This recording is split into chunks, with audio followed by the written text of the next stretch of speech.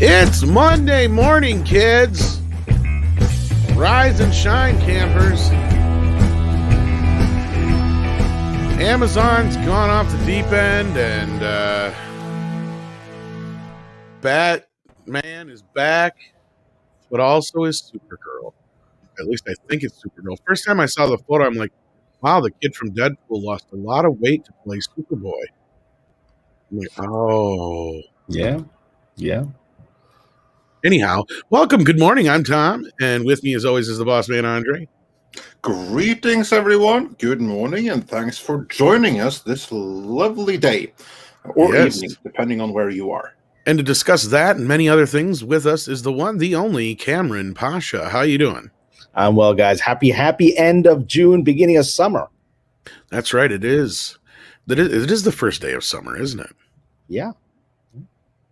And yeah, it's been a crazy year.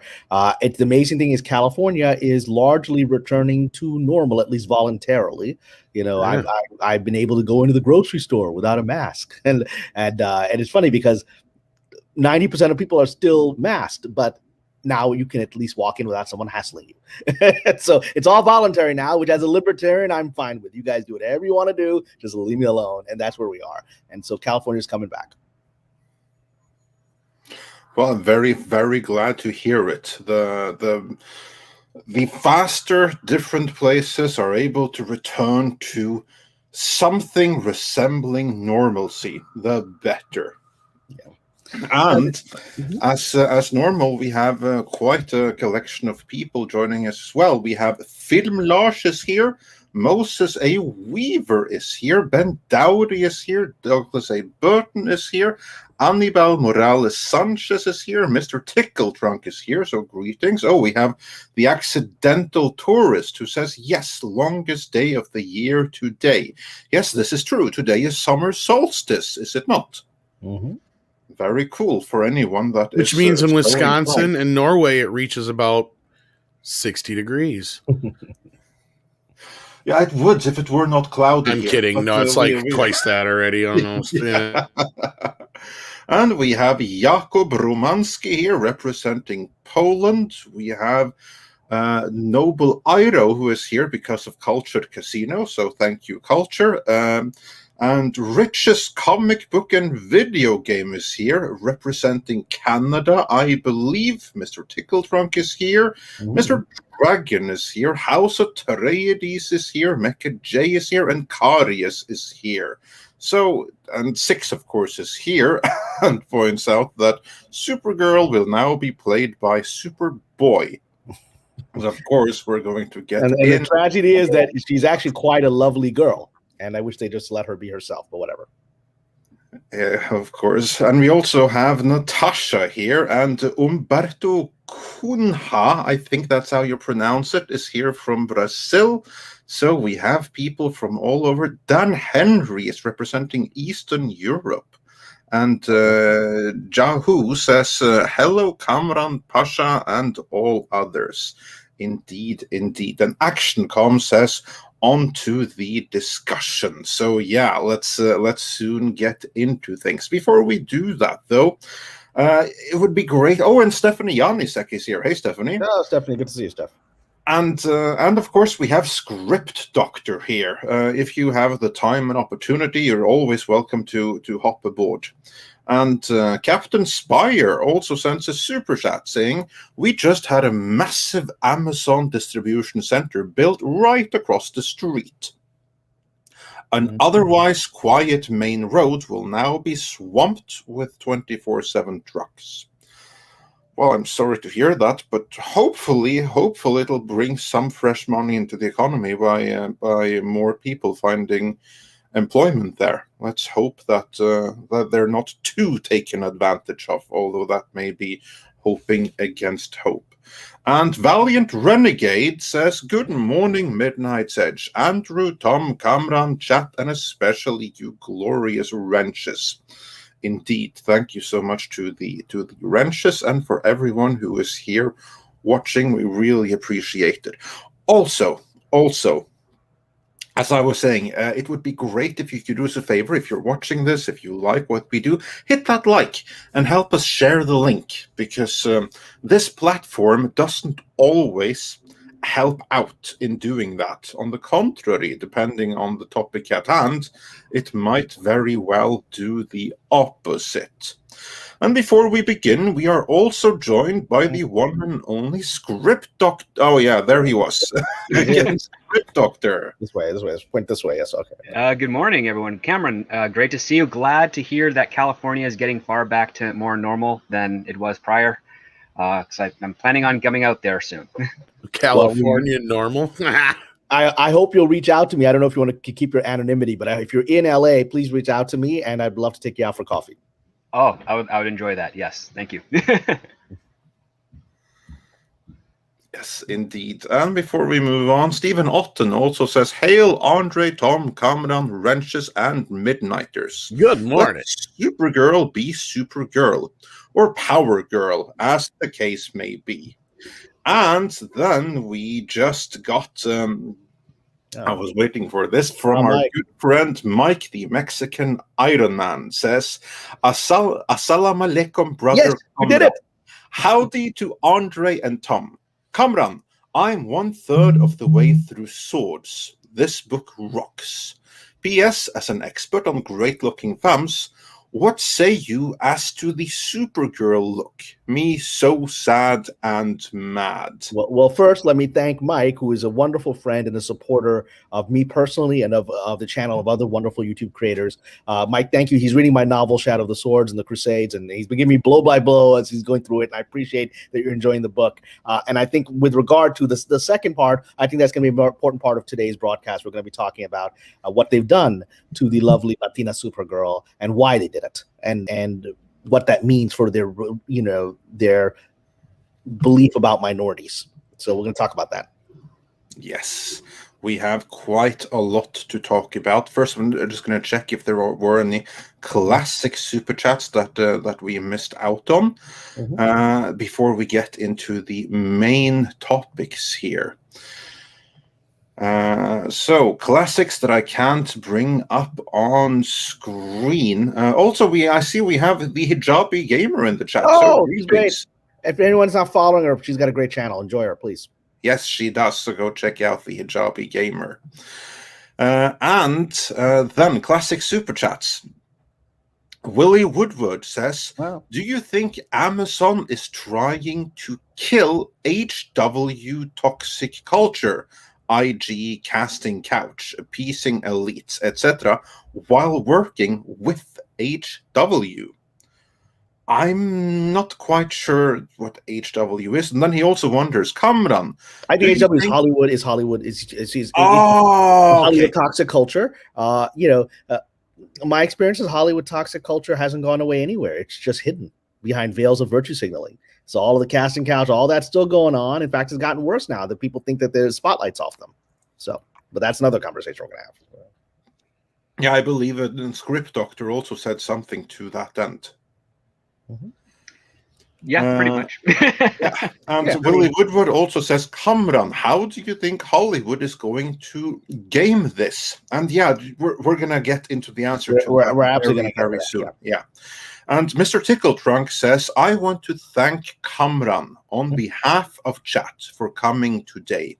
Okay. If anyone can intelligently tear them a new one, it's you. Well, thank you. And I believe Script Doctor can also very intelligently tear them many new ones. There's a price. I know that my adversaries are watching these videos. I know because those of you who are following me know that I have an obsessive stalker, quite possibly a Lucasfilm employee, who references a lot of the things that I say on Midnight's Edge. So they're watching. So there's and they are becoming increasingly agitated. Hi. And they're becoming increasingly agitated by my willingness to speak out about. Is that you, Pablo? It wouldn't shock me. So, there's a price that comes with it. I've become a little bit of a lightning rod in this industry, like the one guy that's actually a working writer who's getting a lot of, who's speaking a lot of truths that are not supposed to be spoken. But, they put me in that position by that's that old saying, which is, it is better to have someone inside the tent pissing out than outside the tent pissing in. And so that's kind of what I'd like to do. And speaking of games, we got Rich Comic Book and Video Game who just joined the members. Thank you so much. Oh, welcome. Oh, And then moving on with the classics, we have Filmlash, who says, the world becomes more and more insane. Pure freaking torture. Maybe we are all in hell. And he says that for 100 Danish krona. So hopefully things aren't that bad in Denmark just yet. I know that here in Norway things ain't that bad, but of course, when we see everything happening in America, it's going to be very easy to feel like we're all in hell. Well, I like to say this, and I've said this before, which is that Hollywood is ironically named. I mean, it's Los Angeles, the angels, right? Los Angeles, or in Spanish, it's actually Los Diablos, the devils. And that's what the city is, right? And so I often like to believe that Hollywood is actually what they did in the Buffy the Vampire Slayer show, which is the Hellmouth. It's the dimensional doorway, it's Sunnydale to the other world. And so when we say Hollywood is hell, I'm actually not speaking metaphorically. I actually do believe it has a mystical connection to that realm. Well, there is certainly some level of occultism going on there, but that's for a different stream. That's for a different stream. And I'd love to do that stream. Maybe we do that. Maybe we do that one day with Doomcock, because he's into that, and I can definitely actually give insights onto the esoteric elements of the industry, because I've encountered them. It's real. We'll see what we can do about making that happen. Before then, I want to get caught up here. Mr. Tickle Trunk says, for 10 Canadian dollars, when you read and hear affinity groups, that means segregation based on stupid demographics for narcissists and racists destroying equality. I'd rather say Kamran is my smarter human brother. Thank you. Well, I don't know about smarter, but I'm your brother. Thank you. And Hypergiver 2 says Disney is trying to claim the Norse gods as their IP now. They are. That's news to me. There are reports of takedowns being issued on MCU and religious recreations of the characters, sending the pagan community into an uproar. Interesting. Also on that note, Tom, how's it going with editing the next installment of my reading of Norse mythology for members? The what now? Yeah, exactly. Yeah, that's coming in next few days. Sorry about that. We're saying, yeah. And Herren Gaming News says for 2 Canadian dollars in fluent Swedish, glad midsommar. So yeah, thanks for that. I'll be sure to pass it along to any Swedes who may be watching. But yeah, and with that, we are caught up with the classics. Almost House Atreides also says, "Hail Midnight's Edge. Please be gentle with the depressing news." And Gran Wasu 42 sent us a popcorn super sticker. So thanks so much for that. And with that, we have almost 1,000 people watching. So I'm going to do this one that we can get up on screen. Actually, now we got more on screen right away. But Tsukiyomi99 says, Kamran, aka Nostradamus, why did Hollywood embrace this woke garbage, and when will it end? Let's quick answer it. It's got to. I will say it's going to get worse before it gets better, and that's kind of what we're seeing right now. But correct. It was actually getting better until the events of last year. It was getting, the industry had burned out by the beginning of 2020. After multiple woke movie failures or woke marketed movie failures, like Charlie's Angels wasn't necessarily a woke movie, but it was marketed as such and people didn't go see it. And so by the time of the Great Birds of Prey, which was about January of 2020, people in the industry had burned out. They had burned out of everything that happened with Lucasfilm, and they just wanted to make money again. And then the events of 2020 happened, the medical issues happened, the election happened, and then now the industry is going full steam ahead on a road it knows is heading towards disaster. It may not have necessarily known that before. It now knows that, but it can't stop because they're afraid of the virtue signaling crowd who they believe are in charge right now. I don't actually believe they're in charge, but the industry believes those guys are in charge right now. And so they're heading straight, they're heading straight for the wall, and they know they're hoping to jump out of the car before it hits. So. Yeah, that's one good analogy. I liken it to basically a person who is trying to live without eating, kind of like an anorexic. Like they're not getting any money coming in, they're not getting any food, they're not getting any nourishment from their actions, but they're pushing through because they think, oh, it's healthy for me to lose this weight this quickly. When I'm getting praise from my friends, you're looking so thin. Yeah, exactly. Weight, all of that. Yes. Yeah, exactly. And you're right. I remembered like that first quarter of 2020. The business was kind of like saying, nope, we're going to have a cake now. Like we're going to eat something. They were getting and then all of a sudden someone raided the bakery and they're like, well, we know we can't do that now. And so, yeah. And so it is going to get worse before it's going to get better, just because they're trapped in something. And now before it was just arrogance. Now it's really a mental pathology, because they know it's not good for them, but they're addicted to it. So Andre is right. It's going to get worse before it gets better, but I do believe it will get better. It may take this year and maybe part of next year, but I do think it will break. And I think maybe our wonderful new, misrepresentative Latina Supergirl will be part of that. So yeah, but yeah, let's get on with the main topic of today, or the first main topic, because there are more. You have, of course, the Latina Supergirl, but before that, earlier today, we put up an editorial where we went through Amazon's latest, their first inclusivity initiative. Their inclusion policy, as they call it, which is also followed by an inclusion playbook, which basically is going to ensure that the inclusion policy is to be followed. And what this is that it's a policy that ensures that representation and diversity will be the first priority in everything done under Amazon Studios. So all movies, all TV series made under Amazon, they must be minimum of the behind the scenes, the production crew must be minimum 30% female, minimum 30% non-white. That's just behind the scenes. And then, of course, on screen, there you have similar requirements, plus an addendum that says that, I'm going to see if I can find the exact quote here, but basically what it says is that acting is out. You need to have the actors need to portray their exact ethnicity, their exact sexual orientation, all of that on screen. So, for instance, having a straight actor portray a gay character, or LGBTQIA+, whatever it was they made up there. I had to Google it.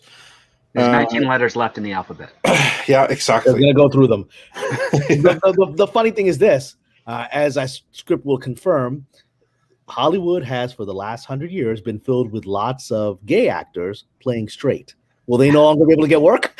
Yeah. A lot of in-the-closet actors been playing straight. A lot of big blockbuster stars been playing straight their whole careers. So I'm not so sure how accurate this is. I'm surprised that no one's come after NPH for his character Barney Stinson on How I Met Your Mother. He's a gay man playing a straight white dude and full of money. Like, yeah, sure, the show's over, but these people, they bury it. They dig up. It doesn't work the other way around. Yeah. It doesn't work the other way around. It only works one way. And we're going to talk about that. That's kind of what I am thinking too. Because let's do some of the quotes here, because I have the quotes now in front of me. So those that have not yet seen this editorial, I was about to say pause the stream and and watch it, but no. We're going to go through it. We're going to go through it right here. We'll go through the important things. Basically, the inclusion policy covers 4 primary areas, and that's developing stories and characters, hiring and production, and then the final 2 are reporting and documentation and meeting goals. So those are just bureaucracy. But the first 2 areas, developing stories and characters, and hiring and production, what they're saying right there is that the inclusion policy ensures that inclusivity and representation comes before anything else. So you can't have a production crew unless it has the right mix of people from the right ethnicities and gender orientations. Same with the on-screen story, with the cast. It all has to be representative, which clearly, of course, places some limitations of what kind of stories that you tell. In the comments for one of this video, someone said, well, what if I want to make a movie set in Scotland in the year 1900 and it takes place on a Scottish island or lighthouse or something like that? So you have a cast of 3 people. History and everything indicates that these 3 people be white Scottish people. Well, according to this inclusivity policy, you can't actually do that anymore. That's not what they're saying. And the way they do that would be you would do with this what Channel 5 did disastrously, which is cast Anne Boleyn as a black woman, right? And that's how you do it. And then, whatever. Their ratings of that proved exactly what we expected, which nobody watched that, and so that's what they're going to do. Not only that, it shows a complete ignorance of arithmetic. I mean, if you're going to have every production on Amazon have 30% of any particular group, well, there's only going to be so many people that are working that fit that 30%. So even if Amazon said has 100 productions they want to do that year, well, there's not enough people who are actually working to fit those roles. So they are never going to be able to meet their own standards unless they start delaying or canceling their own potential shows. And the other thing now, which we'll get into in this live stream, which is now, even being a minority isn't enough. Now you've got the white Latinos. Will they be counted as Latino? Or will they count it as white? Is your skin not? Is the part of that 30% filled with Cuban Americans, right? That look white to the Hollywood executives, right? Are they going to be out? Whatever. Yeah, because if we learned anything from Into the Heights, it was just that. It's not enough if the cast is Latin or Latina. If they look too white, if they can pass as white, it's not good enough. Yeah, this is. Look, why don't we just jump into this? This policy, for the reason Script Doctor is saying, isn't going to work. It is a virtue signaling policy. They're not actually going to try this. They might try it, but within a couple of productions, very quickly they're going to recognize in the pre-production period when they actually have to greenlight things and put together a crew that they can't do it. So what they're going to do is they're going to lie about it. They're going to say that's what they're doing, and they're going to have people identifying as such. It'll be like an actor who I'm a great fan of. Johnny Depp is Native American. He was adopted into a Native American tribe so that he could play Tonto in the Lone Ranger. It'll be like that, right? So yeah, they're all minorities. Yeah, they're identifying as such. Let's keep moving, right? And that they're not actually going to be able to do this. And this is just a PR release. I don't imagine there's anyone coming from the unions with a checkboard checking off the percentages. They're just saying this for PR nonsense. And I just went through this in the last 10 days where I've been out pitching a series that I've developed, that's inspired by Buffy the Vampire Slayer, but it's set in the world of the genies, right? Young girl in New York is fighting the jinn in a very similar kind of show, but updated from this mythology. And the couple of streamers, I won't mention which ones, but the couple of streamers that I pitched in the last few days, we specifically said, no, we need to hear this because we're adopting these kinds of policies of minority content. And they heard it and they go, well, you've been doing this for 20 years. You got high-level credits, worked as a co-executive producer on major shows, you're minority. Everything we just said is ticked in the box. Pass. It's just like, and it's literally like, there's no explanation for the pass. It's just like, oh, we're actually not going to do this show that we just said we're going to do under these kinds of policies. And so, that's the thing, is this is just a lie. The shows that they will do will be, again, greenlit by the people that are already in the club. It's what I've said to my friend Latino Slant, Paulie, which is that the attack on In the Heights is really it's not about attacking In the Heights. It's about promoting the proper Latino musical from the club, which is West Side Story by Steven Spielberg. So the projects by Steven Spielberg with minority representation will be the ones that are going to funnel through the system like they always do, because it's about promoting the club. And so it's just a new veil around that. Yeah. Yeah, Indeed. I also question how much they actually will be able to do this. But they did make a huge point out of it, though, because as I just read, they talk about the policy covers 4 primary areas. 2 of them are creative in terms of story, character, as well as hiring and production. But then the final 2 are reporting and documentation, as well as meeting goals. And in the press release where they went through this, they actually spent a lot of, not screen time per se, but certainly word count on talking about how much they're going to document that this is really happening. They're going to test it in advance. They're going to make sure that they actually follow through. They're going to do so much better than everyone else. They're going to be so fantastic and so inclusive, and audiences around the world are going to be delighted as a result. So now, Script, before you we wanna get answer into that, this whole thing, because they say so explicitly, oh, we are definitely going to do this. We have all of this bureaucracy in place to ensure that this happens. This isn't just empty words. We really, really mean this. So if they follow short on that, won't that be tremendously embarrassing? If anyone ever finds out, like I said, it'll be the bureaucracy they set up is exactly like human resources at these studios. The purpose of human resources is not to protect the employee and to stop sexual harassment and to stop abuse. The purpose is to protect the company and to use the pressure of the bureaucracy to silence dissenting voices and employees that have had bad experiences, right? If you work in Hollywood and you're actually being harassed by a supervisor, you're told go to human resources, and human resources purpose is to alert the legal department that we have a problem.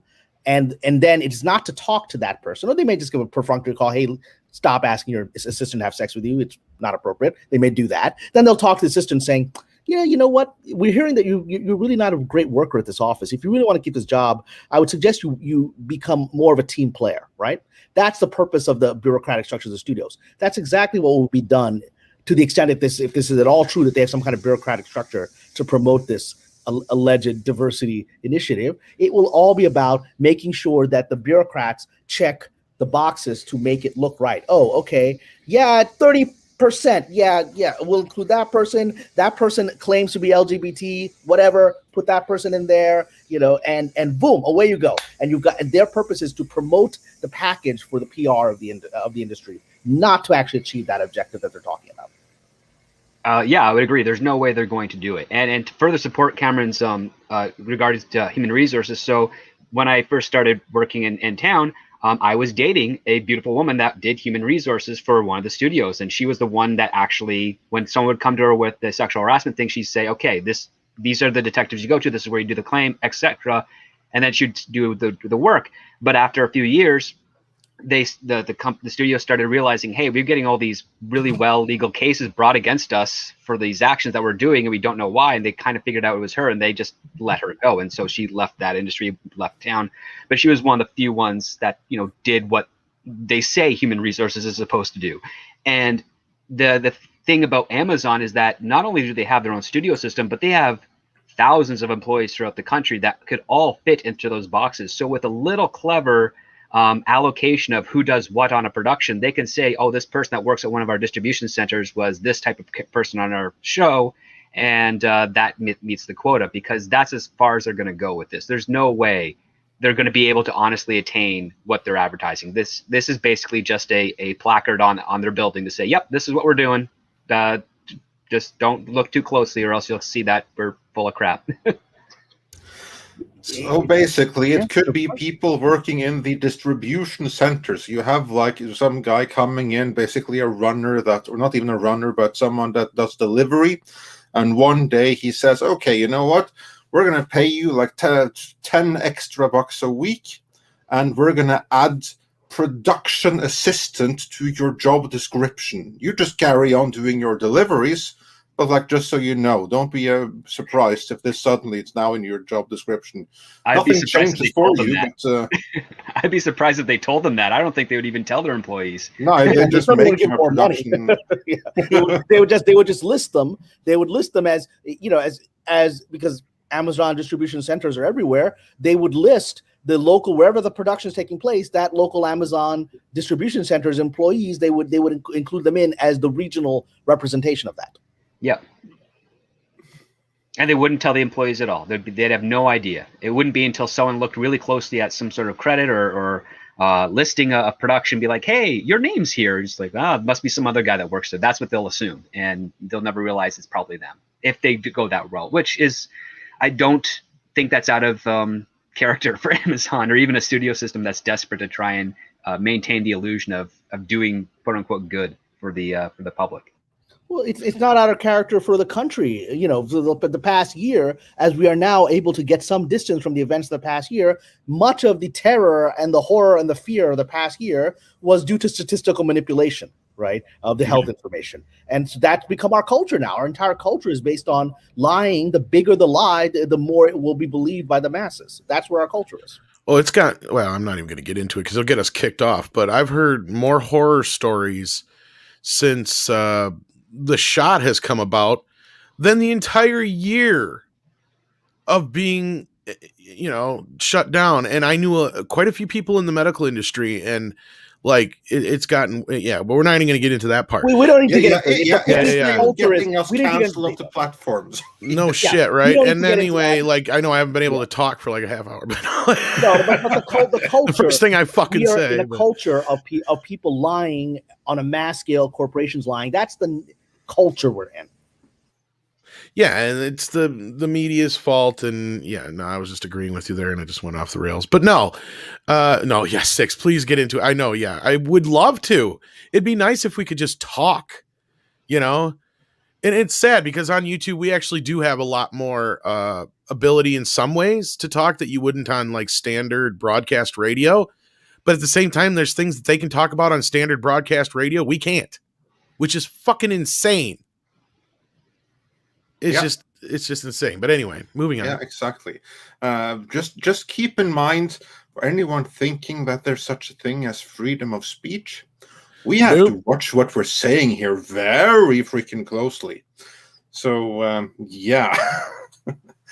but I hope no one will notice, and I apologize for bringing that topic in. I just wanted to talk broadly about where we are culturally on corporate PR, which is where we've been as a nation and perhaps part of the world. So, well, it's all about the advertisement and the public relations that can preach and reach out, because apparently that's got more influence than the actual culture from the bottom up of our society, which I think is not honest with regards to our behavior, but it's just a compelled framework that we're being subjected to at this point. Yeah, indeed. They're going to do a couple of super chats out of order here, but since I can bring it up and it's on topic, Pajori says for $5, human resources is not your friend at any company. The main job is to keep the business from getting sued by the employees. That's true everywhere. Yes, indeed. Here's like the thing. HR is not your representative. They don't work for you. They work for the company. Oh, they'll want you to think that you're their representative, but in reality, they're not. Hypergiver 2 also says, Kamran, your show about the Djinn Hunter in the modern world sounds badass. This needs to be made. Go outside the system if you must. You got this. Well, thank you for your support. Well, the first thing I'm going to do after our live stream is over is I'm going to text the producers on this project and say, hey, why don't you call those people on Amazon? They're doing diversity, right?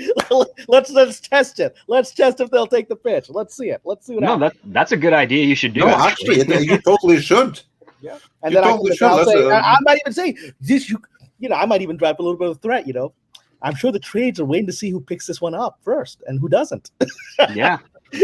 An offer they can't refuse. Well, the other part too is that it's a very broad concept for anyone watching to get into. It's like, oh, we're just going to fight, demons, but it's of this particular culture. And then, again, it's open for a lot of stuff. So the fact that it's getting turned down, I mean, it surprises me, but at the same time doesn't surprise me, you know?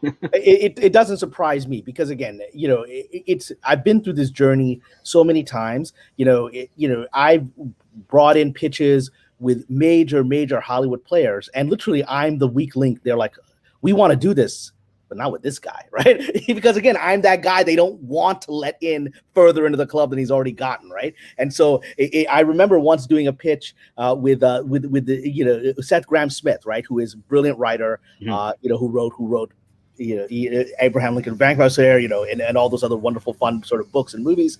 And we developed a pitch together based on an idea that that was going to be one of his other books. He never turned to a book.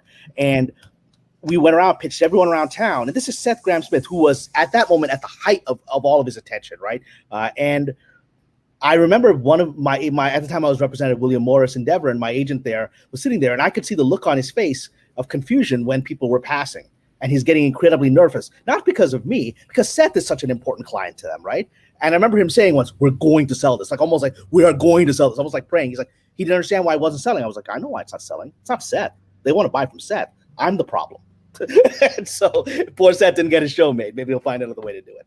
But that's the obstacles that this industry faces. When it talks about diversity, when you actually become someone who is diverse and can be an actual influential figure, who can be a leader, who can be someone that actually makes a change in the system, that's where the problem is. So whatever shows will be greenlit under this moniker will be people that will be easily controlled. It will be people that will serve as the image of it. I mean, people on the, you know, have been grumbling about Miss Marvel, you know, and they've got this Pakistani woman from London with almost no credits, who is the official face of it, who said a lot of dumb things on Twitter, right? She's not in charge. I've got friends who work on the show. She's not the one in charge. There's a nice white person behind her who's actually running the show, but she's getting all the attention being put out there to get all the flack, right? She's not running nothing, but she's the diversity thing for that show.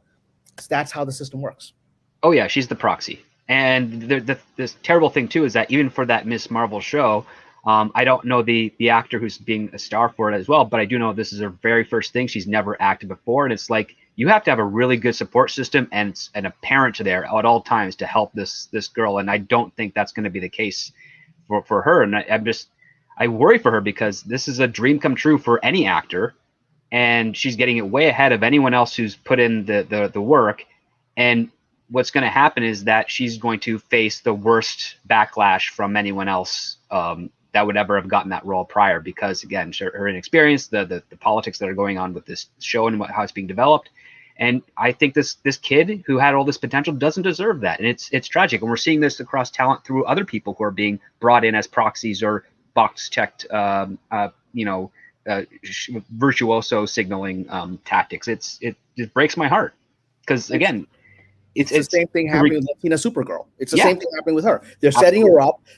That could have been a very compelling, interesting character. It doesn't violate the canon because it's set in an alternative universe. It's in a parallel universe, right? And so, okay, that's interesting. We can explore that. That works. The Flash has all kinds of parallel universes. It's part of mythology, right? But what they've done to her physical look, the costume, you know, this beautiful woman, what they've done to her, it's to set her up to fail. And then say, nobody wants to watch Latino superheroes. I'm sorry.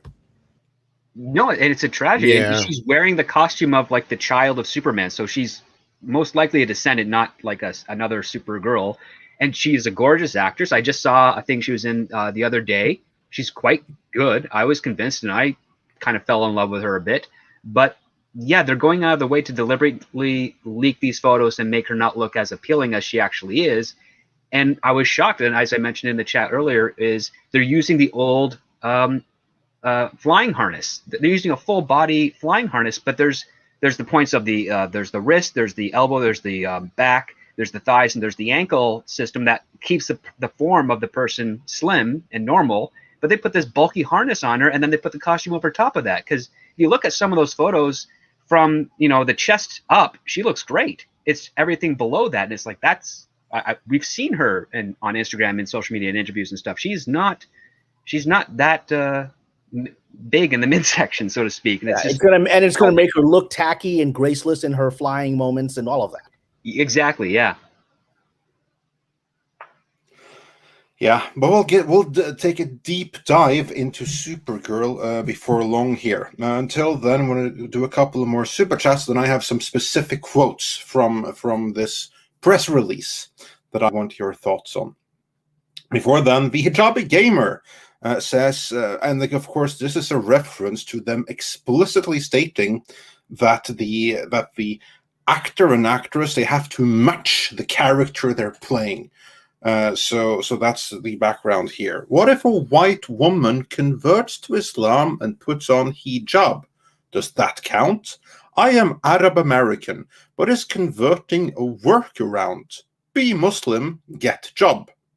Well, first there has to be a role for a Muslim, won't there? And you think there's going to be anything there? I mean, I get the impression that many of the people that work in Hollywood don't particularly like Muslims and aren't necessarily going to write the roles for Muslim, lest they're be in the IS or something like that.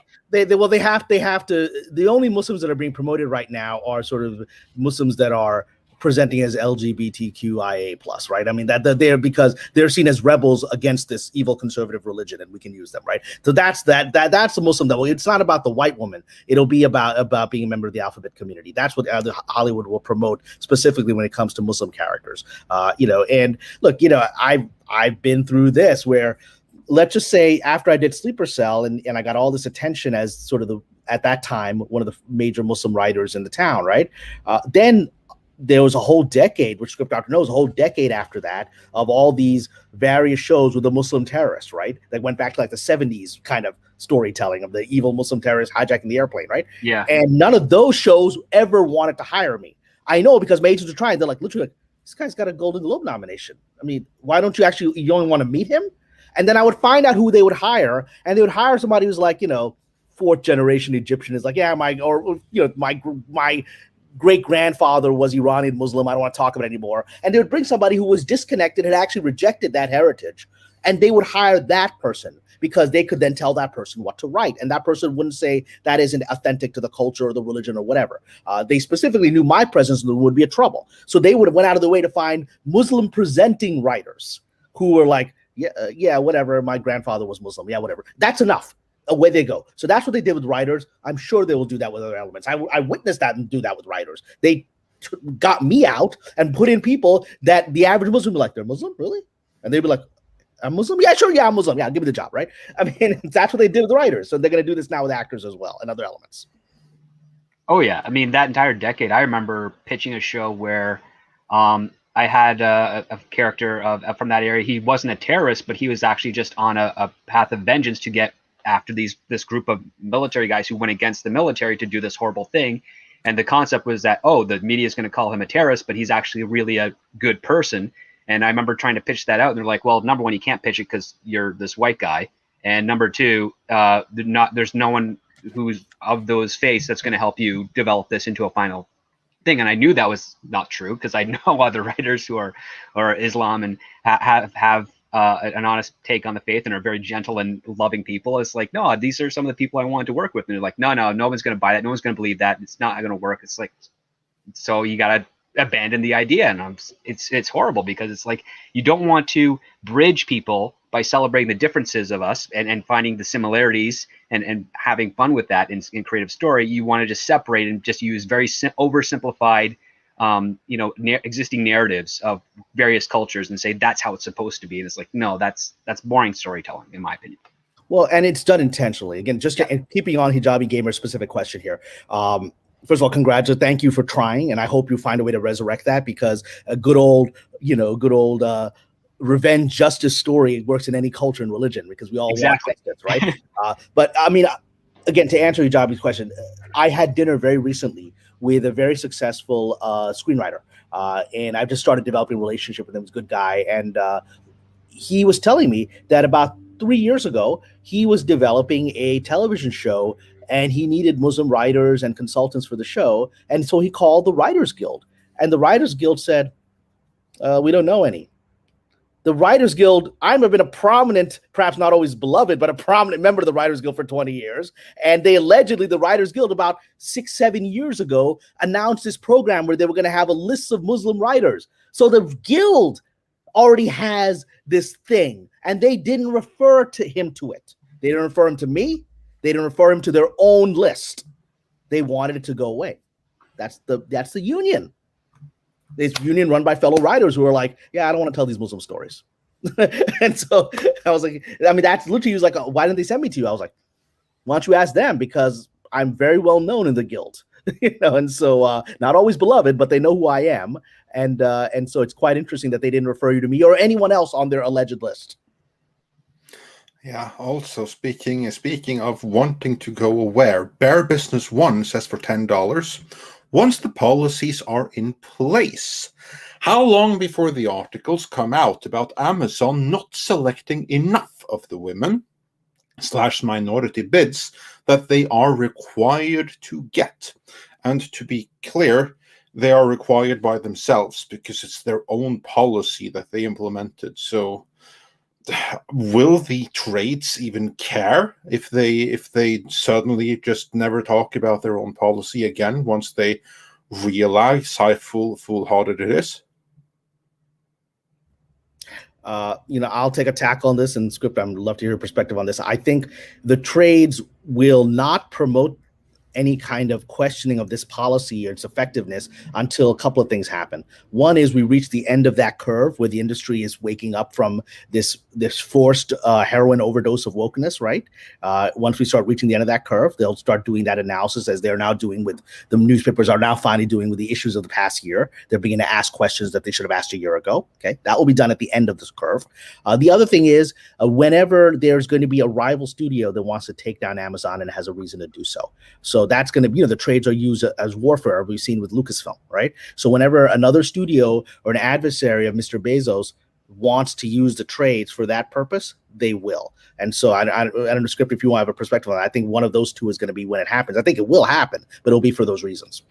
I think it will, but I also think that outside the trade, the other online publications will start pointing this out, especially the activist ones. But they won't get much attention until one of those other studios says, oh, we're going to leak this. We're going to gather all these other online publications that were talking about how Amazon is a hypocrite. We're then going to make a statement to like the Hollywood Reporter or Variety or Deadline or what have you, and then they're just going to use it in there and be like, yep, they're going to try and justify it as like the wool's been pulled over our eyes, and only these other writers and these other publications were able to catch it and we couldn't, and now we're just making a statement, and it's going to do whatever it can to try and hurt Amazon. But Amazon has such a diverse means of income that it's never going to financially cripple them, because people aren't just going to stop using Amazon Prime and Amazon delivery services overnight. It's too big right now for that to happen.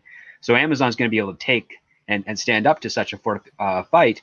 But it's not until there's going to be a change of the guard with one of the other big major studio players that can actually give Amazon a run for their money. And I don't see that happening for at least 15, 16 months. It all depends on what's going to happen with the Warner Brothers Discovery merger. It's going to depend on what's happening with Paramount finally releasing all the stuff that they've been buying over the last couple of years and putting into production to see if that's going to actually have a financial gain.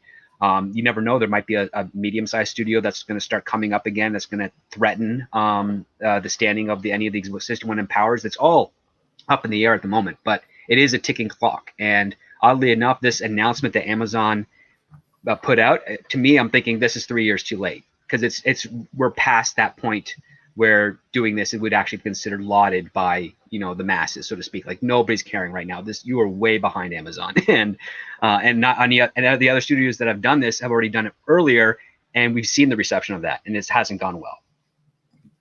Speaking of reception, I have some quotes prepared here, but before we do that, I have a couple of people that I know in the industry, and their response to this, not in public, but to me, was loud groans and frustration.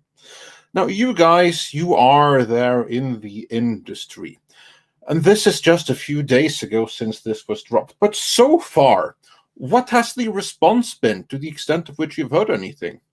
Are people thinking, yes, this is amazing, hope everyone does this? or is more like, now how are we going to tell stories? No one's paying any attention to it. Aside from you, Andre, no one's brought it up to me. I mean, Yeah. because they all know it's hot air. We've been hearing this kind of nonsense for years now, and everyone who's actually in the industry knows how the sauce is made, right? And so they most of them are smart enough to keep their mouth shut, unlike me, right? But they're pretty much know, any minority knows this is not a real opportunity. But hopefully they can angle it. Like I said, I'm going to have my producer like call Amazon, see how real they are about this. I know they're not real, but call them anyway, right?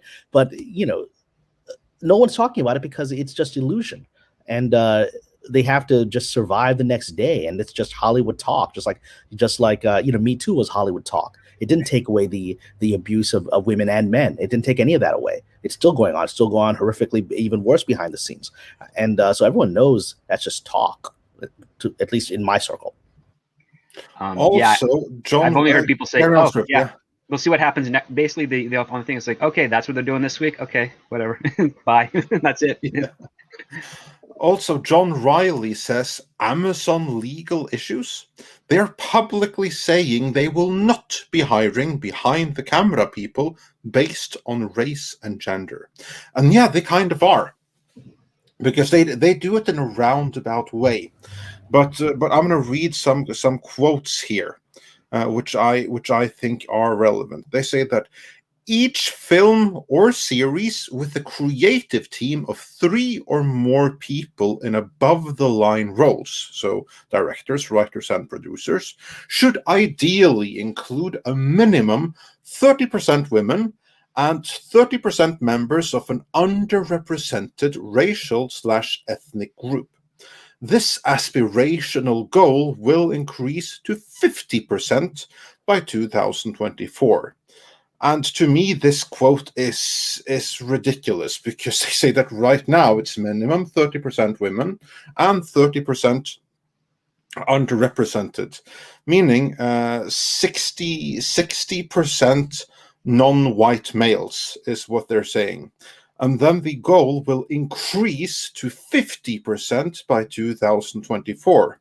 Now, here there is some uncertainty. Do they mean that the goal will increase to 50% for underrepresented racial and ethnic groups only, or will it increase to 50% women as well? In the case of the latter, there is no room for white cis males whatsoever. Then they're done completely. And if they don't mean that, if they generally just mean a 50% increase, then that means that a maximum of 20% of people on any given production can be white males. So they're basically essentially saying white males need not apply.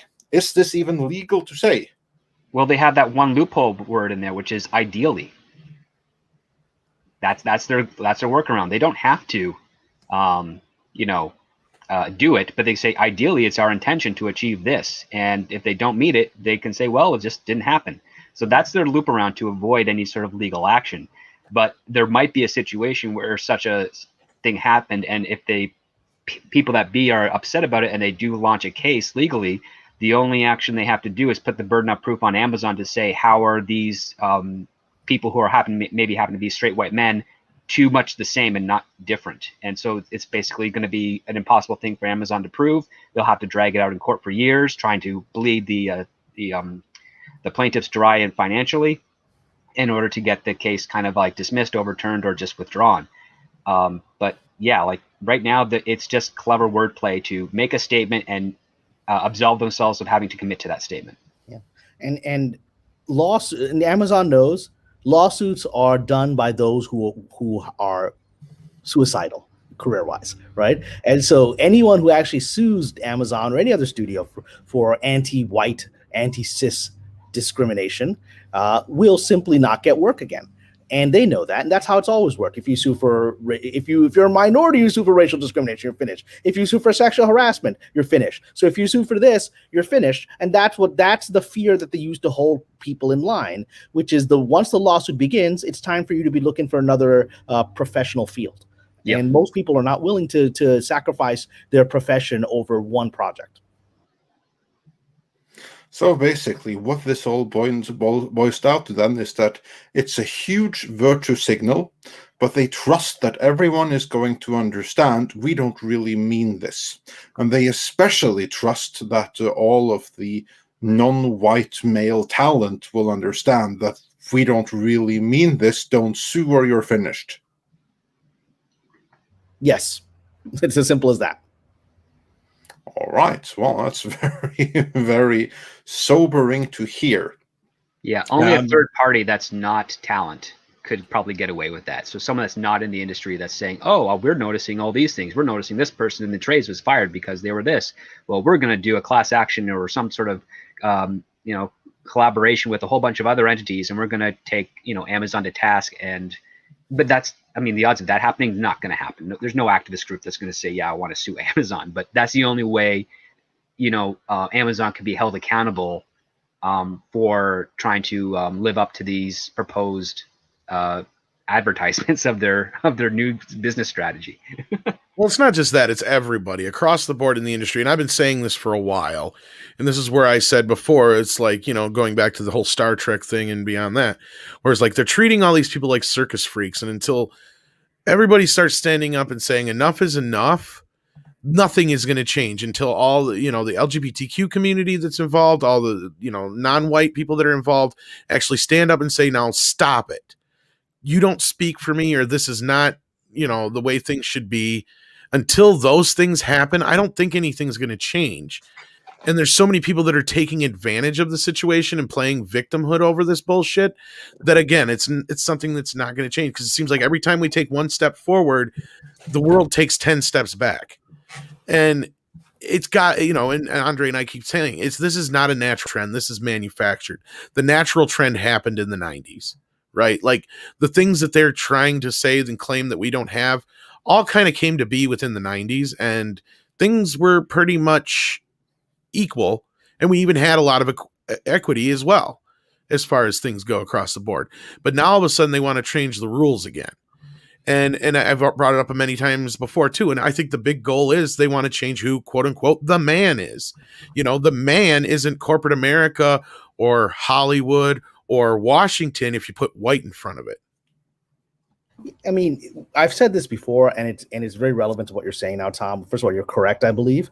And it's also a generational thing, because, I come from Generation X, which I think solved a lot of the things that people didn't think were solvable. We were the generation that had gay marriage and all that being allowed, right? We were the generation that had Will and Grace break those barriers open, right? And we had major developments. We had African Americans like Will Smith rise and become global movie stars, right? That was our generation.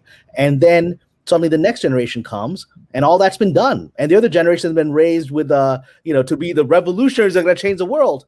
Well, yeah, they're a bunch of rebels with nothing to fight for. Exactly. Yeah. They have to send it all backwards. They have to, if the problem's been solved, you got to recreate the problem in order to be the revolutionary that fixes it. And so we are watching a regressive moment in history where the pendulum had gone pretty well. It wasn't perfect, but it got pretty good, compared to where this country has been for the last 200 years. And then it's now swinging the other way led by the people that are calling for progress. Exactly. And it's not even that it's swung the other way. It's the fact that the actual challenges that the following generation has to face are very, very difficult, because they're not as black and white as what was overcome. So instead of doing the hard labor of trying to meet those challenges, they're like, well, if we can just repeat the ones that the previous generation overcame, and then we can overcome them, that can be the next generation's problem, and we don't have to deal with it. And that is the antithetical to what the whole goal of what progress is supposed to be. It's like, oh, these simple things have been done. Well, now that we don't have these barriers separating us by, superficial things, we can come together and solve another big problem. But there's like, nope, that's too big of a problem for us. We're not even going to try. So we're going to separate people again. Yeah, that actually reminds me of the title of one of my all-time favorite songs. Every generation has its own disease. That's kind of like what this is. For those that haven't heard it, it's by Fury in the Slaughterhouse. Every generation has its own disease. I haven't heard it, but I already like the. Thank me later. It's true. It's I get exactly what you're saying, and yeah, it's true. And it's good. Kind of goes with what we're saying. They're revolutionists who have nothing to fight for, so they got to create the problem, like Cameron just said, and that's exactly what they're doing. And they're doing it on purpose. They specifically say it. We're gonna, I'm gonna ruin your mythos in a minute, baby. Yeah, Taika Waititi may have been joking about that, but that's almost like their salvo or whatever you want to call it. It's like, you know, they're fighting words. It's like these people are like, no, you're white, you're male. Guess what? Tough shit. We're going to steal everything you made and we're going to fuck it up. And even if you're a woman and you're not white and you don't like it, tough shit. You're not the kind of fan we want because you're a racist bigot. And that's what they're trying to say. And then they think that there's these people that are afraid to be a fan of it just because of all these white boys that are fans of it. And if all the white boys are gone, then maybe they'll show up. No, they won't. Because guess what? They didn't give a fuck about Star Wars before. You think they care who Spider-Man is? No. They're not into that shit. Well, I think the Taika Waititi thing is a little different. When I read more that, of it a reminded joke, me. but- Hold on. When I read that, it reminded me of the husband in the bathroom, you know, and his wife saying, "Go take out the trash." And he's like, "I'll do it in a minute." Like, you know, just that's how I kind of first took it. Other people are taking it a different way. We won't know exactly how that was intended until that Thor film comes out. But yeah, like it. And I'm going to make a comment as well. Mr. Waititi is in the club. He changed his name to Waititi. I mean, he's definitely at least part Maori, but his name is Taika David Cohen, right? Yeah. I mean, and so he made his name even more ethnic sounding to differentiate the fact that, you know, he's kind of in the club. And so, you know, this is, you've seen people in the club that are promoting this right now, right? In the, you know, and who are like taking on the mantle of spokesman for the minorities, right? It is what it is. Oh yeah, like if there's one guy who really wanted to be in the club and had no reservations about compromising his own moral standard, it's Taika Waititi. He shot up really quick compared to anyone else that came from his area of and background, not just like ethnically, but just like where he was working from and how we got to here. Like that's it worked for him, and it did. Yeah, and you know, I'm not sure how long it's gonna work for everyone that's within the current system. I think here's time for prophecy time, Andre. I think within the next 5 years. Wait. Okay, go. Prophecy time. Prophecy time. So I think that within the next 5 years, you're going to see the collapse of the traditional Hollywood power structure, right? I think it's reaching the end of its bloated regime.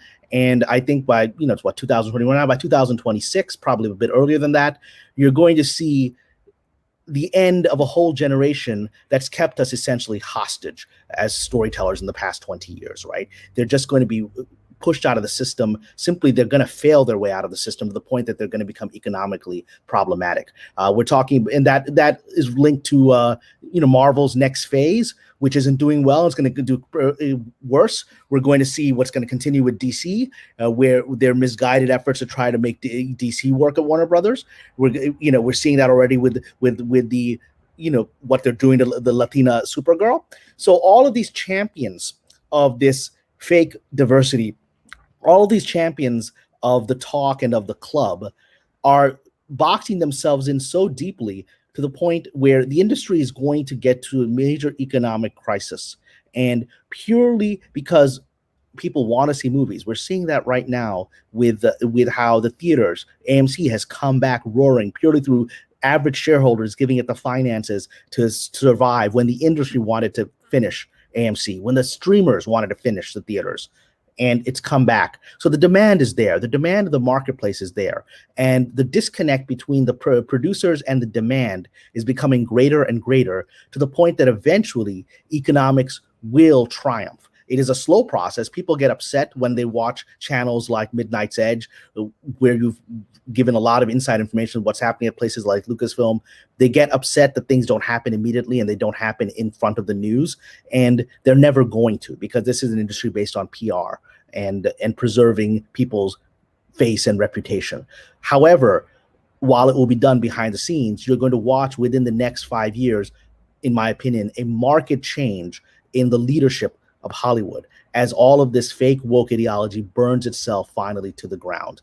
And so these statements, like, you know, as Script Doctor said, Amazon is late to the game with this kind of nonsense about how they're going to be doing all these, diversity-based productions. You know, the studios said that crap 3 or 4 years before that, and they never did any of it. So Amazon is literally just like coming in, you know, when the game's already over to talk about it.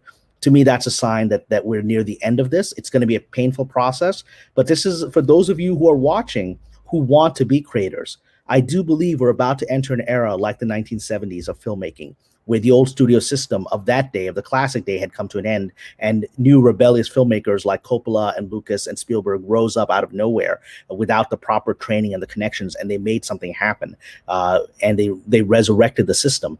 That's going to happen now, and we are watching the death knell of the old system.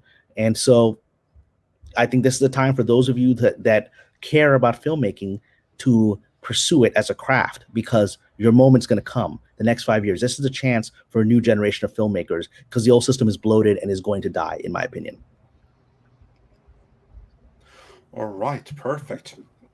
Yeah, Actually, I wholeheartedly agree with that. And I think one of the big telling points is going to be that you'll have to do that divorce between advertisers at the creative level to advertisers at the end of the process. Like, they have to be coming in after the fact. They can't be at the front line, because that's what's actually been killing the industry, in my opinion, for the last 15 years or so, is they're getting to make decisions of what they can and can't sell, as opposed to being challenged. Like, you have to sell this now. Like, because Cameron, you have to experience this just as much as I do, where you have to develop a package. So you have to get a named director, a named actor. You have to make sure it appeases to all these markets. It's like you're doing all the work that an advertiser would do based on whatever choices you made on your own that would be best for the project. They're supposed to ones to take those choices and find creative ways to showcase why those are great choices to an audience to get them interested. But now it's the reverse. You're doing all the work of the advertiser, and the advertiser is like, okay, you've checked all the boxes I have. I can just put this in a prepackaged distribution model, and out it goes. And it's like, well, you went to school for this. I didn't. Why am I doing your job? Well, I mean, and you're absolutely right, Scoop. You've actually got to a very profound understanding of what this is. This is about the wrong incentives, right? Because we have now an advertiser-driven model, and the advertisers are filled with people that are coming, again, from the perspective of they know what is best, right? They're not even responding to their customer base, right? We're seeing that with right now with all of these major brands that went woke in the last 3 or 4 years and then lost their product, their base, they lost their customers, because it was the advertising and marketing teams inside that told people this is where culture is going to go, and we're going to make it go there, rather than trying to figure out what the person wanted to buy their shaver wanted to see on a commercial, right? And so because of this pathology that we've got within the advertising community of corporations, it's also led to how, woke ideology has been marketed through Hollywood. And so that's flipping it all upside down, and the customers saying, we don't want this. We're seeing Coca-Cola react to this now. We're seeing all these major corporations wake up to it now. And the political events of the last year needed to happen. I think if a certain gentleman was currently still in office, I think he would be such a rallying point for people on the left that we wouldn't be able to start having honest conversations about stuff that's happening. And now that they've got the guy that they claim to like in power, now is when people are beginning to ask questions about, well, we got our guy, the other guy's out, we're not making any money. And that's where the conversation is now going to go to. Exactly. And the biggest detriment to advertising has been the internet, because now you have this false access of information from all these people, but you're not doing the groundwork that you did prior to the internet. And that's the one thing I've kind of noticed. If you find an advertising company that says, oh yeah, we have this one department that's all our internet social media stuff, but we still have people that go on the ground, they go to cities, they do polls, they talk to people, that's the one you kind of want to get into, because they're at least seeing the people that don't care about the internet. And that is a bigger audience than what is on the internet. And the fact that there's so many current modern day advertising companies, and I have a best friend who's in advertisement who says this is true, and he's drunk the Kool-Aid. He does not believe in doing groundwork. But yeah, it's basically, we don't want to do that. And oddly enough, I want to know, anyone in the chat, if anyone does work in advertising, please put a 1 in the chat or send me a DM. My Twitter handle's here. I would love to get your take on how advertising is being done from your perspective as opposed to from mine, because I want to see how many people in this fandom or in this community are in that field, because that would actually be very insightful for determining the direction of how this industry is going to go. We have one T-shirt, his historian. He's one. So if we have any more, then also, just say hit 1 and reach out to Script Doctor. I'm sure we'll do a follow-up on it at some point down the line here. But before rounding out on the Amazon story, there was one final thing that I wanted to address in it, because obviously it's very, very nice internally, but they also involve third parties in this. More specifically, which third parties they're going to hire. What they say is that the new policy requires Amazon to seek at least 3 bids from vendors or suppliers on productions, one of which must be from a woman-owned business and one from a minority-owned business. So basically, at least 3 bids. So then presumably 1 white-owned, which seems to be the default from their point of view, because otherwise why specify that the other must be woman-owned and the third one must be non-white-owned? Do you think that they're going to do that? And are there any restrictions in actually seeking out, or not restrictions per se, but any issues with seeking out a company or third party specifically based on the skin color and gender of the owner of the company?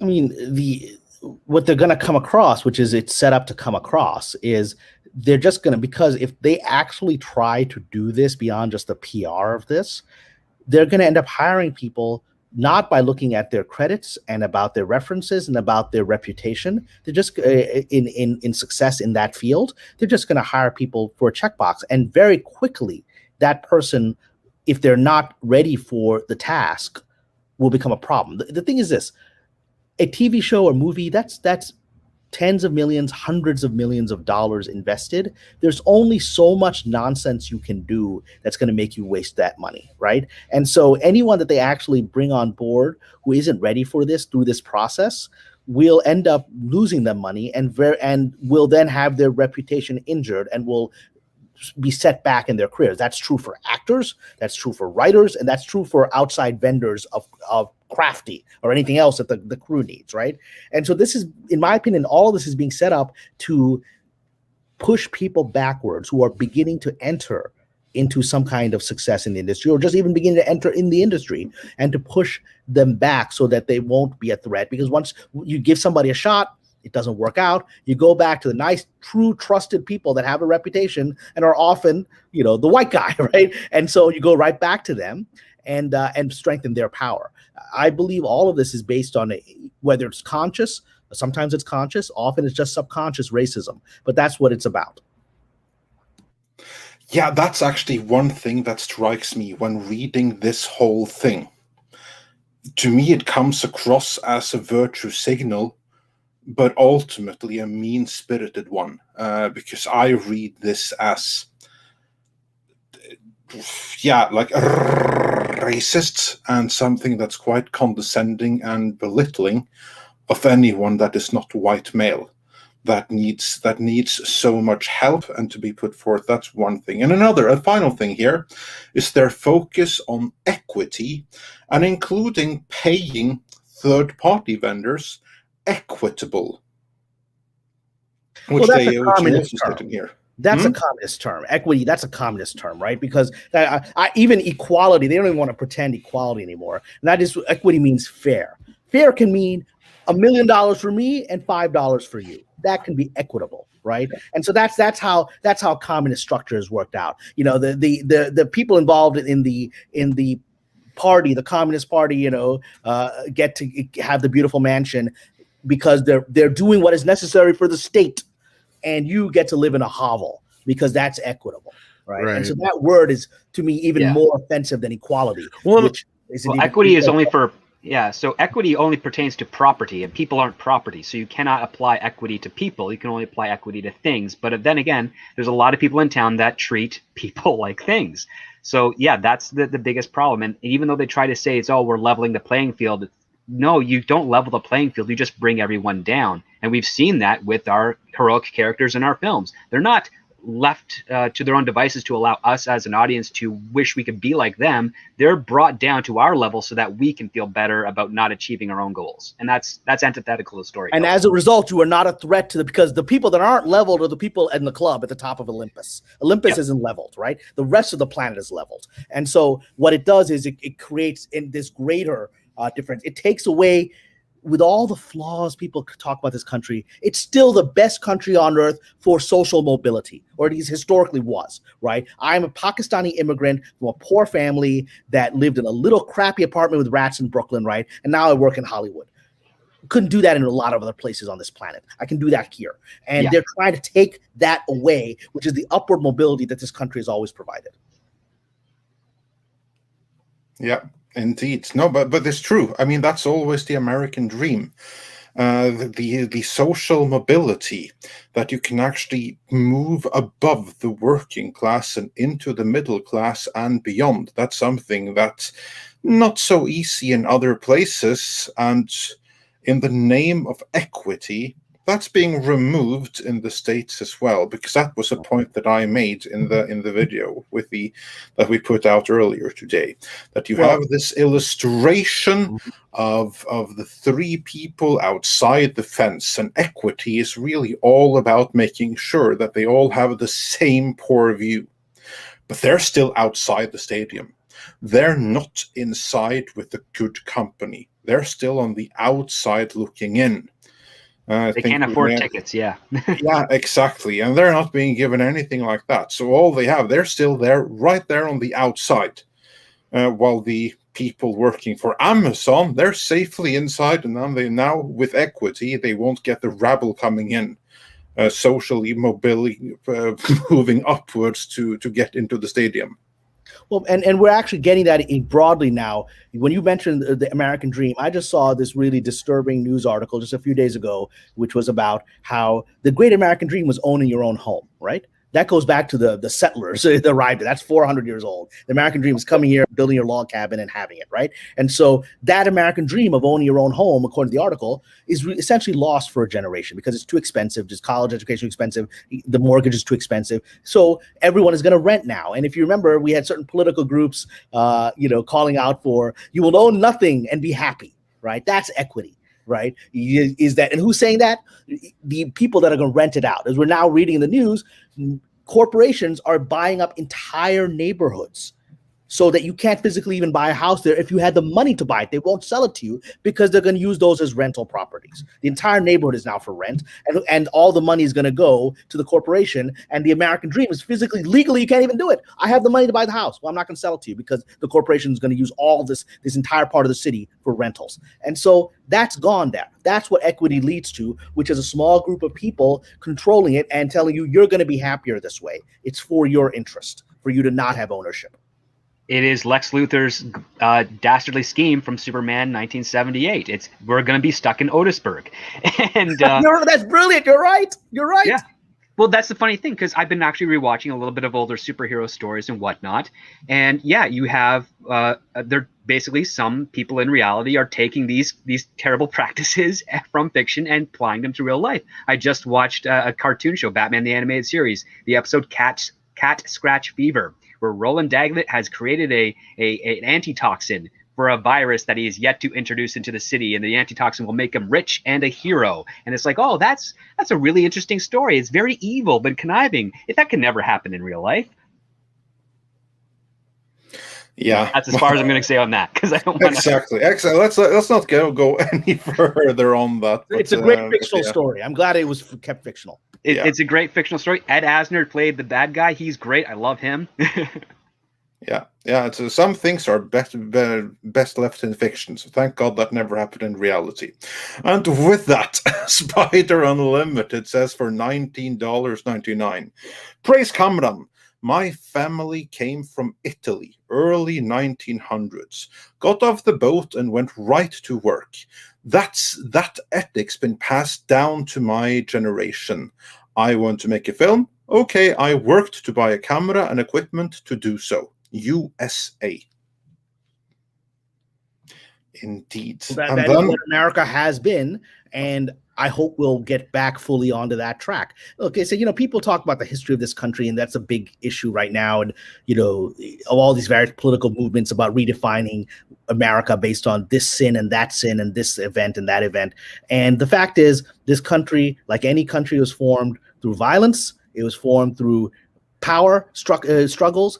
and it was formed ultimately through some groups beating out other groups. But that's the history of every country on the face of the earth, period, going back 10,000 years, right? Civilization. However, this country, even through that horrific historical process, still offered the possibility of rising up to everyone.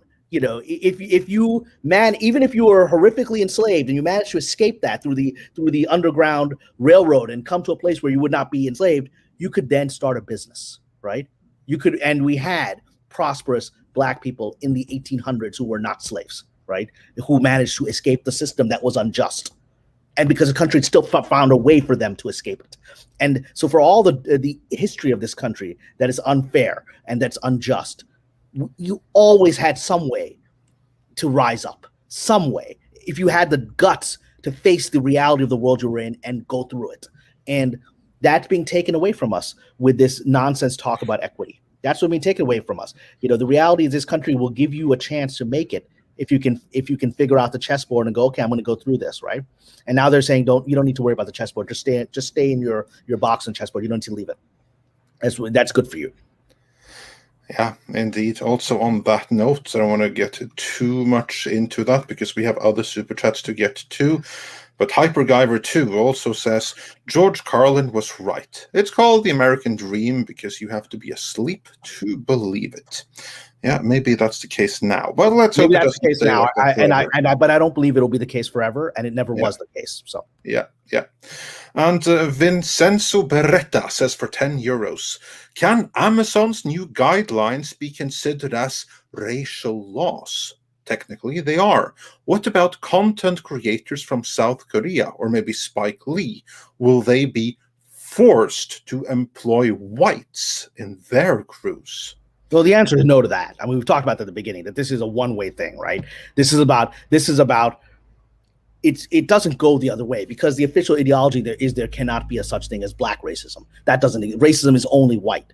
I'm like, you want to talk to Malcolm X and why he left the Nation of Islam? You want to talk about that? There's no such thing as the white man is the devil. He used to believe that. He abandoned it. They killed him for it. So you want to tell Malcolm X there's no such thing as black racism? So whatever. It is what it is. Yeah.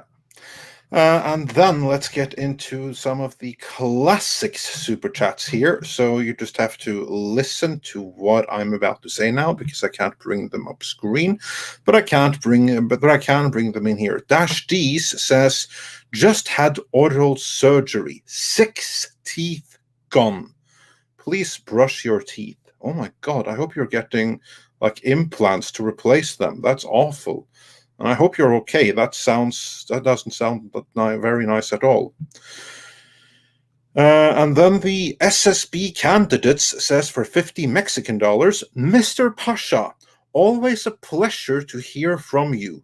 Would you consider having your own stream? Also, encourage insiders from the gaming industry to come out.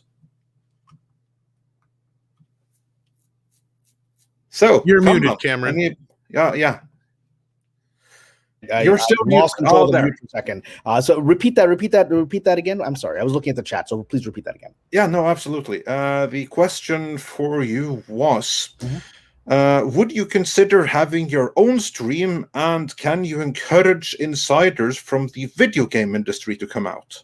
All right. Well, on the first part of the question, I do have a YouTube channel, which is my name, Kamran Pasha 72. I'll comment in the chat, so it's just my name. I have a YouTube channel. Whose only purpose right now is to promote some of my creative work. I've got some short films on there, and that's all I currently see doing that. I enjoy coming on channels like Live streams on Midnight's Edge. I enjoy these channels, and I want to support them. I don't have any plans to do my own live stream at the moment. My goal is to continue on the path of trying to make my stuff, and that's going to be my focus. And what was the second part of the question? I'm sorry. Can you make any video game insiders come out? Come out in what sense? I mean, probably it's talking about the lunacy going on within the video game industry. Well, I mean, the video game industry has been going through its own crises, right? In some ways, it's been the canary in the coal mine, just like the comic book industry has been for a lot of this woke stuff. I do think the video game industry has been more successful in fighting back some of this woke crap, right? Because I just don't think it gets the attention of the media in the same way that a Hollywood film does. And so you can make, sort of still sexy females shooting things. You can still make those games, right? Whereas, we've got what they're doing with Latina Supergirl, right? And that's done for political purposes. Yeah. And then moving on, we have the Hijabi Gamer says, been hard for me to catch live streams because of work. Assalamu alaikum Kamran, you wrote a book about my namesake, the most amazing woman in Muslim history. Aisha, so I'm going to show you the book. Here we go. So yes, Hijabi Gamer, this is my novel on Aisha, mother of the believers, who was the Prophet's wife. And this is a novel that Mexican Iron Man referenced, Shadow of the Swords, my Crusades book. Both available through my website. But yes, I always enjoy interacting with you, Hijabi Gamer. It's always wonderful to see a fellow Muslim. It's wonderful to see people of every background here. But yeah, those books come from my heart. And, what's interesting about them is both those novels have female protagonists. And 20 years ago, I came into this town. I'm fascinated by female psychology and the female experience, being a male myself. It just interests me, right? And women, in my opinion, are much more complex than guys. And so as a writer, I've always tried to explore their perspective and learn more about it. And 20 years ago, when I started writing, because both those books are based on screenplays I wrote that everyone said, there's no market for that, right? And nobody wants to see strong women in a Crusades movie or anything like that. And then 15 years after I began, suddenly everyone was talking about, we need strong women, but only women can write them. You can't write them. So I've been turned down for projects where it's like, we need someone who can write strong women. And you've published 2 novels with strong women. You've written multiple shows with strong women like Nikita and all this. But you as a guy can't write that. So now we're at this funny place where I have proven that I am actually very good at that voice. And one of the greatest comments I get consistently from readers of my novels is that they'll write and they say, I thought a woman wrote this. And then I saw your picture in the last page and it's a guy. How did you capture the female voice? It's because it fascinates me and I try to understand it. But now that's actually a block in my career where people are like, you're not allowed to write this. Oh, you're good at this? We don't care, right? And so because you're not the proper image to do a story about a woman. It's okay. That's where which is unfortunate, because I'm in a similar boat, because between 2008 and 2012, every starting out actress would search me out because I wrote really great female monologues for their audition and for their reels. And a lot of people like that, you can make a lot of money doing that and it's really good. But the thing is that as soon as someone with like a pretty, like who's writing the checks finds out that, this writer who's been writing all these really good female monologues that all these actresses really like and always want to work with, it's a guy. That's not right. That's against the narrative. No way a man can write a woman better than a woman. It's like, it's not that I'm writing better. It's just I'm writing things that interest me, that I think women want to do. And I have a long list of women that say, yes, I want to do those types of things. And I'm sure, Cameron, you have the same thing, like with actors you've met. Well, think about it. I mean, Shakespeare wrote some of the greatest women characters of all time that are universal. Lady Macbeth. I mean, we'll still quote Shakespeare. We quote Juliet. We quote all these incredible characters that he created, right? Because he was exploring the human condition, of which men and women are part of that condition, and the dynamic of them is part of that condition. And again, this nonsense that you can't write about something that you haven't lived. Everyone writes about something they haven't lived, right? Very science fiction writers write about a world they haven't experienced, right? Fantasy writers write about a world they haven't experienced. And if you are not able to do it, you're a crappy writer. And that standard is ridiculous. And horror writers write about experiences they wish they could live out. Exactly. No, I agree completely, because again, I'm not a writer myself, but I am someone who enjoys literature a great deal. And some of the best writers out there, certainly my favorite writer, Robert E. Howard, he hardly ever left Texas. But still, you wouldn't know that based on his writing. Like, the thing that separates his writing from any others is how incredibly vivid it is, and how he makes the world come to life, whether it be the world of the past or the distant past that never even happened. But still, he did that simply by applying his own experience and his own knowledge of history. He was able to do it. And I agree, any professional writer worth their salt should be able to do some variation of that. And that, oh, you can't write female characters because you're not a woman yourself. Now, how the heck is a movie script or even a book supposed to be written, lest it all be a monologue of one character who's an extension of the author, him or herself? Or at least himself. I guess a woman is allowed to write a man. Yeah, I'm convinced that, again, this is all part of the whole thing of these ideas being promoted to actually hold people down. I'm convinced that all of this is being done to it's just sucker bait for mediocre people, and that, you know, in order to identify themselves and then be pushed out of the industry. Because at the very top of the industry, they don't actually care about whether the writer is male, female, of this race, or of that sexual orientation. They don't actually care, right? But anyone who does fall into this trap of caring is going to winnow themselves out, because if they're putting identity over product first, then they're going to end up creating a bad product, and they're going to end up being failing and being out of the industry. From my conspiratorial worldview, it's all being set up. If you're stupid enough to fall into this trap, you're going to be outed, and you're never going to be part of the club. And that's good. The club preserves itself. Yeah. And then we got the super chat from Douglas A. Burton, who sent us $49.99. Thank you so much, Douglas.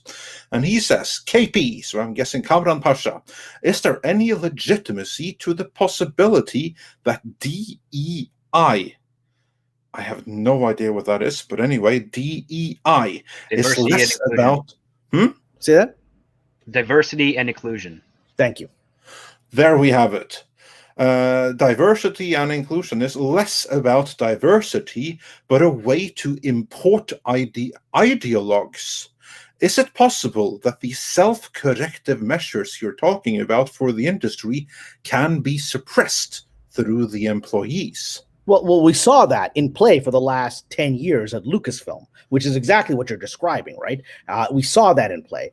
But the end result is, and I am of the view that Lucasfilm is going through quiet changes that are quite important behind the scenes. And that came as a result of economics. They gave them a decade to run themselves into the ground. And now you've got new management that actually has to answer to the shareholders. The old management that got the diversity accolades of pushing strong female voices and blah, blah, blah, that gentleman is off to other ambitions, and you've got somebody else now, Mr. Chapek, who has to actually answer to the bean counters. So yes, that is exactly what these ideologies do, and they attempt to suppress other voices. I know, because I've been the person who's like, all right, it's time for you to leave the show now. You're not a team player, right? I've been that person, right?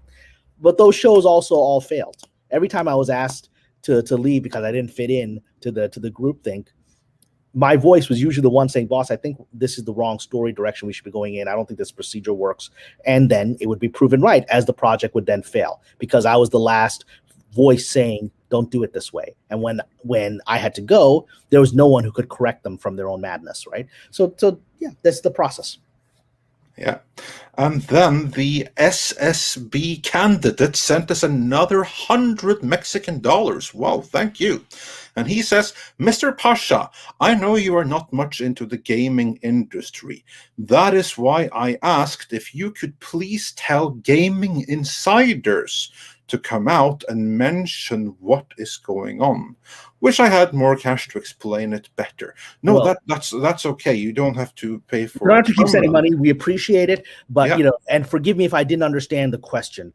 And so because I'm not very much in the gaming industry, I'm still not exactly sure what you'd like me to ask people to do, to come out and mention what is going on. I'm not sure what is going on that you're referring to. You know, I do think that people should continue to support the gaming industry, because it is the last battlefront right now. I think comics has folded. I think Hollywood has folded, but the gaming industry still has people saying we just want to make money. And so I think that's where the battle's got to be played out. And forgive me if I'm not properly answering. You're very generous, and I don't want to not satisfy you with the gift that you're giving this channel, but I'm not exactly sure how to answer a question beyond that. Yeah, and I will say, I know some people. Just wait for Midnight's Edge Gaming. Like we broke that exactly how Green Hill Zone of Sonic the Hedgehog would look like before anyone else did. Same with Knuckles actually being in the movie. So know some people I can turn to for that. Also, while I can get it up on screen, T-shirted historian says, Andre, anytime you want to visit his home, museum, or grave, just hit me up. Come to Texas. I'll show you Howard country, including the inspiration for Beyond the Black River, my favorite. He is, of course, referring to Robert E. Howard and his home in Cross Plains. And I was so angry I couldn't be at the Howard Days this year when they celebrated the comics. Roy Thomas was there, Fredrik Malmberg was there, everyone was there apart from me. So that really burns me. But yeah, I'll keep that in mind. It's just a matter of time before I go to Texas, and then I'm definitely going to Cross Plains. So yeah, I'll keep that in mind. And Tsukiyomi99 also wonders, why is the comic book industry dying but comic book movies thriving?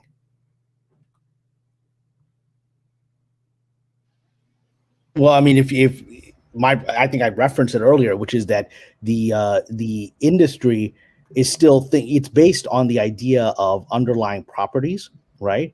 And if you want to develop something, you have to be able to convince a studio executive that there's already a market for it, and the comic books already have a historical market for things. And so that's how you're able to get things moving forward. And especially in the last, decade, we saw the rise of Marvel. That's a perfect example of a pre-existing market. And, and again, Marvel in its early stages did it quite wisely. They actually didn't do it the way a traditional Hollywood executive would have done it.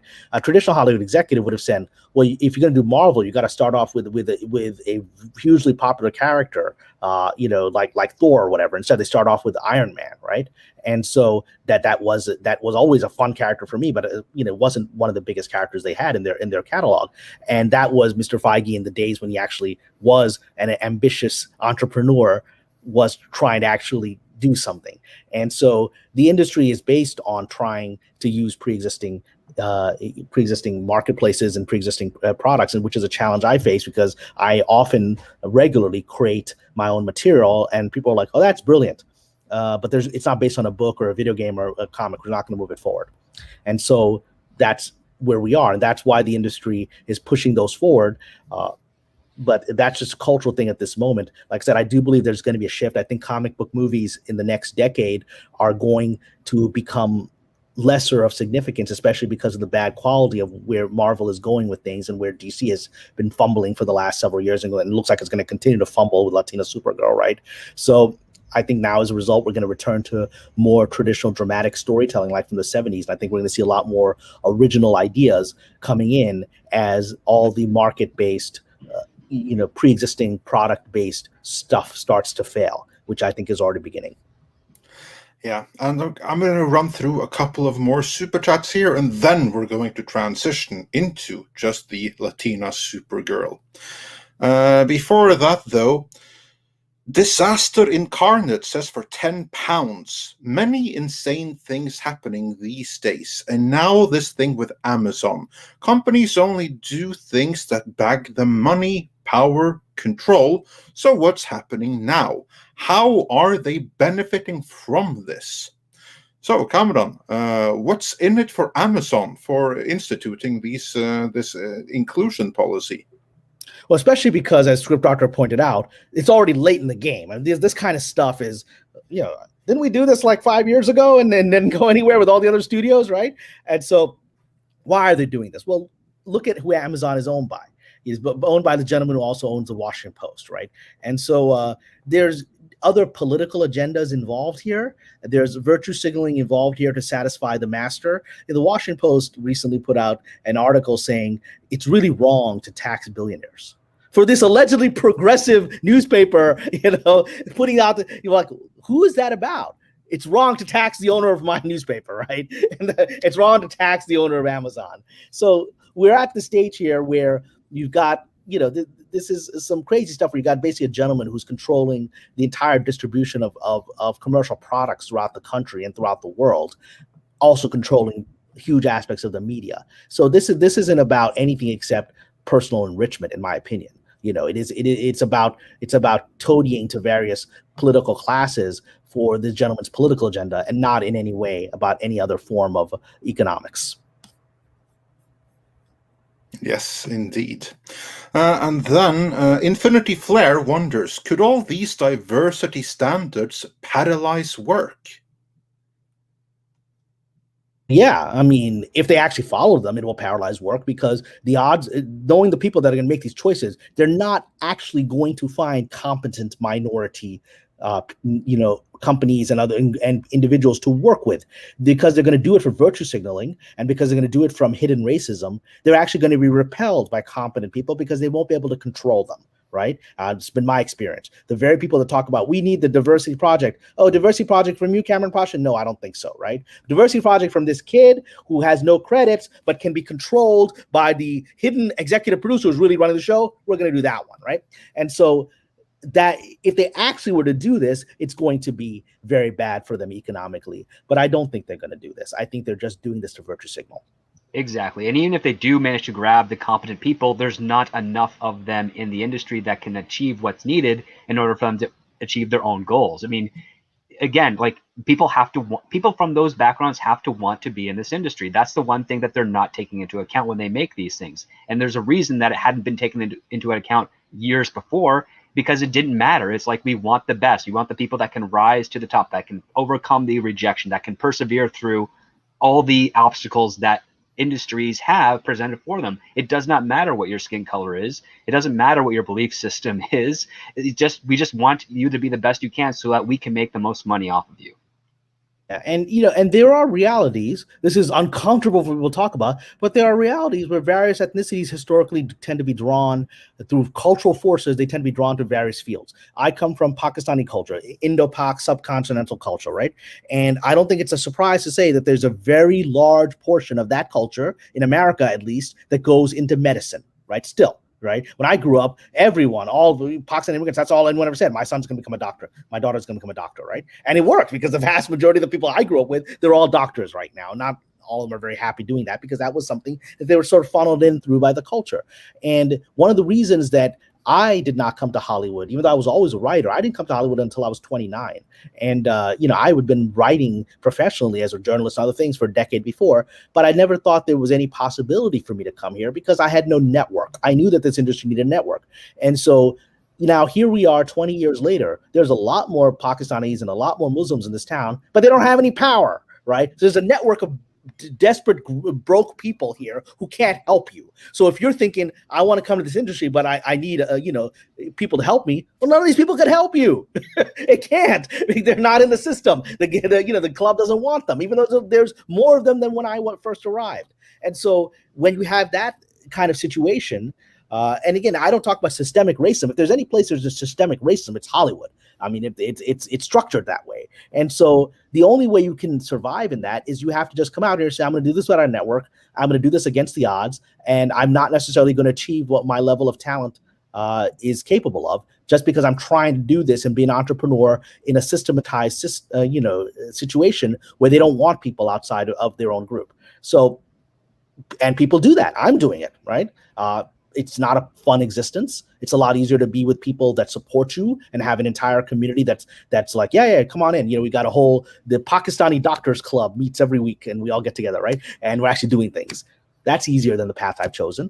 But only the people that are fringe members of communities that are not here are going to go do that, because they're already fringe members of their own community. So they come to Hollywood and they'll be fringe members of Hollywood. I was fringe in the Pakistanis. I'm fringe in Hollywood now. Big deal. I'm used to it. Yeah, also on that note, Andrew Carter says, Kamran, as a screenwriter, I find it very frustrating that Hollywood keeps churning out trash screenplays, while you and me strive to produce stories that one should expect from professional writers. Yeah, I find it frustrating too. I came here with this deluded belief that I could turn the system around, because my whole career, up to that point, I had achieved everything through force of will. Like I said, I come from a poor immigrant family, had a lot of problems in my family. My dad was sick when I was a kid, and a lot of things happened. And I was growing up in this inner city in Brooklyn, in a very poor neighborhood, and I spent basically all day studying. in school, and I went to school with kids that weren't going to make it, right? Most of those kids ended up becoming drug dealers or losers and whatever. And from there, I basically studied my way lonely in my apartment, in my little apartment in Brooklyn, all day long to escape the family situation. And I ended up going to Dartmouth, which is an Ivy League school. And then I became a journalist. And then I went and got an MBA and a law degree. All those things were done through force of will. And then I arrived in Hollywood and I discovered force of will doesn't matter. Right. I came in here with that attitude of I've achieved everything and I've broken through every barrier. And I came here and I realized I was in a situation where it didn't matter how much my force of will existed. You know, the very first script that got me attention in this town was a huge epic on the Crusades that I wrote after September 11th. And I got major producers. I just arrived in the town. I suddenly had people like, Imagine, Ron Howard's company, Gail Ann Hurd, who had just done the Spider-Man movies, which script doctor. And then, all these major players who were the biggest Hollywood producers loved the script and brought it into town. And I thought my agents were so excited because they literally, unknown writer comes in, gets all this attention. All these major producers love his spec script on the Crusades and are taking it into the studios. And we expected a bidding war. How do you turn down Ron Howard, Gail Ann Hurd, all these people? How do you turn them down? Each of them is at a different studio competing to make the movie, right? And every single studio, they didn't pass. They literally said, oh, this script written by this unknown Muslim guy with Saladin as the leader, the Muslim king is actually the hero of the story, and Richard Lionheart is the villain. And, they said they just pass, but they said they couldn't exactly pass to these famous people. So literally every studio said, we can't be the first ones to greenlight this. It's too controversial. But if Sony makes a bid, we'll counter it. And my agent said they'd never in their career experienced a situation where every single studio said, we love the script, it's too controversial, so come back to us if there's another bid, and then we'll counter it. Because we can't exactly say to Ron Howard or whatever, we're not going to do this movie. We just have to say that, there's no market for it. So I sat there with every studio pointing fingers at each other and saying, you go first. And that was my first experience of Hollywood, right? And the movie didn't get made. Kingdom of Heaven, where Saladin is a smaller character and it's told from your point of view, got made, which is a good movie. But that was Hollywood was comfortable with that with Ridley Scott. Ended up turning my script into a novel, and I spent 5 years being rejected and eventually got Simon & Schuster to publish it. That was when I discovered force of will doesn't work in this town. And so when you're asking, the original super chat was about why is it that way? It's because the system is structured to tell its own stories by people that are in power. And if you come in here and you're good and you're not within their system, they don't want you to advance. And that's just the way it is until the system cracks. And I believe the system is cracking. I actually do believe that, now that I've been here 20 years, by the time I've been 25 years into this, it will be a new system. And that's coming. It's inevitable. But we're in the situation where right now good storytelling is the last thing these people want. And so I urge you as a screenwriter to continue writing, because I think the break in the clouds is coming against their will. It's coming now. Yeah, I would wholeheartedly support that. Keep writing, get your work out there, get commentary on it, and try to improve better. Realize that a lot of the stuff that is being churned out by the industry is based on assignment work. It's not really a lot of individual specs that are coming in through the normal means and being financed and produced. It's basically a studio and producer saying, we want this story, we want these beats to happen, we need this outcome, you go write. And in order to pay your rent, pay your mortgage, whatever, you gotta do that. And it's not always great. So sometimes you get some great writers that have to put out some garbage content.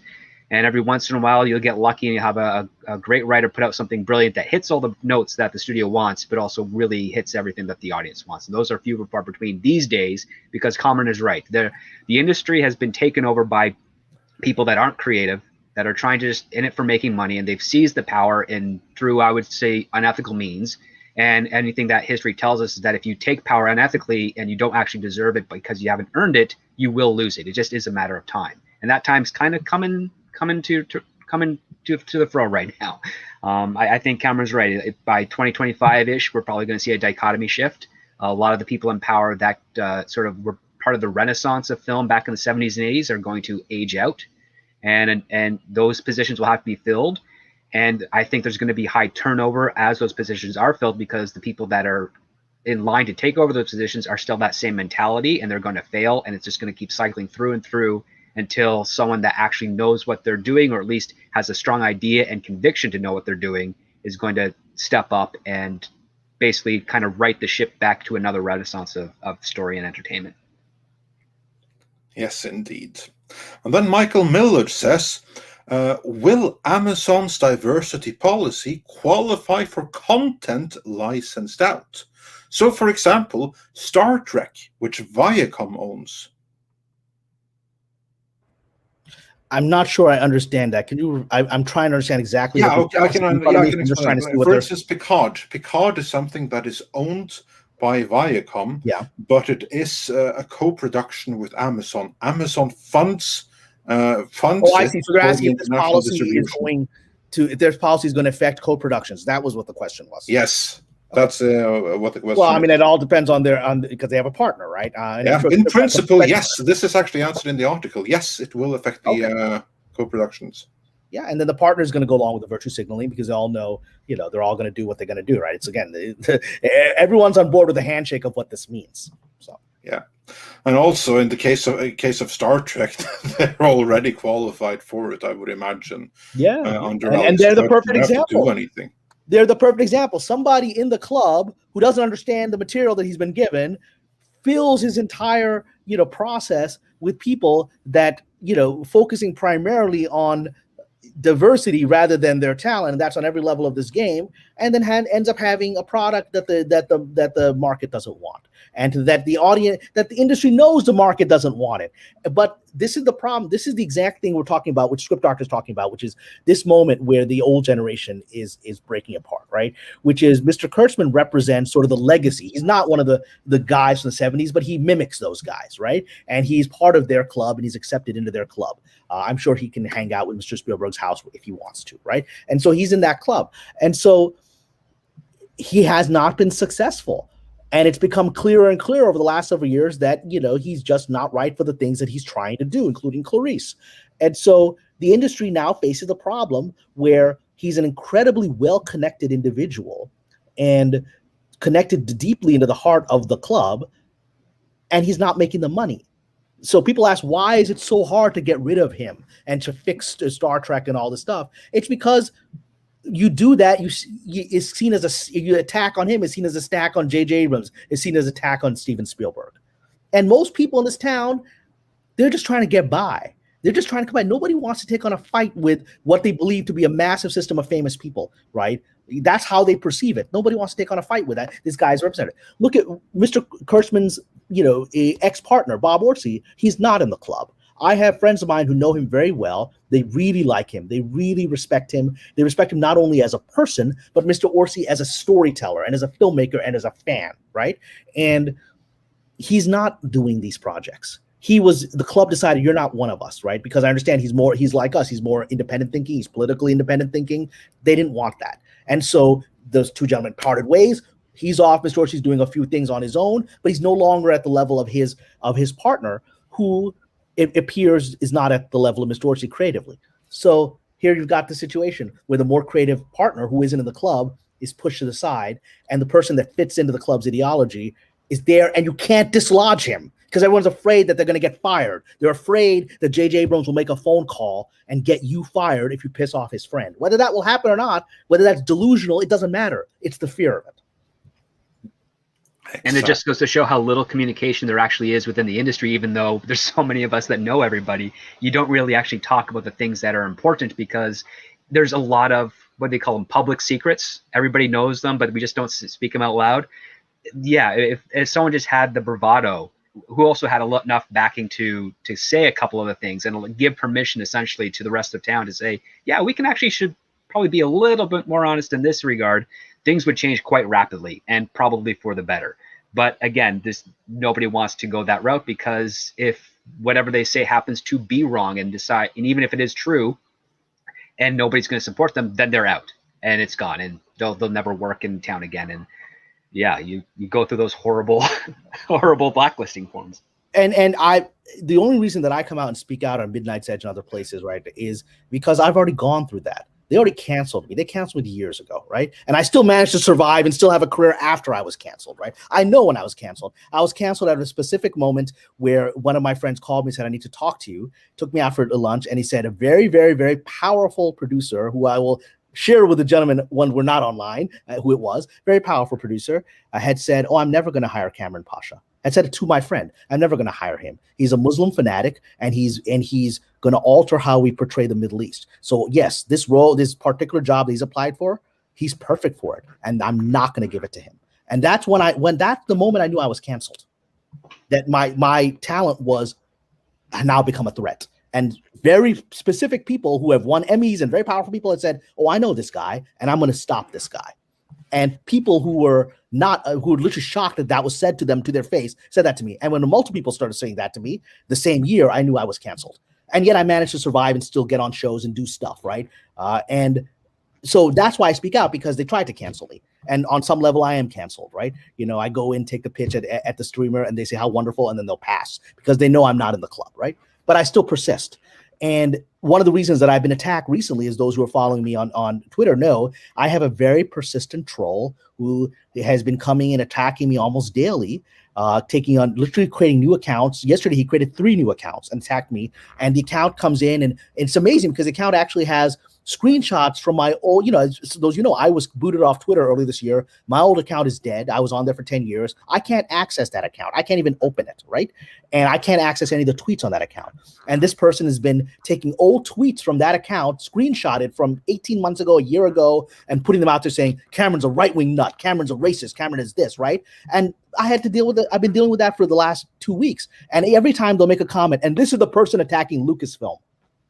All right. So clearly this person is invested in Lucasfilm in some fashion, right? And the very fact that I, as someone who's still in the industry, even though they don't want me there, is out there publicly speaking about the things the script doctor is correctly saying that we don't publicly talk about, right? Privately, we're all saying these things about Miss Kennedy and all these other things. Publicly, we don't talk about them. We don't put our faces to them, and we don't put our names to them, right?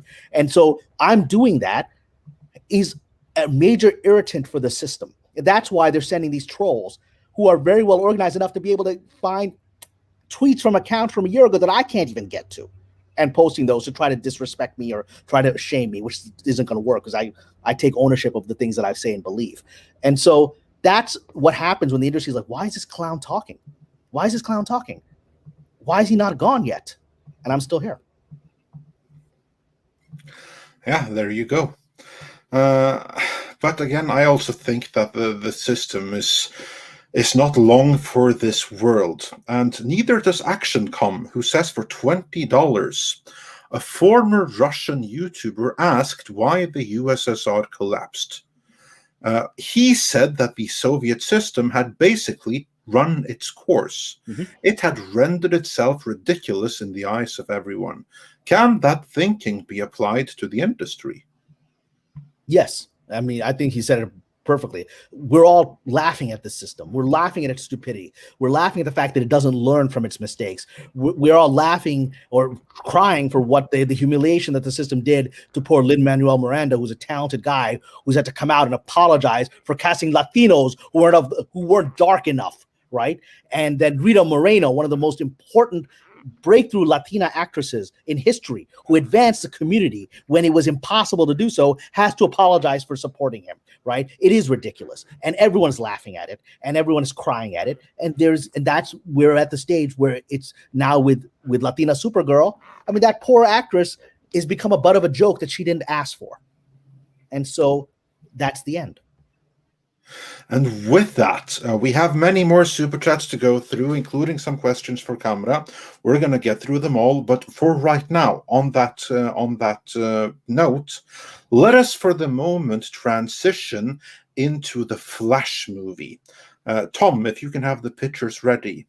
Because in conjunction with the Flash movie that is filming, we've also gotten a couple of behind-the-scenes pictures. We've gotten the first picture of Michael Douglas as the Batman himself. Well, you're using his real name. I always get it confused because his real name is Michael Douglas. That's right. I always mess that up. But here's like the thing: his name. Michael Keaton is his artist name. His birth name is actually Michael Douglas, like the other Michael Douglas. And I wish I didn't know that because I always get his real name and artist name confused. But anyway, we got the first picture of Michael Keaton, the artist name of the actual Michael Douglas. And that looks pretty good. But we also got pictures of the new Supergirl, the Latina Supergirl. And the actress playing her is absolutely stunning. A beautiful young woman with long, flowing hair. And in the movie, they chopped her locks off and they gave her a haircut that would look that you'd kind of expect from Captain Marvel, and put her in a suit. I don't know exactly what it is, but it does her no favors. And that has kind of been like the thing. What happened in turning her from what she actually looks like in person to what she looks like there? This is the idea. Well, and by the way, this is the Supergirl they're trying to emulate, but Script knows more about this than I do. So, well, yeah, she is a beautiful woman. I think I know some women that can rock that hairstyle and make it look absolutely stunning. I don't know what's going on with the makeup department here, because how they're not able to do that, at least here. Maybe it will look different in camera, possibly. Yeah, let's hope. I will also say that there's a lot of women can rock that haircut. Absolutely. There's nothing wrong with the haircut per se, but it kind of like has to match the facial features and bone structure and everything like that. And this particular actress isn't necessarily one who rocks that haircut.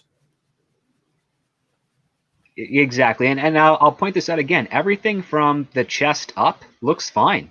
Looks great. It's just she's got this bulky harness underneath her costume. It's weird. They give Henry Cavill essentially a silicone plastic bodysuit to wear to cover up his actual muscular physique in Superman, but for here she gets basically a polyester mesh costume that goes over another muscle suit, and it just does not highlight the things that would make her be godly, essentially a beauteous being that it also is going to bring hope and assurance to the world. It just doesn't quite land there, not from the chest down, at least. And so I'm going to build on what Script Doctor has said with my personal opinion, because he's given a very good objective analysis. Now I'm going to give you a very subjective analysis, right? Which is that, in my opinion, this is being done as part of an overall strategy to quote unquote uglify minority women. I've worked on several shows with woke white women in charge, and for all their talk of diversity and all their talk of helping the weak, poor, impoverished minorities, they're the most racist people I've worked with in 20 years, right? It's not even the woke white men, it's the woke white women. And in my experience, having worked with this cadre in this industry, they are deeply jealous and resentful of women, of minority women, of Latina women, of Black women, and will go out of their way when they have power to cast them, to make them unattractive in order to bring emphasis to whoever the white female of the show or the movie is. We saw that as well in Star Wars.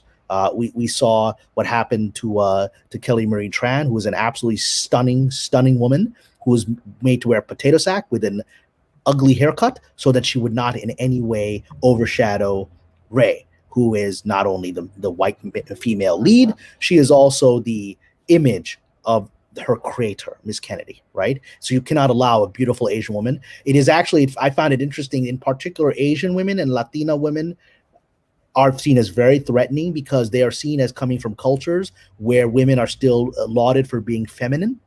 And in Hollywood, femininity is seen as weak by women, by these woke white women. They see it as weak, and they see physical beauty as something they're resentful and jealous of because they don't have it themselves. They denied it to themselves. And so that's the deeper psychological reason, in my opinion, why this is happening. And it comes from a profound sense of, sorority girl jealousy. That's what I believe is going on here. So, in other words, Ann Sarnoff, the CEO of Warner Media, and someone who is extremely virtue signaling in public, could have a hand in this design. Well, I mean, it certainly comes from someone who is jealous and a white woman in power. So I'll just leave it at that. Yeah, it also seems like, oh, if the people really want this type of diversity, we're going to deliberately make sure it fails in some capacity. That's what I also kind of see as at the same time as being able to say, well, we tried, and we did our best, quote unquote, but now now we're going to go back to form, as opposed to saying, no, let's highlight the things that this woman can do well and showcase that, because that's where the money's going to be. That's going to do the message that they pretend to preach. But yeah, you're right, Cameron. There's always ulterior motives when it comes to the superficial and the insecure in the industry. But you're absolutely right, Script Doctor, because it's also part of a broader agenda, which we're seeing right now with In the Heights, where you have why was In the Heights attacked for having Latinos who weren't dark enough. They didn't look white to me when I was looking at it, right? Partly because the lead actress is a very, very beautiful woman. She's very feminine. She's sexy. And so suddenly you've got her being attacked for not having enough melanin, right? Even though walking down the street, she's not white passing. She's a Latina. You can tell she's a Latina, right? And she's beautiful. And so they got some YouTubers who are, let's just say, not as attractive to suddenly come out and start attracting her. And so it's about this kind of petty garbage jealousy that's demeaning and degrading to everyone involved. It really is. And the other part too is it propagates the concept that for some strange reason femininity doesn't come with any type of fortitude or strength, which I think is the exact opposite. I don't know, I've never met a woman that hasn't, when they get angry, make you feel very threatened and worried. Oh yeah, no, women have a power that's like the force of nature. Exactly. Right? Yeah, and I also wonder, what this thing on the stomach, is that supposed to be a six-pack, or what the heck is up with that?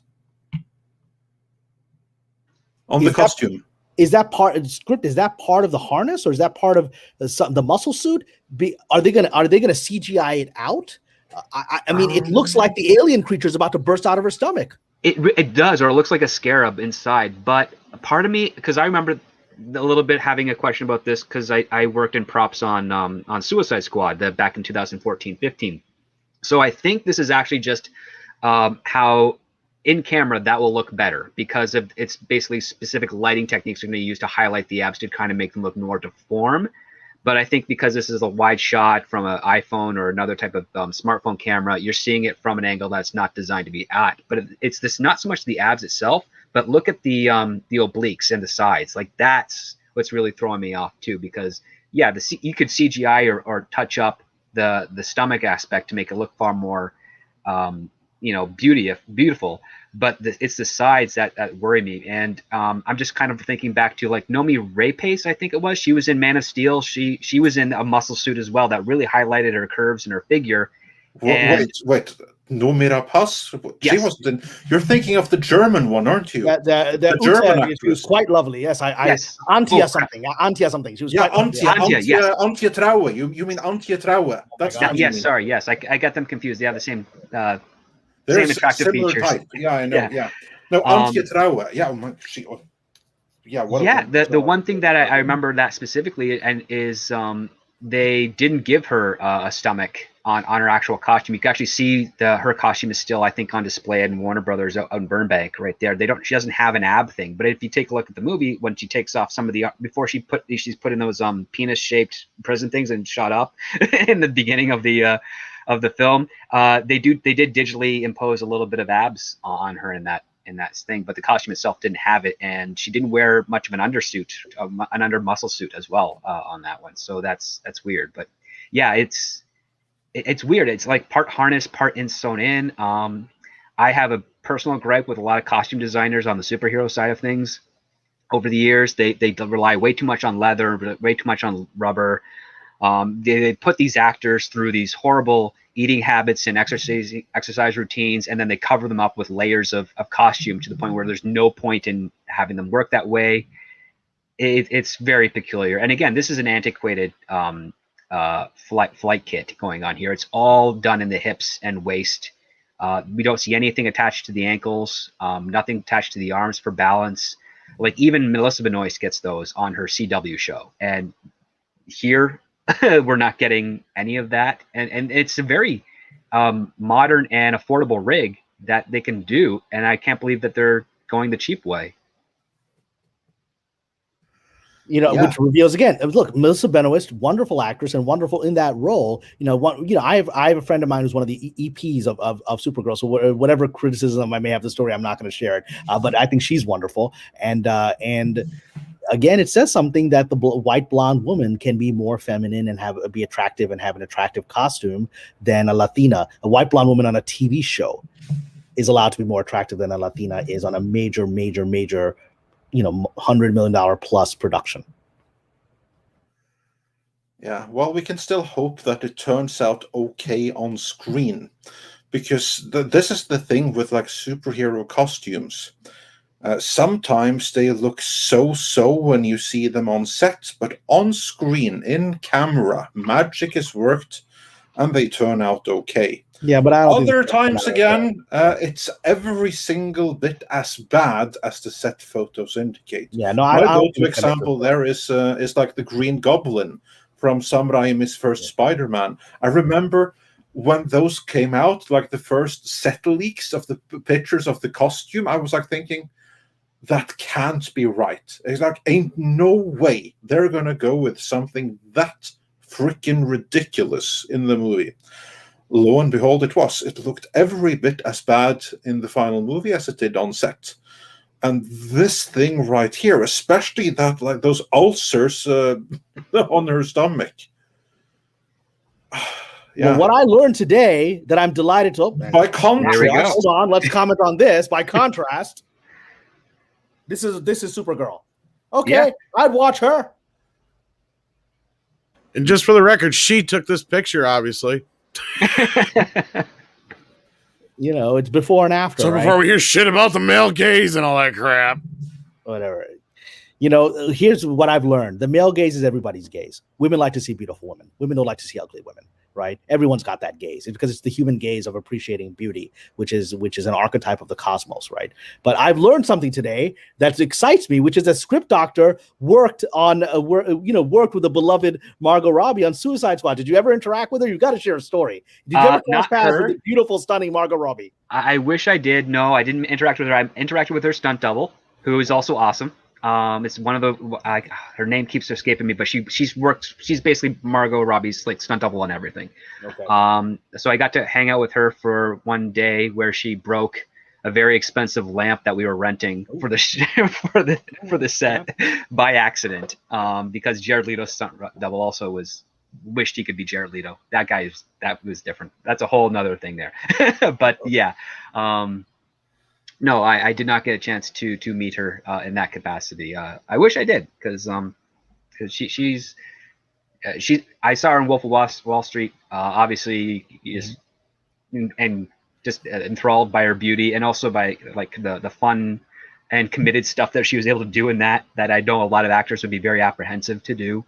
Well, she's a very good actress. She's a very good actress. And, and she was very good in Suicide Squad. She was the only thing I liked in Suicide Squad. I mean, she played an archetypal portrayal of this character, right? And what they did in the subsequent failed sequel, right, Birds of Prey, is they did this Latino Supergirl thing to her. They made her look unattractive. How do you make Margot Robbie look unattractive, and then all these stunningly beautiful actresses who were her sidekicks in that movie were all made to wear garbage bags and stuff? What are you doing? Yeah. How do you make Rosie Perez not appealing? Like, I mean, I don't get it. Now they're back on track because we now know the Suicide Squad. She at least looks good because Mr. Gunn at least understands whatever his politics and his loudmouth may be on Twitter. He at least understands his customer base.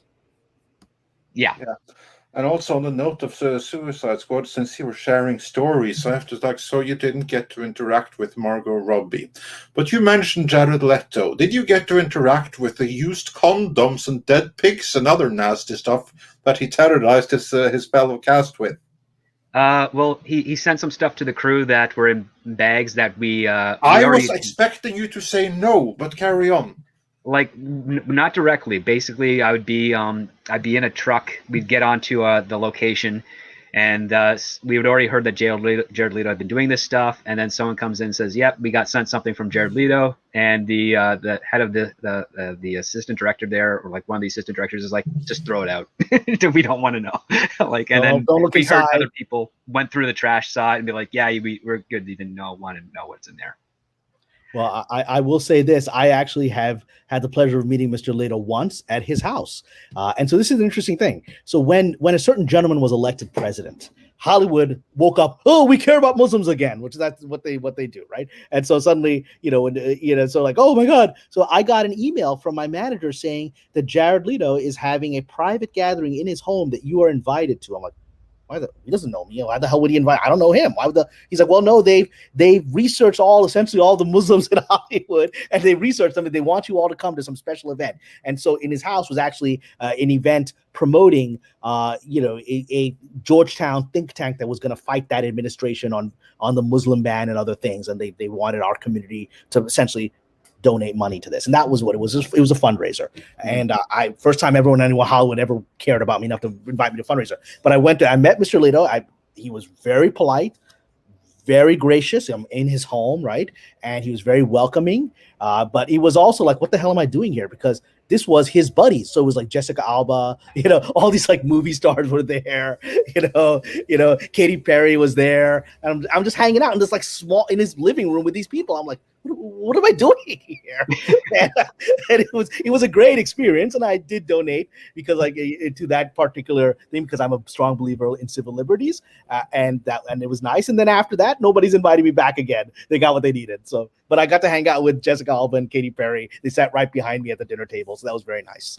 That is pretty awesome. Yeah, unfortunately, I've not heard many stories of Jared Leto when he's not in method acting mode. So that's actually not a bad one. I met Katy Perry once for about 3 minutes, and I told her you should leave Russell Brand because he's a jerk. And lo and behold, she did years later. But well, she probably had to figure out the hard way. Yeah. Then, unless we have something more to talk about this particular topic, I think we have it fairly well covered. Then we have a few super chats to get through. Some that I can bring up on screen right now is from Mecca J, who says, for $10, Bill Maher recently spoke on the Into the Heights controversy and said that Lin-Manuel should have to apologize and that people need to stand up to these bullies. And then he clarified, I mean, shouldn't have. Sorry about that. Oh, it's all well. All good. Good. We got it. You didn't have to send another super chat, but thanks for the support in any event. And yeah, Bill Maher certainly has his own issues, but he can speak truth to power when needed. So yeah. Well, and his brand is, we're talking about Russell Brand, but his brand is to just be the contrarian. And I will agree with that statement, and I've agreed with other statements Mr. Maher has made. I also don't like Mr. Maher on a personal level. He is very, very openly and proudly anti-Muslim bigot. If you watch his show, he is very proud of the fact he thinks that civil rights should be denied to Muslims, that Islam is the exceptional religion that people should. He said, if someone sits next to me with a beard on a plane, I want them profiled. He's very proud of that, and I have to say I thank him for that. Because that is actually the position of everyone in Hollywood. They will say, I'm liberal, except for Muslims. I think that they should be treated poorly. I think they should be profiled. I don't like their religion. I think it's homophobic. I think it's anti-Israel, blah, blah, blah. So he's speaking the truth of the industry and presenting it out there. And for that, I'm grateful, even though I don't like the man. And he's at least he's honest, so there's that. Yeah. Well, there's not only that, like him and Ben Affleck had it out on his show because of that, because Ben Affleck didn't agree with that perceptive. Yeah. He's like, you can't paint everybody of one faith with the same brush because people don't always believe those crazy extremist aspects of it. And they're not even these are fringe things. What's interesting about Ben Affleck is this, and I know that many people in the fandom don't necessarily like his politics or whatever. I think he's very good in a lot of his roles. Like he's a great director, and I thought he was a good Batman. But I will say this, because I didn't have one interaction with him. I saw him at the DGA once, and I got to ask him a question. And he's interesting because Affleck is actually, he was major in college was Middle Eastern studies. I didn't know that. And Ben has been focused on Middle Eastern culture and Muslim culture, Islam, as just a personal intellectual interest, is going back to college. So he actually knew what he was talking about to Maher, who's just a loudmouth Hollywood bigot, right? And people have often said, well, he was, he made a big fool of himself. He looked drunk there. No, he's speaking from the heart about a subject that he actually has cared about for a long time. And I support him on that because he spoke the truth there. And that's all I'm going to say about that. So, yeah. And then moving on, Jason Stevens says, a cult in LA. I'll buy that for $1. Sign me up. Yeah, we'll do that stream one day. I look forward to it. And Douglas Nelson says for $10, good morning all. It's becoming increasingly difficult to maintain my Amazon Prime subscription. It still stinks after what Andre revealed about what they did to Conan. Well, honestly, I think we dodged a bullet because Amazon would not have allowed that show, as good as it was set to be, to go forward, not without making significant changes to it. And luckily, Fredrik Malmberg put the end to that. So here's to hoping Netflix will do it justice. Fingers crossed for that. And Lord Trinan says for $5, this Amazon policy reminds me of RoboCop 2, when OCP forced useless directives into his head that made him unable to do his job. Life imitating art. Yeah, you're not wrong. That's actually a very apt comparison right there. Well, RoboCop has always been prescient. RoboCop, the original movie, was just prescient about where we were going to go, about culture, about media, and about policing, and about all of that, and about robotics. It was decades ahead of its time, and it just understood where we are. In some ways, it was the Blade Runner of this world. And Verhoeven, who did the original RoboCop, he's actually a brilliant guy. Paul Verhoeven. I think it was a script doctor. Paul Verhoeven directed the original RoboCop. Right? Yes, he did. That he one, did. Total Recall, and Starship Troopers. Yeah. But the prescient parts of it actually wasn't his doing. That's the screenwriter. No, that's his name. And he did that because he started out writing a Judge Dredd movie that got converted into RoboCop. And if you read the Judge Dredd comics, I mean, Kamran, they are so prescient, you might as well have written them. Well, yeah, but I will say this, and you're right. As a screenwriter that brought that story, Verhoeven did execute it. But the reason I find Verhoeven an interesting character is he's not your typical Hollywood cat, right? He did fun things like Fatal, Attraction, and all these wonderful movies, right? But what he's amazing is that he's actually a scholar. He's actually a scholar of religious history, which is something I'm interested in. He has an incredible book on the history of Jesus, which is a scholarly book, which I have because I'm writing projects that are set in first century time around Jesus. And that's one of my resource books is Verhoeven's scholarly book on the historical Jesus and what we know about him, right? And so it's an interesting cat. He's not your traditional Hollywood guy. Yeah, and another thing that's also kind of not so much present in Hollywood now, but used to be, which is that even when you came to running studios, that you had the KISS rule, keep it simple, stupid, and all of these aspects going down the woke, the identity politics, all that ideology is so densely complicated. It can't be properly enforced or properly met. So yeah, we have to kind of get back to that thing of like keep it simple.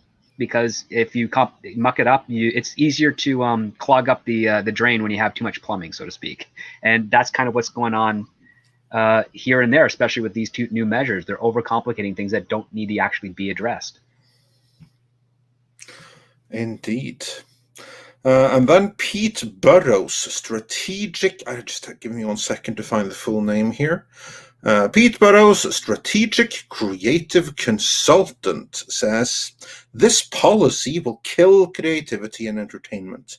Expect nothing great coming out of Hollywood in the future.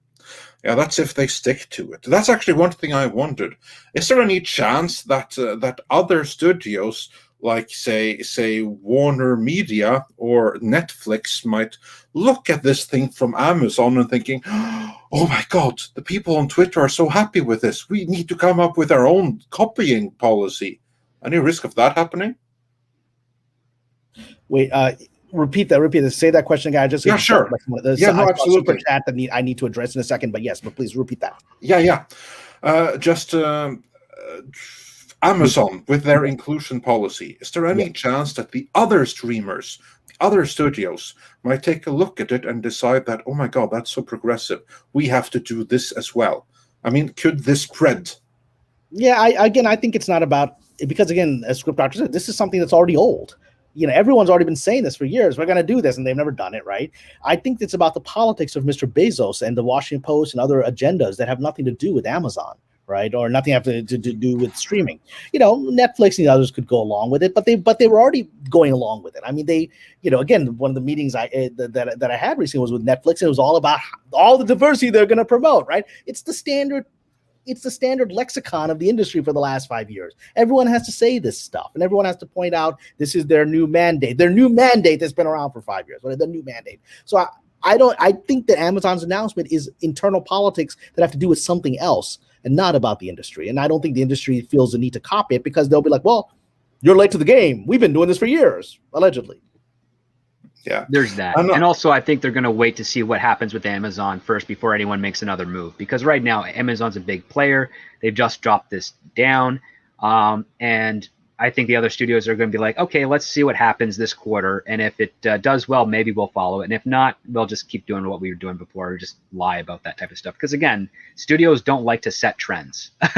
They'd rather have that be a happy accident as opposed to something intentional. It's going to take a good 2 years, though, before you see like the impacts of this. They implement it right now. It's going to take that long before you see the results on screen and you can measure views from it. But yeah, I agree. And if they actually do this, we know the end result will be disaster and loss of viewership, and that will be part of the accelerant process of the next 5 years of ending this nonsense. Yeah. And then, Kamran, you wanted to address a super chat, and I bet it's this one. Correct, yes. If Kamran is interested, Rambam 3000, Kamran is interested in Jesus studies. Has he read Geza Vermes? I have several books by Vermes, who's a wonderful, fascinating scholar of early Christianity and of Jesus. The reason I'm bringing this, I've been working on a project, both as a novel and potentially as a film, about the family of Jesus. In the New Testament, we know that Jesus had at least 4 brothers and at least 2 sisters. The brothers are named: James, Joseph, Simeon, Judah, right? And the sisters are not named, but in very early Christian legend, they were named Miriam and Salome. And many people think that there's a Salome that's referenced in every gospel. There's a reference of a Salome at the cross, and you're like, well, who is this Salome? It's probably Jesus' sister, right? And because who else would be there? His mother is there, Mary Magdalene is there, and this other woman, Salome, makes sense. His mother, his sister, and this woman that he was at least close to, whatever that means, right? We're there. So I've been looking at doing a story about that family. And because we actually know a lot about James, his elder brother, led the early Christians before Paul showed up on the scene, and was this incredible figure and who died in Jerusalem. And I want to tell the story about James and about Salome and these people. So yes, I've got Vermes' book. I've got a lot of books on early Christianity. It's an incredible story, and I want to be able to do a version of the story that people are like, wait, a Muslim, like people read my book, go, wait, a guy wrote that? It's from a woman's perspective? I want to be able to tell the story, a Christian story, as a Muslim, and people go, wait, that guy's a Muslim, but he did this respectful, authentic story of Christianity. How is that possible, right? And part of that is personal fascination. Part of that is to shatter the perceptions that people have to be XYZ to write XYZ. Oh, yeah. Also, the Roman archives have great details of things. It's really hard to legally get a chance to look at those documents because they go all the way back and they're recreated over and over again because of the paper degrades. Mm-hmm. But yeah, if you ever manage to get some financing on that project, see if you can pull some of it to get access to those records, because they will give them to you to read, and they're beautiful things. I had one writer who actually managed to do that. It took him 10 years to get it, and he's like, you talk about the Vatican archives or separate archive? One is the Vatican archives, and then there's the Roman Historical Society that also has another copy as well. Different takes, but a lot of the stuff kind of bleeds together and overlaps. So fantastic read. Listen, researching religious stuff and ancient history is like a fun time of any writer I know. So you never know how it can inspire you. It's a fun time, even if you're not a writer. Even if you just waste time you don't really have on it, like I have, still fun stuff doing it. But yeah, moving back to the classic super chats I can't get on screen. We have Bear in the Wild, who says, will people be required to submit their DNA tests with job applications? Well, you want to hear something horrific on that? You want to hear, recently, just in all this white Latino nonsense that started a few days ago, I saw, and I'd like to confirm that this is true because I saw this on the internet. Maybe it's fake, but I saw this, that someone had attacked Lucasfilm. Some people had attacked Lucasfilm, my nemesis, Lucasfilm, for all the white Latinos, that are in The Mandalorian and all these. They only have white Latinos, right? You don't have African-looking Latinos playing these roles in the Kathleen Kennedy Star Wars, right? And so I saw this on the internet. I'd love to know if it's true that allegedly Lucasfilm put out a statement, bringing out the DNA of the individual actors, like Pedro Pascal and others, that, look, this is how much percentage of African ancestry that they have from this, DNA and me and whatever stuff. Is that true? Because I saw that, I was like, I hope to God this is a fake internet story. If they're actually putting out the DNA of their actors to cover their butts, but it's Lucasfilm, so they're crazy enough to do it. Anybody heard this? That's news to me. But no, I have not. Yeah, I think they would settle for the paper bag tests, only like reversing the results. Yeah, that's me. Then moving on from there, House Atreides says, Kamran, older fans are blamed for not making money and being toxic. I think he means not spending money on their properties and being toxic. How come they don't blame the woke/SJW crowds for not showing up with their wallets? Well, that's a very good question. It's a very good question. No one's actually ever asked that. It's a good question. In their heart of hearts, they know the SJW crowd, the woke, have no money, right? They know that. They figured that out, right? And because it's not about the money. If it was about the money, they'd never start this nonsense in the first place, attacking the older fans that are actually buying the merchandise and watching these things and preserving the legacy of these properties. So it's not about the money. It's about making a political point of a systemic racism injustice in the fandom. And so whatever narrative you can find to support that, you're going to do. Oh, they're spending money. All these white racists are spending money on Cara Dune toys. That's all they care about because they're a bunch of white racists, right? Just whatever fact you can find, you're going to twist it because it's not about money. It's about narrative. Yeah. Script Doctor, anything to add to that? No, I think that's pretty much what it is. It is about narrative. They already getting subsidized, so they can afford to do these things. If that wasn't the case, I think you'd see a really strong about face in the opposite direction. But yeah, it also comes down to the fact that a lot of the people that have entered the industry, especially over the last 15 years, have come straight out of college, out of academics, have been manipulated, for lack of a better term, into believing this one thing. And they have used their knowledge because again, this is an interesting experiment that has come to fruition about how much the bottom up of the industry can influence the top. Because if everyone at the bottom is saying, this is what we have to do, and they are filtering through various information stuff to their superiors, and the superiors are bringing those to their superiors and so forth, you end up kind of manipulating the perspective of what the industry has. And we've actually seen that. And I think I've started noticing it as early as 2012, but it really did come to a head in 2016. And then when someone came up with an advertiser came up with a brilliant idea of like, hey, people are criticizing our movie. Well, we just have to advertise that those critics are actually horrible people through this lens. And now it's all coming to a head right to this point. And yeah, it's just a nutball situation at this moment. It would make a great screwball comedy of the 1940s. The producers of the 2020s. We just do the producers again, right? Where big crazy people are in charge. But the difference is the producers, Springtime for Hitler actually worked. It wasn't meant to work, right? And whereas this stuff was meant to work and doesn't work. And so here we are. And in fact, it's actually going according to plan, because that's kind of like one of the things, and Kamran, you might have experienced this as well, like the creative accounting and studio systems for like trying to say, oh, it didn't make any money. Well, then that compels the people who are writing or producing at the start to get as much money up front as they can.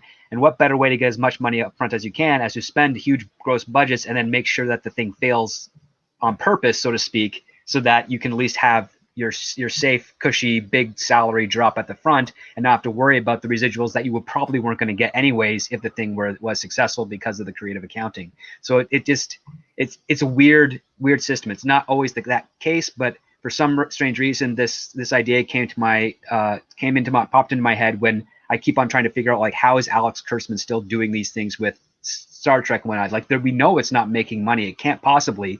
And it's like, well, if this was it's on streaming service. There's different residual programs going on there. That's different from cable and video on demand and also physical media.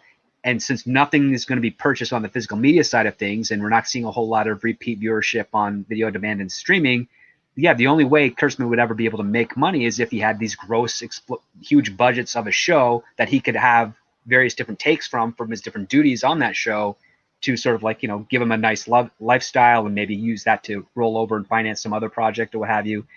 And as long as because he's not going to get any money in the future, he's going to take as much of it as he can at the start. And yeah, that's just one theory I've had. It might be a conspiracy theory. I don't know for sure, but it's just all conspiracy theories are true in Hollywood. It's just conspiracy. There's no theory. And Script Doctor, that's actually, I always love your insights because you always bring new insights that make me rejigger how I'm seeing things, and that's a profound insight, and I believe it's actually very true. And if you think about it, to add to what you're saying, who has accelerated this process? It's Netflix, because Netflix has essentially taken away the old back-end structure, certainly for writers, right? Yes. I get checks for residuals, for royalties, for stuff I did on Sleeper Cell and all these other older shows, Nikita and whatever, because they're being rebroadcast on television and being repackaged for streaming and whatever. And I get money every time that happens. But with Netflix, what Netflix does is Netflix basically says we don't want to give out any royalties or residuals, but they're required to under the old guild rules. And so the agreement they came to the guild was, we're just going to pay people a lot more upfront, which is going to essentially buy out their royalties and their future residuals. And so my friends who have worked on Netflix will make 3 or 4 times their salary that they normally would have made working on a network show. We're talking about sometimes $1 million for a 10-episode series as a writer, right? I mean, I mean that's crazy. I mean, I've seen writers who are successful. Working a network show and getting $300,000 a year. That sounds like a lot of money, right? And Netflix would be like, hey, I want you to come in for this 8-episode thing, and we're gonna give you $1 million. You're going to take that, right? But what it is you're trading away the fact that you might get tens of thousands of dollars every year from residuals for the next 20 or 30 years, right? And during this last year, when I was struggling like everybody else was struggling, right? Residuals got me through a lot of it. Just recently, I was like, I got this big bill, this thing I got to deal with. And by God's grace, a residual from a Sleeper Cell from episodes that premiered 15 years ago showed up in my mailbox, and it was enough to cover the thing that I needed to cover, right? So residuals are a good thing, especially for people who are living uncertain lives as artists. So essentially what you've described, Swift Doctor, I believe is part of the reason that we're having storytelling that's disjointed, because we're not focused on long-term storytelling. Essentially what we've created is a money laundering system inside of Hollywood, where basically you're giving people money, massive money up front, and making sure they're not invested in long-term success of their project. Take the money and run. And that's what's happening here. And that also is unsustainable. Exactly. It's basically convincing the writers to sell the potential of all the money that could come from that story in the future, because some of the models of distribution have started to change. And it's kind of disheartening because, again, when a writer realizes, oh, I'm not going to get paid for this show after it's released, I'm not going to be able to make any sort of additional living off of it. Why am I going to care about how good the characters are, how good the story is, or how it resonates with the audience? One of the things I loved about whenever I meet new writers and when I meet writers that have been in the industry for decades before is like, if they're always like, I've always just wanted to write that one story that as soon as you put it down, you got to read it again or you got to watch it again. And you kind of want that rewatchability. That's what builds your brand, builds your name, and allows you to connect with your audience, is the fact that they want to come back to that story, even though they just know how it ended. They still want to see that world again. And I cannot find too many television shows or films that have released over the last 20 years that can also achieve that same outcome. Very wise words being parted here, so I hope everyone is taking notes. Meanwhile, we have more super chats to go through. David G1084 says, Kamran, thank you for bringing up Cubans. I'm Cuban, and this stuff really bothers me. And says, hi, gents. Hello, everyone. While Michael Gonzalez says for $2, white Latino, I've been found. Where's my makeup? And Templar Asimov states for £4.99, why hasn't the stage musical Hamilton not been cancelled? I'm not an expert on American history, however, I always thought Hamilton was pale-skinned. But that door swings only one way. doesn't it, Kamran? It swings only one way, and there's a historical justification because I believe Alexander Hamilton had Caribbean blood, and so he may have been a little more lighter, a little more darker skinned than we imagined. But I don't know that he was necessarily what we would imagine as African American. We have paintings from the time period; they don't seem to reflect him as such. But and so that's that. But yeah, it only swings one way, and for me, it swings in a way that is disempowering to minorities because it states that your own story doesn't matter, but if you are brought into a white person's story, and blackface, it's okay. It's like what happened with this Anne Boleyn, where perfectly lovely, black actress was asked to play Anne Boleyn, which is idiotic because Anne Boleyn was a white woman with red hair, and and the show bombed. Yeah, there you have it, white woman with red hair. Yeah, and the show bombed. And the show bombed. I mean, it was. I was. I saw a review. Of the show, and it was Heel versus Babyface. I think did a video on it just a couple of days ago. On the ratings were just absolutely terrible. I mean, the repeats of silly shows were doing better than this live thing, and it was again degrading because there were black people in Tudor England. They existed. We know that historically. There were Moors that fled the Spanish Inquisition. There were people from Africa that were already there in London. It wasn't a huge community, but they existed. And one of the reasons that Shakespeare wrote Othello with a Moorish lead, or the tragic Moorish lead of Othello, was because he was addressing the racism towards this Moorish African minority in London in his lifetime, in the Elizabethan time. These were community people that didn't quite fit into white London in this time, and they were treated poorly, and he wanted to make one of them a hero. That's pretty progressive. That's Shakespeare, right? He wanted to shake people up and make him a hero and make, Iago, the white guy, basically betray him, right? And so, basically a Moor with a white woman, this is crazy progressive stuff for Elizabethan era. He did it on purpose. So there are Moorish and African stories from the Tudor era that exist. These people existed. They were part of life there. They have stories to tell that are interesting stories. No one is telling their stories. They're taking a black woman, and making her Anne Boleyn because an African living in London in that time period is not interesting to the racists of both Hollywood and of British media. A black woman coming into the role of a famous white woman historically is okay for the racists. Right? I'd rather hear the stories of those Africans in London. If Shakespeare thought they were interesting enough, I want to hear those stories instead. I agree. I'd watch that. Whereas Berlin and blackface, I think I can do very well without. Well, that comes down to, again, the advertising. It's easier to market Anne Boleyn than it is to market someone who no one ever heard of, who happened to have lived in that time and fit those demographics that they want. I mean, it's all about how much work can you avoid doing, even though you went to school to be the best at it and you got to this position. It mind boggles me. It doesn't make any sense. But you're right. It is an advertising thing. But if they cared, they'd find a way to market it. If they would market it in the same way that they're marketing what a breakthrough it is to have a black woman playing Anne Boleyn, they'd market it. Here's the untold story of Africans in London. And in the 70s, they did Roots, which was a huge success. Right? Here's the story of slaves.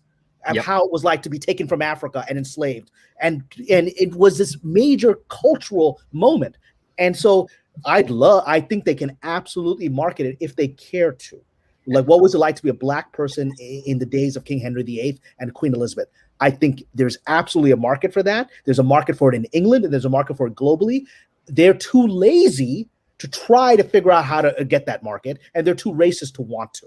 So and we know that there's a market. The agenda's there. And we do know that there's a market, and unfortunately we have to go back a little bit of ways, but Sidney Poitier and To Sir With Love, one of my favorite movies, a black man in a England school as a teacher trying to teach these kids, and it's a beautiful story, and you didn't really see that at that time, even though like you lived it. And none of those were pandering. Poitier did these incredible breakthrough movies. Look Who's Coming, did all these, and you never thought, here they're pandering to black people. Like, this guy's a great actor, and this is actually a well-written script. Yeah. Indeed. And then Darrell Brewer wonders, would me documenting my mixed heritage qualify as meeting their 30% checks? To which I would certainly answer. To the extent that they even try to look into actually doing this policy, people are going to say, well, look, here's my DNA that says blah, blah, blah. I'm 1% Native American. Good enough. Let's go. Yeah. I would say a form of Gattaca. Yeah, I would say that after Into the Heights, if you're white passing, it's not good enough. I mean, we learned that from there. I mean, you have the stunning lead actress who is very clearly Latina, but according to the critics, she's a white passing Latina, not good enough. Yeah. So it seems we're back to the paper bag test, if you ask me. But again, you're talking about now external versus the internal thing. So the internal thing that Amazon is doing is they're going to be able to shuffle that in the ways that Script Doctor has said. They're going to hide the actual thing to the extent that they're ever going to even try to do this, right? That they're claiming to do, and they're going to have all these little paper things that are going to make it look like they've got what they need, or even better than what they needed, right?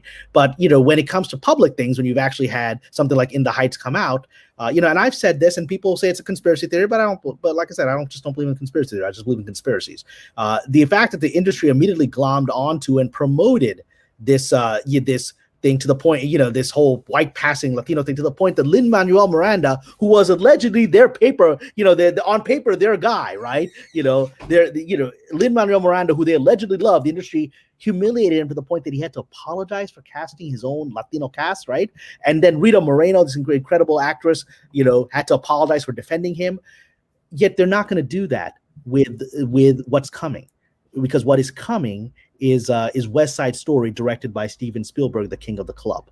So that's going to be the acceptable Latino musical. So now they've humiliated the Latino musical promoted by Latinos, by Latino leaders, right? And now the guy in the club is going to promote his remake of one of the greatest musicals of all time, right? And it's going to be promoted as, this is the right way. Lin-Manuel didn't do it right, but Spielberg, genius as he is, got it right. You will not see Spielberg being attacked for doing white passing Latinos. You won't even hear that. Yeah, no, probably not. I mean, if you're the king of the club, you can get away with a lot there. And then moving on, Bear Business One says, oh no, we got that one already, but thanks again. Dark Shadow 308 says, I worked at an Amazon center here in New York. They shoved all the trans people into a corner of the warehouse. That is how inclusive Amazon is. Incidentally, that's also how inclusive, super inclusive and super woke Star Trek is. You'll note that all of the gay and trans characters, like all of the LGBTQIA, IMDb plus, I honestly don't even remember all the letters that are right now. I had to look it up. Like the final one is ally. But anyway, all of those people, they segregated on the Enterprise or on the Discovery. So yeah, no surprise to hear that Amazon is doing that as well. What are your thoughts on that? On Amazon segregating all the trans people into a corner? Does that shock anybody? I mean, Amazon is known to brutalize its workforce. I mean, Amazon is in many ways going back to the old sweatshops of the 1910s.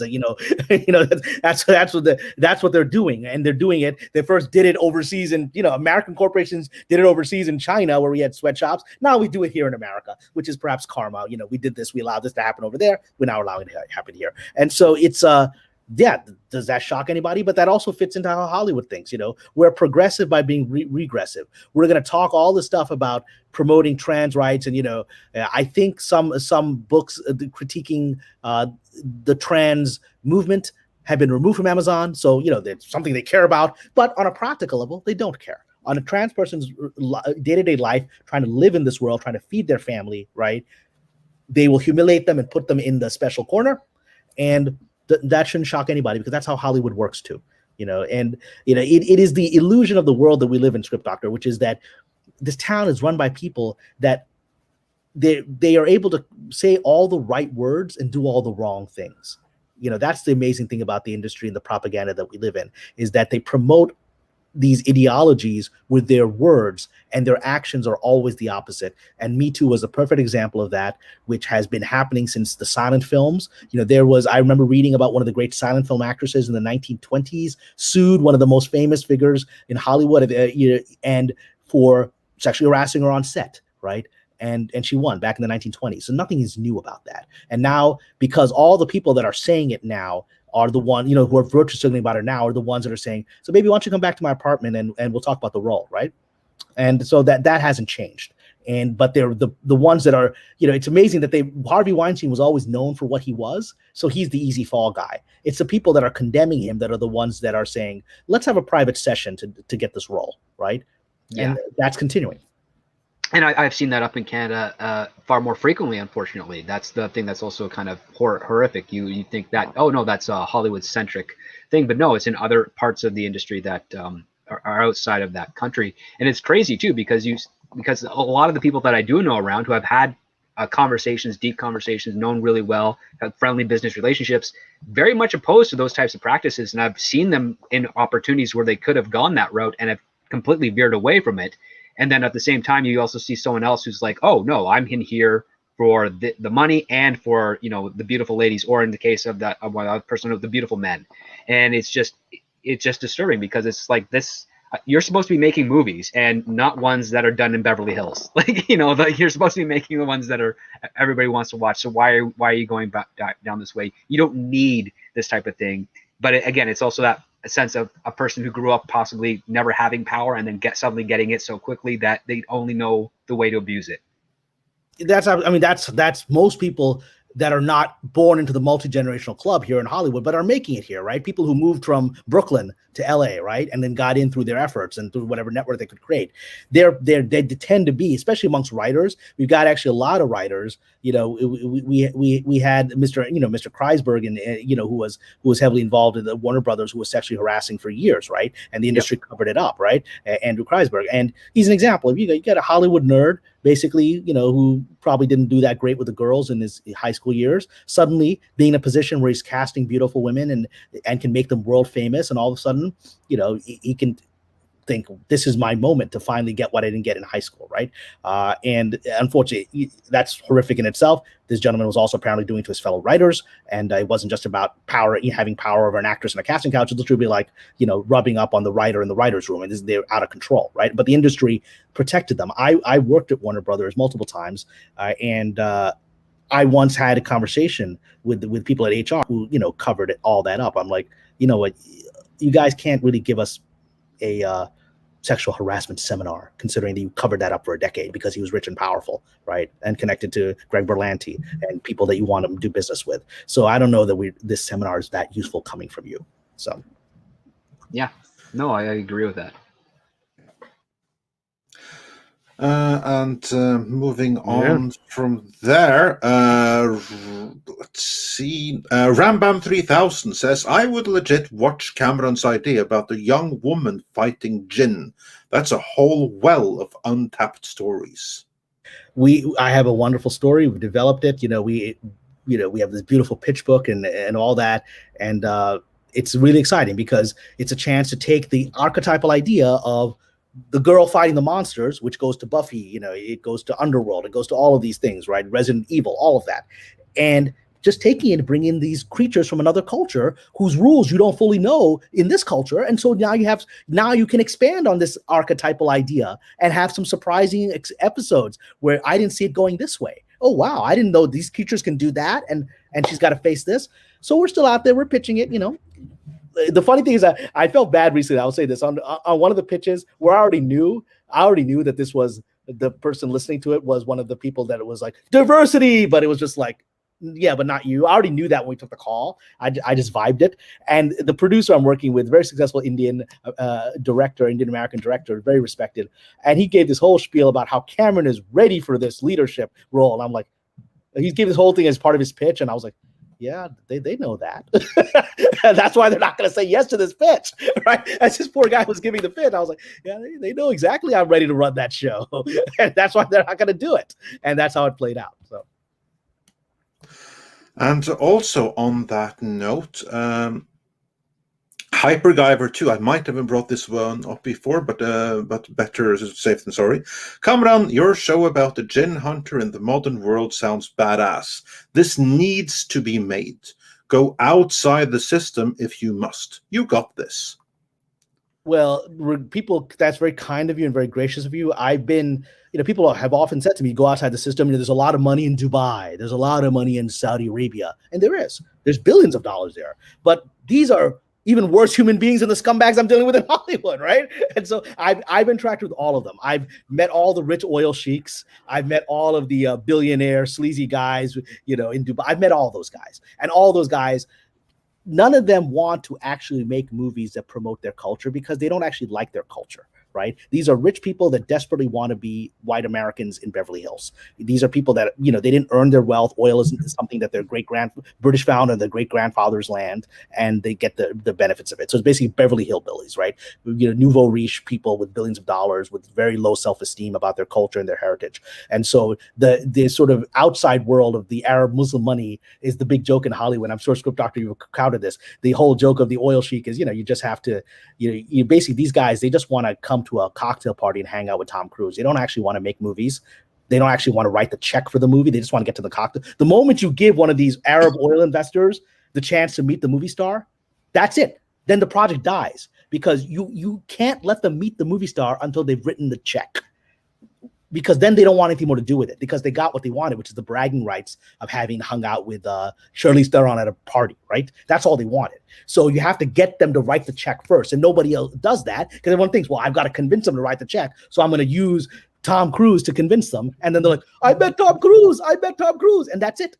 And the project is over. And I've been through this a dozen times. So independent financing for projects coming with Islamic or Muslim themes, there's a massive finance base that will not support it. And so I'm trying to find my own angle. But that in and of itself sounds like a pretty good feature film, like a Beverly Hills Chic type of thing, where they just go there to meet celebrities, and it's just how many can they scam into.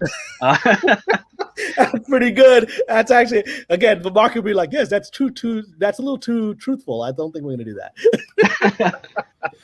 Yeah, I can also attest to that from the world of finance. That the people that have inherited their oil wealth in first and foremost Dubai, but also the rest of the Arab Emirates, no one is going to laugh at them to their face because they have too much money for that. But the moment that they leave the room, they're going to be laughed out of the house as new rich scum with money that just came into it and are blowing it all on pointless luxury and idiotic projects that have no future, that nature is going to reclaim.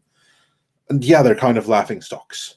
Yeah, and they do spend their money sometimes. But Andre, what you hit it is because they're all sort of these entitled scumbags who've never actually worked for a living, or their grandfather didn't work for a living. So it's multi-generational sitting on your ass, right? And living off this unearned wealth. And so they're basically barbarians. And so they will, like is attracted to like. So whenever you meet these oil chic types, right, who are in Hollywood at the parties, they do throw money into stuff. But it's always like the sleaziest, worst human being that you're like, this guy?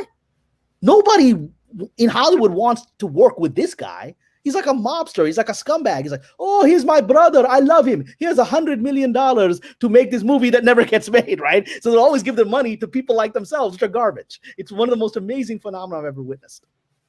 Yeah, absolutely. Anyway, moving on with the super chats. Marigo Ann says, diversity obsession means tick XYZ boxes. So if you want to portray a community, cultured country, time that happens not to have these equals racist. Yeah, of course, or you have to change history or change characters like Anne Boleyn. See how well that worked out. And Darius Münchhausen sent us a popcorn super sticker. And Harry Partridge Live says for £10, thank you so much, Tom Conkle mentioned the demands Amazon placed on him regarding tech specifications. I don't think it will be long until this new policy is applied to indies like him seeking their distribution. And you know what?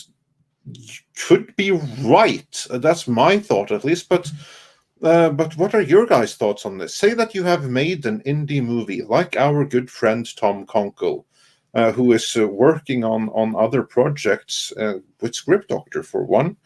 Could it suddenly be that Amazon takes a look at who has made this and decides that you're too white, can't put this on Amazon? Is there a risk of that happening? I don't actually think so.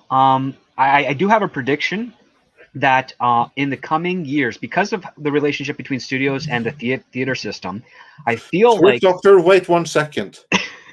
Now, repeat your prediction. Well, I suspect that with the relationship between studios, streaming services, and the theaters, that theaters are going to be the new platform to advertise for the streaming service. And I think that's going to be by the way of the independent film. So I suspect that what's going to happen is that people are going to be self-financing or crowdfunding independent films. They're going to be four-walling them in theaters. And if they end up doing well, they're going to land a distribution deal through theaters. And the goal would be to allow the streaming services themselves that don't have a deal with those filmmakers or those studios to have a bidding war for that content to attract people to their streaming service. It's not just going to be completely in-house. I think there's going to be a change in competition that way, much like how in the early 2000s, DVD and Blu-ray were really the end goal of the theatrical film. It's like you went to the movie theater to watch the movie, but it was really an advertisement so that you could buy the physical media at that time. And since that model has changed over to the streaming service, I suspect it's going to be in a similar thing. Like you're going to go to the movie theater to watch the movie. And since physical media is a little bit more in decline now, basically whatever, if that movie is big and popular and it's not associated with an existing streaming service, the streaming services are going to have a bidding war over who gets to distribute that film. And I think that might be a possibility of the direction that this industry is going to go in the coming years. Yeah, indeed, that's a very good point. And also on the points of going another route, Hypergiver 2 says for $10, crowdfunding is always a great way to screw the system. Just look at the Mythica series. 5 movies, all crowdfunded, and probably some of the best fantasy movies since Lord of the Rings, and are now cult classics. And Crazy Uncle Bob also says, do what Gina Carano did, go with Daily Wire. There we have 2 ideas. Have we heard anything more about that? I don't know that that's happening. Have we heard anything more? Because I've always said that Daily Wire would not be able to achieve what people in the fandom, or at least the fans of Daily Wire and of Mr. Shapiro, would like it to achieve. I just don't think it will ever. It might even be able to raise the money to make big movies. I just don't think they're going to be able to get big talent. Miss Carano is the most sophisticated talent they can get, and she's frankly above them in my opinion. And I just don't know that major Hollywood people, actors, would want to be associated with Ben Shapiro and Daily Wire, and I don't think they would do it. So I haven't even heard anything more from Miss Carano about doing that. I don't know if you've heard anything script or Midnight's Edge. I just don't know that that's a real thing. All I know is that she put out a picture on a tweet recently that looked very sci-fi-ish. Okay. If that's something completely different or if that's a tease, I do not know. What I do know, though, is that Ben Shapiro is not the one actually making the movies. Mm-hmm. He's just like behind it with his partner in crime behind the Daily Wire. Mm-hmm. But the one that they have outsourced all of that to is Dallas Sonnier. And he, I believe, has the network necessary that he'll be able to conjure a movie together. Who is going to be in it? What kind of talent he will attract? That I don't know. But I think that Sonny and his movies are. Well, I don't doubt that they have the people necessary to make a movie, right? I don't doubt that. It's just all about whether people in the industry want to be associated with the Daily Wire. And again, people in the industry, they may even like the politics of Daily Wire. They'll never admit it. And it's just they're afraid I do one Daily Wire movie and I'm blacklisted for life. And that would be my question. That would be like my concern. Yeah, and so I mean, we'll see. One thing I wanted to ask is, I see it's not a super chat, but I saw a chat earlier that's in the thing by Sander Hammerslag. Forgive me if I misread. He said Sander Hammerslag. Yeah, okay. I'll see if I can find it. 12:07 p.m. I actually wanted to answer his question. Yeah, sure. Can you find it? I'm still looking here. 12:07 p.m. Sander Hammerslag. 07. Fine, thank you. That helps. Then I can skip quite a few minutes. Is it about the Crusade movie? I actually have. Yes, that's the one. Let's see. Or I can just read. Is it this one? Verhoeven has been fed up with Hollywood for 2 decades. The reason why he works in Europe. He has a movie called Bernadette coming up this year. No, that's a follow-up. That's not the one. What I can do is I can just read what he's got here because I can see it here in the chat. Yeah, but So, I think I can get it. Give me one can more get it. second. Yeah, and I but think it I is can that find it is that gentleman. It's at 12:07. It's contact Paul Verhoeven. Here we go. It's Contact Paul Verhoeven. That's how you pronounce it, by the way. He has been dying to do a movie about the Crusades. Maybe interesting to see a movie about the Crusades from or that includes the Muslim perspective. Yeah, of course, but he doesn't want to do any movie. He has a script. And this is the one that Schwarzenegger was attached to, but Kamran. Yeah, I mean, the reason I would like to answer that is that I actually crossed paths with this project about 3 years ago, because he already has a feature script that he wants to do his own. You know, I've had my feature script for 20 years. It turned into a novel, right? So he has his version. But he was actually approaching the BBC to develop a television series on the Crusades. I think it was on the Third Crusade. So of course, my agents like, well, Cameron wrote a book on the Third Crusades. This is his shtick, right? And so they immediately contacted him. They got in touch with it, and the word came back that they sent him my Crusades script and my other stuff. And the word came back is that he wanted to work with a British writer for the BBC that the BBC liked, and he wasn't interested in meeting me, and that's fine. I also saw that his project never went with the British writer. But again, Mr. Verhoeven decided to go again with his own little club there, his friends, and didn't make a show. Same thing happened, a couple years before that. Is a major producer met with me to do epic television series on the Crusades. I laid out for him how to do a Third Crusade series based on my novel. I said, "This is how you turn it into 10 episodes, and these are the new characters that are not in my novel that you create to make for the show and whatever." And he goes, "Wow, you cracked it, huh? Wow, okay." And then I didn't hear from them again. Then I found out they instead wanted to go with someone who was the hot story of the moment, which is, do you remember Script Doctor when they did the Ben-Hur remake? Remember that? Oh God. So that was doing that was a disastrous idea, but then they got this writer who apparently didn't execute the script. And so that was a disastrous movie, but for a brief moment, that writer was getting a lot of attention before it came out. Ben-Hur and so they're like, we're gonna go with him. I was like, and good. And his movie failed, and your Crusades project failed. Because that's the sort of the little karmic protection I have. Is every time you say no to me, your project doesn't go, because you're not doing it for the right reason. You're doing it for the Hollywood glamour and glitz. It's my friend. It's this guy. He's hot right now. But they don't know the story, and they're not writing it from the heart, and it never happens. No, that's actually true. Like the one thing I always detest is that, yeah, you get a hot writer, but don't hurt that hot writer's career by giving them stuff that's outside of their purview. That's the one thing that. But again, they do that deliberately because it's like, well, we can get the advertisement, we get the control, we get to get the story we want, and then if he fades away or she fades away, it's no harm on our backs. We can just find another one that'll do the same thing, and yeah, you end up kind of hurting your business in the long term as a result of that, because you're not allowing the hot writer that wowed the town with a script to get better and do better things to get produced and showcased. So yeah, it's again the lottery win, just like our Arab oil sheiks, the lottery win that ends up destroying your creativity. There was a writer that was briefly incredibly hot. Do you remember the gentleman who wrote Pacific Rim, right? Yes. Yeah. So for a moment, he was all over the news, and he had a bunch of TV shows greenlit to series. And then those shows all just got pulled. I mean, I read the script for that. I was like, what is this crap, right? What is it? And then literally they started filming the shows, and they're like, this script is actually crap. We can't actually put this on the air. And they pulled all of them, and then he's vanished. So this guy that was feeded by the town disappeared off the face of the earth after that.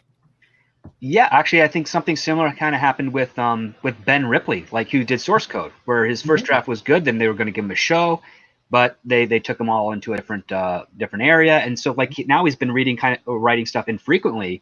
But there was a point where they were just trying to get everything for him for a time, and I think he's got to do a sequel to Source Code right now. That's what they've kind of wedged him into. So. I mean, I liked his scripts, and I think he's a good writer. So I'm really hoping he gets to come out of that rut that the industry kind of forced him into. But yeah, that's just the tragedy of the lottery of writing a great script. You get dragged through the mud, so to speak, and you think it's going to benefit your career, but unless you can take a step back and realize, like, oh, they're asking me to go outside my skill set. You have a very short window to study and learn everything you can about that assignment they're giving you, so you can actually meet these standards that you set and impressed everybody with. And most of the time they don't give you that time. It's like you got 6 weeks, and And you know, and again, it's just for anyone. I know there's a lot of budding writers and aspiring screenwriters in our chat here, and the career that you want is the long-term career, which despite all the garbage stories that I've told, I'm still here 20 years later, and I'm still working with high-level people, and I'm happy for that career, because I'd rather be that than this flash in the pan who appears for one moment and is gone forever. And that's most of the people I've seen come and go. I'm still here, and that's what you got to aim for. Likewise, it's actually perseverance, because you will have a far more lasting effect, not just in the industry, but also to everyone who got inspired to come into that industry. And that's why, like, I've seen some great writers that, they got that one big hit, and then it's every single like potential deal after, and it just eats away at them, and they just couldn't persevere, and they go off to teaching, or they go off into another industry, and your heart breaks a little, because you're like, if they didn't have that type of atmosphere around them, they would have been, the next William Goldman or something of that nature. And it's, bittersweet aspect of the industry, something that you have to really prepare yourself for as best you can when things kind of happen. And it's not easy. Yeah. And then we have Black Wolf Inc., who wonders, are there any rumblings about the Snyderverse in any capacity? Also, make the Batfleck movie. Gentlemen, have you guys heard anything about the Snyderverse and what the powers that be at Discovery might be doing if and when it all goes through? I mean, I think the people at Warner Brothers are scared about this Discovery deal, right? The Warner Brothers is a movie studio that has been very cocky in the last several years, right? And it's been a movie studio that, particularly with regard to its superhero franchise, DC, has been very schizophrenic and very incompetent in many ways. But they're preserving each other. Like, they don't want to admit they made any mistake, and then they double down and making more mistakes, right? And now we're seeing that with Latina Supergirl in The Flash, right? And so I don't know that Discovery is going to tolerate that. I actually am a very big fan of the Discovery Network. It is one of the, I only have 2 streaming services. I've got Netflix, and I guess I have Amazon Prime, but I use that for other stuff. But yeah, and I have Discovery, which I actually watch all the time. I was watching Discovery last night because it's actually very highly entertaining shows. A lot of them are documentaries about Bigfoot and UFOs and stuff like that, and they're really well made, and they're made for the audience, and they're wildly entertaining. So Discovery is a channel that doesn't care if Hollywood makes fun of it for making Bigfoot reality shows, right? Because they're wildly successful and the audience wants them, and they're entertaining. And so Discovery understands customer service. And so I think Warner Brothers Studio is actually quite afraid. I think people around Ms. Sarnoff are quite afraid that Discovery is going to come in with a sword. Whether that means Mr. Snyder will come back, I don't know that he wants to come back. I think this has been a dross around his neck for years. I think he's moving on. I don't know that he has any interest in resurrecting his vision for the world, but I do think that the sword is coming for the Warner Brothers executives. I think they're terrified. And I don't know, Script, if you have a position on that. Yeah, I do. I have heard a couple of rumors that supposedly someone wants there to be the part 2 and 3 of Zack Snyder's Justice League, which, again, I know a little bit about this project from its beginning. It was supposed to be initially 2 parts, a 5-hour epic in total. We kind of got that with the Snyder Cut already. This talk about a 3rd part just seems weird to me. But at the same time, a lot of people are saying that AT&T is essentially selling Warner Brothers. They're not. They're still going to be the owners. They're just they're the majority owners. They have going to be the 70% stake. Discovery is just coming in to sort of take over as management, and a lot of people are scared, and they should be, because Discovery has a pretty solid infrastructure there. I've actually dated some people who worked on Property Brothers, and know the relationship of how Discovery works with those shows. It's really amicable. They really they know how to kind of be hands off when they have to be hands off, and if they have to get hands on, it's for actually a really good reason, like an old school reason. Like, this is not working for this reasons. We're going to make a change. I really hope that it goes into a positive direction, because Warner Brothers really needs it. It is kind of like a refuge studio compared to all the others. And it knows how to make really good relationships. But yeah, I think Sarnoff, Emmerich, to a lesser extent Killar and Hamada are all going to be out the door, I would say, in the next 2 years on average. And I know there's a big fan base out there for Zack Snyder and his take on the superheroes, but The Flash is probably going to be that send-off to his universe. And it's also kind of crazy because The Flash is a movie that they've been trying to make in this thing with Ezra Miller for at least 5 to 6 years. They've been trying to make The Flash since Ryan Reynolds' Green Lantern film, which was even further than that. The fact that they couldn't get it off the ground means that the studio itself has always been coming at these characters from the worst direction.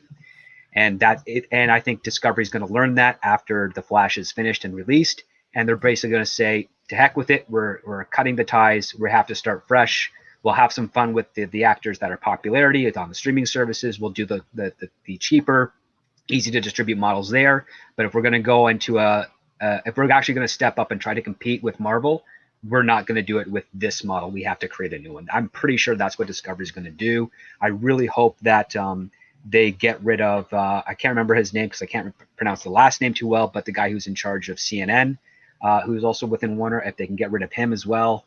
You're talking about Zucker? You're talking about Jeff Zucker? Or? Oh, yeah, it is Zucker. Yeah, sorry. Yeah. Zaslav is the guy from Discovery who I like. Yeah. Zucker is one of his friends, or at least friends on paper, that has been kind of messing around with his area of things. But yeah, they're going to have to clean house. And if they do repurpose the model that they have at Discovery over at Warner Brothers, I think it will have a very surprising and positive result on things, because it's worked so far for them right now. Like, nobody ever expected the Discovery streaming service to be as big as it got so quickly. That was kind of like they thought it would have a slow, steady growth, but it's like, no, it boomed, and now it's just because the shows are fun. They know what the audience wants. They don't care. Property Brothers, Flip or Flop. I've sat and watched Flip or Flop marathons with my sister when I go visit her in Texas for like 3 hours in a row. We'll just watch Flip and Flop. I mean, they're addictive shows, and no, they're not highbrow, but they're very entertaining and interesting. And I get pulled in. And if you can get that kind of vibe again of giving the audience what it wants, I think Discovery is going to be a blessing. Yeah. And I also think that if they're able to properly use investigation Discovery, I mean, like do some really cool specials that they already have, and then do straight to HBO Max feature films based on those true crime things. I mean, I'd watch the hell out of a BTK movie, a well-made one on HBO Max, and certainly Carl Panstrom and all the other stuff I learned about on Investigation Discovery. But anyway, back to the question, Snyderverse. I've heard something before we do that. Actually, I wanted to let you know something, Andre. Something just flashed on my screen that may be relevant for. I think it's going to be a live stream we should do this week. But the magazine The Atlantic, just put out today an article on the failure of Star Wars at Disney and why it happened, and why George Lucas, and Mandalorian is the only way to bring it forward. If it's in the Atlantic, that's the official narrative now. It's what we talked about. The Atlantic is saying Star Wars failed under Disney and needs to be on a new track. We shall talk more about this as soon as I get time to read and digest this. We'll talk later, and we'll have another stream or a separate video or something like that. Like, looking forward. That's just breaking news. So yeah, that's really fascinating that's happening now. Very cool. We'll speak about that after the stream. Right now, we have some more super chats and stuff to go through. We have to digest the article. But about the Snyderverse, I heard something too. I don't know if it's accurate, so all those warnings, but I learned this from our good friend Mikey Sutton, and who is fairly well connected over there. And this has also been echoed by Edward Lauder over at Small Screen, who is also connected over there through different peoples. They don't have the same sources. What I've heard from the two of them, so like slight difference, but basically the average here is that for the Flash movie, it was written with two endings in mind. One ending where the Snyderverse essentially continues, because they will go back to Affleck's Batman because he won't be killed off, and another one where he is killed off, and then you are left with like the multiverse. So they'll bring in Pattinson's Batman and the new Black Superman, all of that stuff. That's kind of like one ending. It's going to be the final send-off of the Snyderverse and the intro to the Hamadaverse. That's one ending. The latest thing that I have heard, courtesy of Mikey Sutton, is that apparently after David Zaslav came in and he took a look at things, using simply numbers. Like, he's not a DC fan per se, he's a numbers man, and he looks at the numbers of the Snyder Cut, and they are tremendously good. And he looks at the numbers of what everything else that they've been doing recently, and they are, relative to the money that was spent, not so good. So apparently then, the rumor is that ending where Affleck's Batman goes out in a blaze of glory and they really go all in on the Snyderverse, that's kind of been scrapped and replaced with the one where they still have the option to pick and choose. And what Mikey Sutton reported is that Zaslav apparently is of the mindset to restore the Snyderverse. Now, that doesn't mean bringing Zack Snyder back. It only means continuing with the interconnected path that he started. Like, for instance, a miniseries telling the story that Snyder otherwise would have told over the course of Justice League Part 2 and 3. You don't actually need Snyder to direct that. If you get rid of the people that had an issue with him, and that apparently is happening, then you can certainly have him just to produce while someone else directs. But if it's still Chris Terrio, because that's who wrote those movies, and on that, top of that, I don't know any details like that I haven't heard. Well, the one thing that I do know of, and I know this just because I have a friend who does work at AT&T, and the numbers there don't depict duration, and that's actually a really important thing. Like, Netflix has numbers and duration; they know exactly how many people watch their shows, do they watch them to completion, all that stuff. Disney Plus has the same thing. HBO Max has the same thing, but I think there's some powers that be at HBO Max that aren't giving those duration numbers up to the people in charge. And the one thing that's kind of interesting is that I believe that the numbers for the Snyder Cut that are being rumored and projected are accurate, but I don't know how many of them are actually watching it to completion, because they can tell when you pause something or if you stopped or turned off and then picked up where you left off and so forth.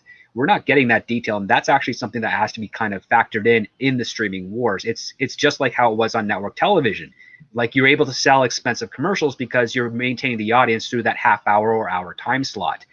The same has to be applied also when it comes to streaming services as well. It's not enough that you spend $10 million for an episode of a TV show. You have to make sure that you're holding on to that audience for the duration of what that show is.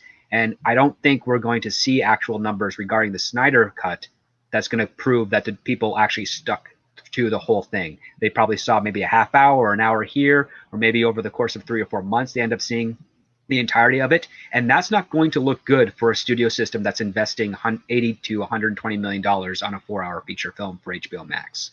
So that's something that has to be factored in. And I don't know if the people up at the top of the decision-making ladder are going to be getting that information, or even think to look at that information, because they want to take a look at the data that helps bolster their confidence in whatever decision they want to make. They don't want to go to the minutia of it.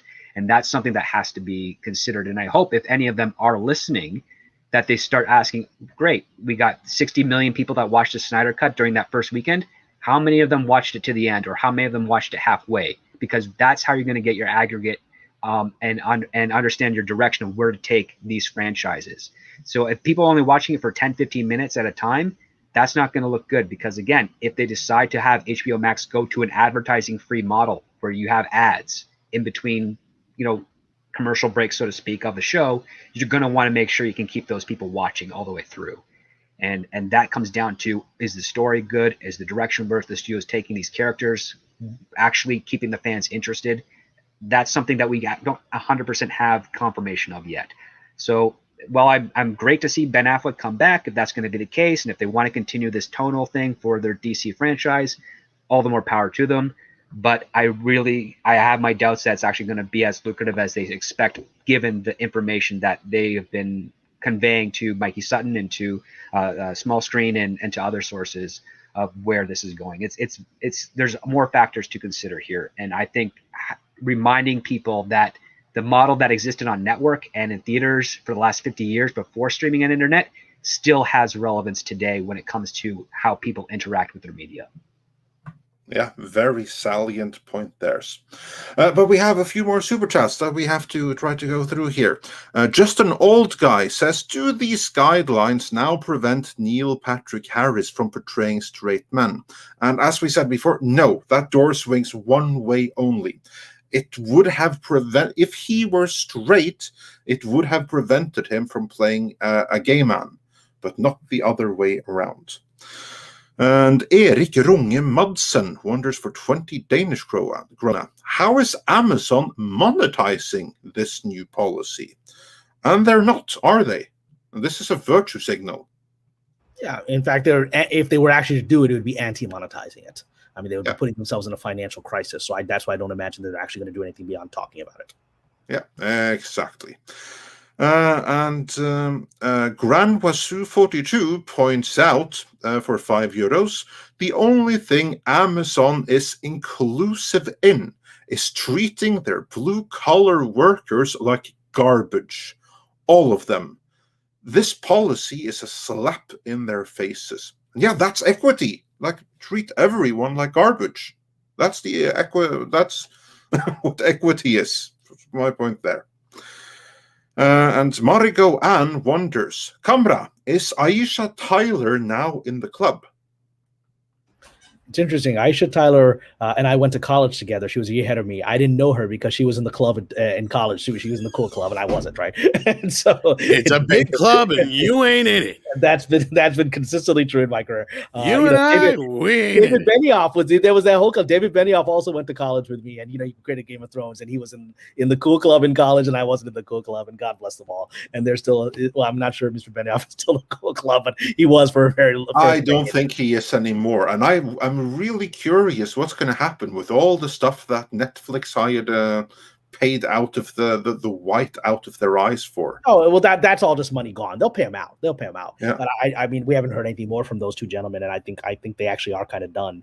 And I've often wondered why they're kind of done, because their sin of making a couple of bad seasons of television there's much worse sins than that, right? And so I don't know if Script Doctor has a good opinion on that. I've been wondering why, because they were very much the club, and we'll get back to actually answer the super chat about Aisha Tyler, where they were very much in the club because I had been pitching a swords and dragons type based on best-selling novels by Guy Gabriel Kay, a wonderful fantasy writer that I got the rights to, and I've been pitching them, and everyone in the town told me there's no market for dragons and swords and fantasies. It's just, so I pitched it, everyone passed, and then 4 weeks later I'm reading the trades at the Game of Thrones has been greenlit by HBO. I was like, okay, I was just told 3 weeks ago by the same people that there's no market.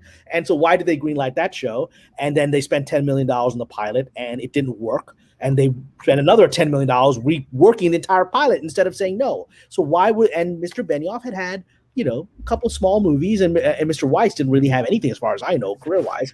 And so why were they throwing money at these guys? And Mr. Benioff's father was the president of the New York Federal Reserve. I was about to say, that's why. Yeah, so he was the club, the Federal Reserve, which is the central bank. He's one of the central leaders of that. And so, so they decided it's a good idea to have somebody in the Federal Reserve make them happy. Maybe that's going to help out our company in the future. So they kept throwing money at this. But then, and they did it for 7 years. These guys did a successful job for much of that. And then suddenly they became persona non gratis, and I've never figured out why. Just because they made a couple of bad episodes, bad seasons of TV. A lot of people have made bad seasons of TV, so I don't know why that happened. But and I would love to hear Script Doctor's perspective on that. But to answer on Aisha Tyler, Aisha Tyler, God bless her, I think she's very talented. I think she's always been an active, actress, and in this town, I don't know that she's in the club. I think that she's somebody the club will say, here's my black friend, right? They do that, but I don't know that, not that she doesn't deserve it or doesn't have the talent to be in there. I just don't think they let people in, and someone like her is very useful when they need to have someone, as an African-American face for something, even though she's more than that. She's very talented, and she's, she and I went to college together. She's quite smart. And so whatever. So I don't know that she's in the club or ever will be allowed to be, at least until the club collapses in the next 5 years. And so as for Benioff is the great mystery why this guy who is at the heart of the club became persona non gratis. I don't know what happened there. I can speculate, but I want to hear what Script Doctor has to say. I think even though you have writers who have made some bad episodes, one thing that's kind of consistent with them and how they persevere is that they have a pretty solid work ethic, and Benioff and Weiss don't. They don't communicate much with their crew, and HBO Max was kind of upset with the fact that they were so kind of isolated themselves from everybody else. Like you get your meetings with them, and they would say what they're going to do, and they'd schmooze and say all the right things, but when it came to talking with the cast, with the crew, with the directors that would come in, they were few and far between, and that usually rubs a lot of people the wrong way. I mean, usually if you're bringing on a director and you're planning all your stuff for your seasons, like you're going to direct this episode, what have you, there's a lot of like conversations back and forth within the writing team and the writer's room. And the other part too is that Benioff and Weiss were offered to hire on additional staff writers and a new showrunner, and they rejected that, and basically that hurt HBO a lot because they didn't want Game of Thrones to end. They wanted so they basically screwed their benefactor with arrogance. Yes. I would say that would be it, because I've read their 45-page pitch document of Game of Thrones, and I've learned within the first 4 pages these people have not read the book. They don't know where they're going, and they're going to rely so much on what's being done by George R.R. Martin that if they run out of source material, they're going to fail. And I was hoping that wasn't going to be the case, but then I heard the pilot, then I heard so many people were loving the show, and I hadn't seen it yet. And I knew that was going to go on for at least 7 seasons. And I said, you know what, before I actually start watching this show, I'm just going to wait it out so I don't have that anxiety in between seasons of wanting the next thing. And luckily, they pretty much botched the ending. So I saved myself, a good week of binging a show that would have only left me disappointed at the fact. And it kind of went back to my instincts that I've had, not just with that pitch document that Benioff and Weiss did to HBO, but also when I saw the pilot for Lost from J.J. Abrams. I'm like, there's no way you can stick a landing on this. It's concept over substance. Why waste my time on that stuff? And I don't have as great foresight as Kamran does when it comes to how a show is going to succeed or not because of his involvement. But I do know that if something is too good to be true at the start, it's probably not going to stick the landing at the end. And that's just the nature of this. And I think because they took every deal they could during their peak of the popularity, like that season 6 was, I think, their peak. Mm-hmm. They made their deals with Disney and Lucasfilm. Then afterwards, once season 8 dropped, they quickly managed to score a deal with Netflix. And it just seemed kind of strange. Like that's a lateral move to go from Disney, Lucasfilm to Netflix. It's not an increase and not a benefactor. And then Netflix hasn't made any progress with regards to the stuff that they're developing. So that was also kind of weird. So yeah, I think it has to do with the fact that the work ethic is not really there. Like they may have had the talent for the adaptation, but I don't think they have the relationship skills or the work ethic to have been able to follow through, at least to the standards that people in town were expecting. So they bought into their own myth, that they didn't realize that this was given to them on a silver platter, and so instead of taking those 7 years to build craft and discipline and talent, they assumed if we're always going to have the golden goose giving me eggs, I'm going to keep getting golden eggs, right? And then that run out. And I think it's symbolic of what we're talking about, that Hollywood is going through this period of arrogance that's just the pride before the fall. And I think they're symbolic of that then, from what you're describing. It seems that way, because one thing that I was told, like my first week here, like just as an intern at Paramount, which is never lose your hunger, because that's going to keep you, number one, humble, and it's also going to keep you creative.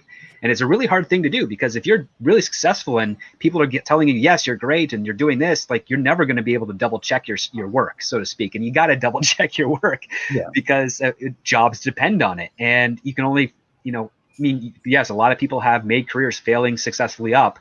But sometimes it's like, if jobs are on the line, and the last thing you want to do is be the writer that wrote that one script that broke the show, or that wrote that one script that broke the studio, because everybody's going to be looking for a new job. And they'll find it, but maybe they really liked the job they had. Maybe the environment was great. And they'll resent you. And the people at HBO that felt embarrassed, that went from the most talked about television show on the planet to the most mocked television show on the planet. I'm sure the people at HBO were quite embarrassed by that, and it affected their standing at the cocktail parties.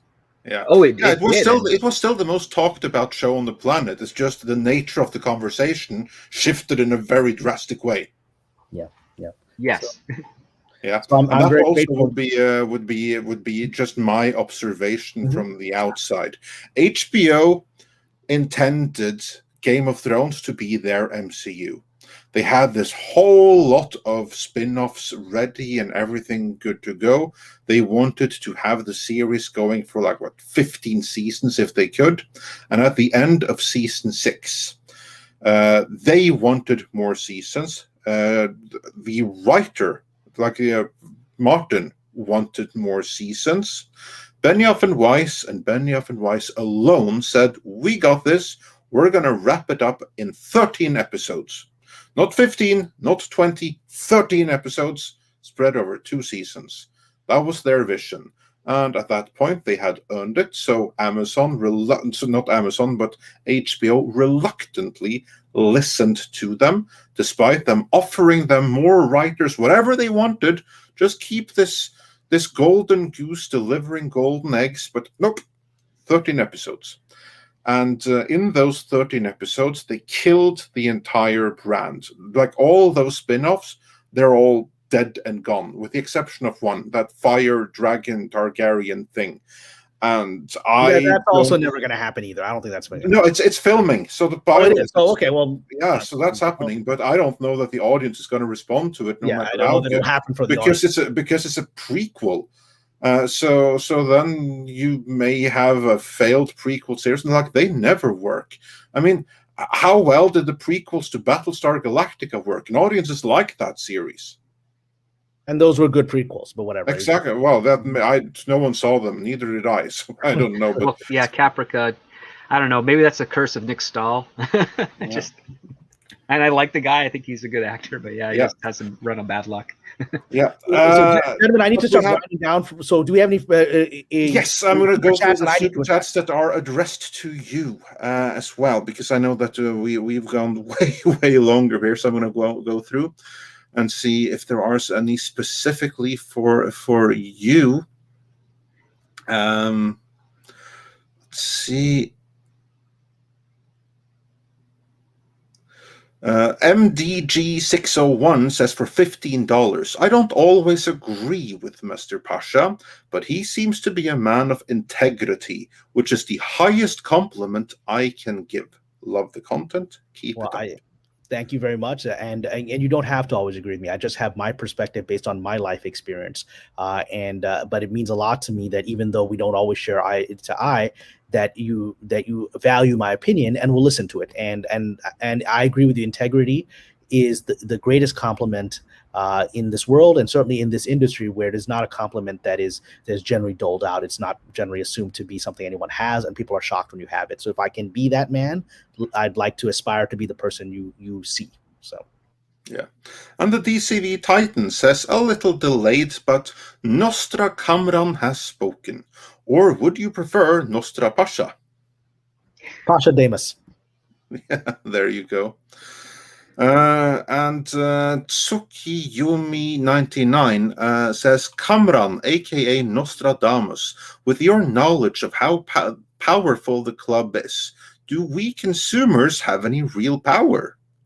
Oh, you have all the power. You have the money, right? You have all the power in the world. And whether the industry is willing to accept it or not, you've already shown the power, right? Over the last decade, you've shown the power by taking the money away from projects at Lucasfilm and other things that you don't want to see, and by creating the pressure of the fan base to get the Snyder cut out there, right? You've already proven your power. And again, as Script was saying, beginning of last year, the industry had accepted your power. And then the historical events that happened, which were extreme events, really once in a lifetime or once in a century type events that happened last year, pushed the industry back into this emergency plotting mode of survival. And they're not thinking straight right now. They were thinking straight that we have to satisfy the audience, you, because you're the consumer. And they will think straight again over the course, starting really this year, but really it'll be next year when a lot of these things come out, and when The Flash comes out, and when a lot of these poorly thought out, projects that were created under a state of fear play out to their detriment, they will return to acknowledging your power. And that is the hope of the industry. Yeah. And then BBB Alal says for $5, how possible is it for an alternative studio focused on creative to rise up and compete versus Hollywood? I mean, I definitely want to hear Script Doctor's perspective on this as well, but I think it is possible. The problem is the resource base, right? Especially, the resource base of making any of these kinds of projects requires billions of dollars in the bank, right? And the people that have that money right now tend to all be people in the club who think the same way, right? And so you're not having a lot of people trying to break it. You have Mr. Shapiro and Daily Wire trying to do it on their own, but they have certain baggage that even if they have resources and connection to some level of crew and producers, I don't know that they can execute at a level that's really significant to challenge the industry. I think what it's going to take is going to take an internal revolution within the industry and the collapse of a generation whose time has passed, who should have retired, in their glory a decade ago, but instead stayed a decade longer than they needed to. And Script, I don't know if you have a perspective on that. Pretty much of the same ilk as you, because frankly, the biggest obstacle for independent film is distribution. And all the distribution companies are of the studio system. And being able to get your film out there, not just domestically, but internationally, which is also a big part, it's a daunting task. And we currently live in a world where it is more expensive to market a movie and distribute a movie than it is to produce and complete one. So yeah, that's going to be the biggest part. Now, it could be attainable because the internet is vast and is world reaching, but you got to have something that translates, some sort of marketing angle or crowdfunding angle that translates across borders that everybody can get behind in order for that to really scare people in Hollywood. And so you can only just give it a shot. If you got the idea, give it a shot and see what happens. But yeah, don't give up. But yeah, eventually time is the greatest enemy from a corrupt situation. So it's going to collapse and something new is going to come into its place. It's going to be a rough transition, I think. I think it's going to be a very rough transition. I think there's going to be a lot of vitriol going around and a lot of turnover. But once it gets over that horrible hump, everybody's going to be very very pleased with what's coming afterwards. And it's up to, unfortunately, the onus is going to be on the audience to hold those people who are now in charge accountable for the decisions they make and make sure that they properly convey, what direction they should be going. Because what we've had over the last 20 years, at least, is an audience that bought into the whole be a consumer and don't ask questions type of thing. And I think that's bad for art in itself, because art is supposed to make people think and make people inspire. And if there's anyone out there that's saying, oh, I just don't want to think, I just want to sit back and consume, they're the ones that you probably should not be listening to or trusting as much, because thinking is how we got the civilization we have today. It's how we're able to communicate over the internet, is because someone thought, I want to achieve this. How do I do that? And, put their minds to it with other great people of the same mentality. So that's my 2 cents for that. And then we actually have a question for the two of you. Clive Calculator says, for £5 Kamran Pasha plus Script Doctor, could you do a show on the whole commissioning process from being an outsider to what I imagine to be the opening scene of The Player? So you want to basically learn how to essentially you want to be told how to do this, from beginning to end, how to make it as a screenwriter. That's what I got from the reading of the question. Yes. Well, first of all, I appreciate your super chat, and thank you for your generosity. I think I'm sure I'd be happy to get on Script's channel and talk about it anytime. I think that there's multiple chapters and episodes of the different elements of that journey. And the one thing that I think I can say from our experience is that there is no route. It is, the best route is being born in the club. You're Steven Spielberg's nephew. Then the opportunities are provided to you. J.J. Abrams, who I believe does have talent, was also born in the club. His father was a very successful producer. And so he was able to get a movie like Regarding Henry, which is a good script that he wrote at age of 19. He got that made with Harrison Ford. Most 19-year-olds with a good script like that can't get to Harrison Ford. He could. And so the best way to have that journey is to be born into that family. Most of us don't have that. And some of us are born in the families they really don't want in here. And so there is no route except figuring out what you're good at and then firing an arrow and missing, and then adjusting and firing another arrow and missing and adjusting. And, it's ready, fire, aim. That's how you do it.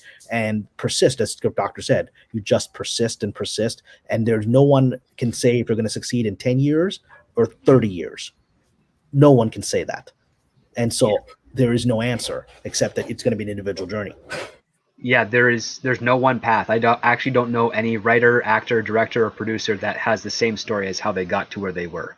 The only consistency is persistence. You just keep trying. And because if this is something you want to do and the motives for why you want to do it are beyond the financial ones, which tend to be the most people who are most successful. They don't really care so much about the money, although they do love it as I do, and I'm sure Kamran does. It's just like, well, we have something we want to say that's not in a preachy way, but we just have this story we think is interesting. We want to share it with you. We want to grow it. We want to develop it. And yeah, the other part too is it's mostly rejection, and because it's mostly rejection, that's how you can create a very, horrible community, which we have in town. It's why it's a double-edged sword. It's exciting when you get a project off the ground and everybody's so happy and agreeable, but as soon as something goes wrong, then you get bitter, you get resentful, and you just want to see everyone else around you fail as well as a result. And that's the mentality that's kind of that the entire industry after 100 years needs to really start growing out of in order for them to really be successful for the long term, in my opinion. But yeah, I mean, listen, when time allows me to do a live stream, I'd love to talk with Kamran. I'd love to exchange assignment stories, because assignments are the greatest stories you will get. It's like you're hired to write this way. Those are some fun stories. So I'd love to do that at some point. We'll scare them off script. We start telling those stories. People are like, I'm not going to do this. Why would I do that? That's crazy. And then Powerless Plane says for 100 krona, Andre and Kamran Pasha, the Starship Troopers movie was a piece of crap. The book is a good quality work of sci-fi art. P.S. My mother read me the book when I was young. I have dyslexia. I would never have known from your writing. But yeah, I keep on hearing that the people that are fans of the books aren't fans of the movie. So, well, I mean, as an author, I'm delighted that you're a fan of the book. I haven't read the Starship Troopers book, so I enjoyed the movie for what it was. Same as me. It was enjoyable. I was just, I was like, then they had the naked shower scene. I was like, why isn't Denise Richards naked? But okay, whatever. It's okay. I'm going to go with that. I was only disappointed with the film. And then we saw Wild Things and she got more than naked and we were all fine with that. But I'm a huge fan of Mr. Verhoeven, even though he has declined to work with me in the past. Let's see if that will change that in the future. Yeah, I've read the book. I've watched the movie. They are different things, but both are enjoyable. The book's got actual mech suits in it, so that would probably be why people are disappointed. Because I mean, at that time in the '90s, doing a mech suit film would not be easily achievable. But yeah, they are kind of different beasts that stem from the same source. But yeah, I understand a lot of people not liking the movie in favor of the book. But and then one final super chat addressing Kamran. ActionCom says for $5. What's the status of Joe Esterhaz these days? Was he in the club? Yes, Mr. Esterhaus was in the club. I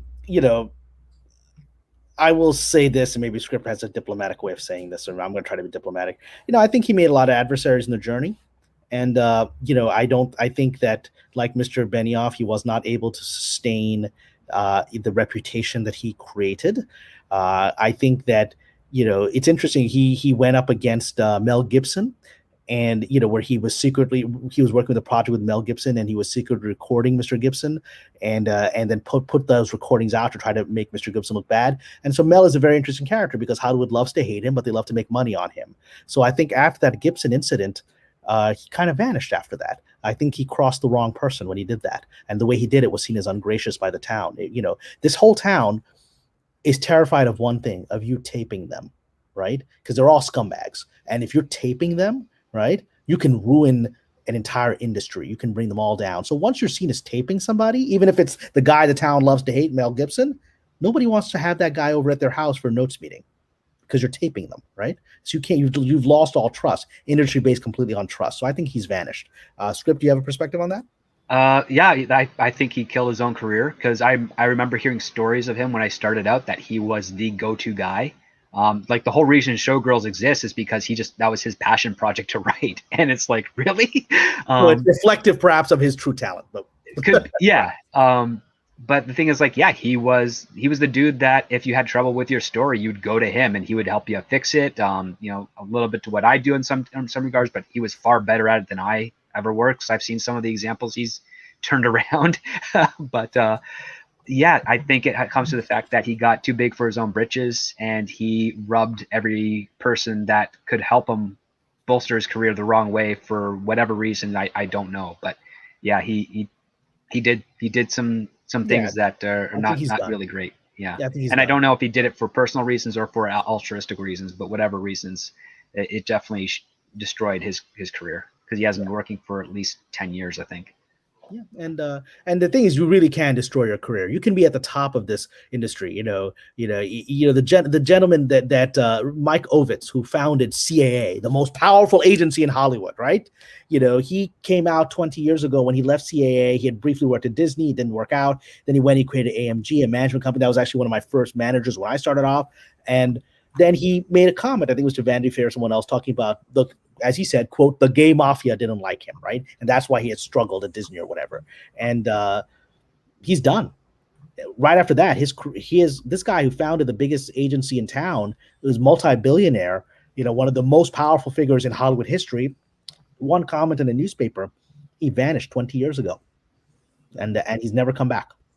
And the industry will cut you down. That's why, for all my grumbling that you see on things like Midnight's Edge about my career and the struggles I faced, somehow I've survived it. It's literally a miracle by God's grace, with the kind of people that have been my adversaries in this town that have said, I'm never going to hire that guy. The fact that I still work is literally a miracle, because this town can decapitate you, and somehow they haven't been able to do it to me. That is fantastic, and so glad that you are still here and that you keep on coming and joining us in these streams. We love it. We know our viewers in the chat love it, so it's fantastic to have you here. And today we've had you for a whole 4 hours. Yeah, almost. I actually have that's way longer than I got pages due, and I got to get to it. So thank you all for your hospitality and your graciousness. Thank you, Script Doctor. It's always wonderful to be on the stream with you, Andre, Tom. We're like family now. And it means a lot to me that you include me in this family. And then I want to thank this. Yeah, you need to learn to change the toilet paper, by the way. Family, those are the family disputes we all have to have, and I like that. What can we do? Toilet is toilet. Yeah. So, but I just want to thank you. I want to thank this incredible chat here, both for your passion, the interesting comments, and your generosity. I know your super chats really help this channel and have bolstered it to a very strong place. So, continue to help Andre and Tom what they're doing here. And I just wish everyone the best, and hopefully I'll be back on near, because I want to talk about this Atlantic article. I got to read it myself. Yeah, I'll read it and I'll get back to you later. So we'll do something. Keep having you on so much. We'll have to start cutting you in on those. But all right, gentlemen, thank you for your time. Take care, sir. It's always a pleasure. Bye-bye. All right, take care. Yes, Script. You have a few more minutes to go through the last ones. Yeah, absolutely. Yeah, and then going back to the super chats that didn't involve Kamran, at least not at first glance. Spider Unlimited says, current generation doesn't understand that the good goes with the bad. It will always be there, just a matter of how it's balanced. Can't wipe it out. And Mephitic Miasma says, regarding Amazon, don't you just hate people who put their pets in cute costumes and think it's cool? I have bigger things to hate than that. I mean, those pictures are cute, and I feel sorry for the animals. Yeah, I was going to say there's bigger fish to fry, but they're adorable. Hate is a strong word, and I'll reserve that for other things. As long as the animals are well kept and looked after, I'm sure that they can suffer through those. I was going to say, I'm not going to deny that some of them don't like it for our enjoyment. I'm sure a lot of them are very pampered and taken care of very well. Yeah. And then where we were, Marigo Ann says for £2, tired of anti-West talk overall. It warps history. Yes, indeed, it does. And Sukiyomi99 says for $5, why is the comic book industry dying but comic book movies thriving. Oh, we got this one. Yeah, but I got have one another already. take on that as well. And a great way a great answer to that, I should say, is EVS and Cecil's video that I think Michael Bancroft is the one who animated. Check out his channel. Great breakdown of it. But the short version is they had the biggest run in superhero movies in history. And when kids would go into the comic shops and say, hey, I want Iron Man, hey, I want Thor, they would get Riri Williams and Lady Thor and all this other shit instead of the actual characters. So that's one reason why. And the other reason is because the classic fans are turned off by the new shit. So, I mean, that's another short version and take on also besides what Cameron had said earlier, but yeah. And also now that they are actually repeating the things that drove all readers away from comics, like Riri Williams, all that. Now when you're pushing that into the MCU, just wait to see how long it actually is going to last before audiences start disappearing from that. I mean, script, we've already talked about how, like, Loki so far represents a trilogy of Disney Plus failures when you combine it with WandaVision and Falcon and Winter Soldier. And Yeah. I don't see much excitement for Black Widow. Yeah, it's weird. I've had some friends that have managed to see a early screening of it, and they said it was not what they were expecting, and they didn't have many positive things to say, which is unfortunate. Yeah, it's so strange because I've mentioned this before. Marvel, on the film side of things, is using a TV model to do their films. Like each feature film is like a big event episode of a television show. And yet when they actually do something that's on small scale for a TV show, they basically take what would be a feature script story and pad it out and stretch it out and bloat it out to reach a 6 to 8 episode arc. And it doesn't have the pacing or the engagement that you'd expect. And it also doesn't seem to have the quality of the actual same level of quality that you would see from the best of the Marvel films, which it should, because you've got more time to play around with the characters, you have more time on production. It's just mind-boggling how it's the exact opposite of what it should be. And I mean, the other part too is that it's a disappointment for myself, because one of my favorite Marvel characters is She-Hulk, and she's getting a show, and it's because of this track record that we can now confirm and point to with WandaVision, Falcon and the Winter Soldier, and Loki currently in its run, I have way more reservations about the She-Hulk Disney Plus series than I had before, because again, there was only that one staff writer that was making a hubbub on Twitter, and she was kind of inconsequential to the actual development of the show. So I was still holding on to what I know of the actual showrunner, who I think wrote quite well. So yeah, it's hurting because it's like, yeah, these should be great stories. These should be dominating the conversation for streaming, but it's not doing so in the most positive light. That is clearly what Disney and Marvel were intending. Yeah. And then STR Red Wolf just explained his name, because he says, I'm a bit glad we don't have this diversity issue this bad in the furry fandom, although now I worry if I need more species in my stores. So yeah, fish lives matter, I guess. We'll see. And then let's see where we are. The Wall says for $20. Thank you so much. Comic book industry dying? The comic book industry isn't dying. It's going back to its roots. See a few guys in a back room with one room turned over to storage, like Splato Delgado Comics and Sick Fox Studios. Yeah, there is a bit of an independent surge. I'm not gonna. That's definitely something that can't be overlooked, for sure. And then even some of the creators that are on this very platform as well that are doing it. So there you go. Yeah.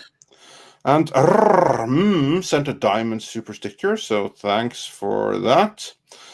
And Ulrich Koll sent us 20 Danish krona super chat, but there's no message, so thanks for the donation.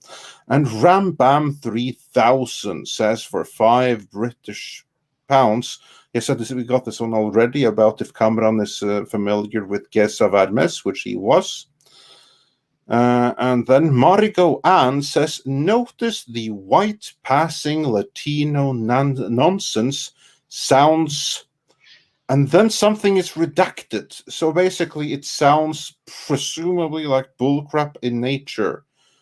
If you're still here, if you can clarify that, because it's redacted to the point of being unreadable. I'll put it in the private chat. Guys, see if you can make head or tails out of this one.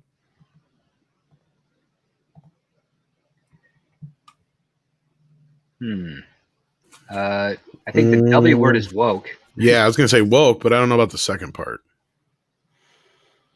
Notice the white passing Latino nonsense sounds.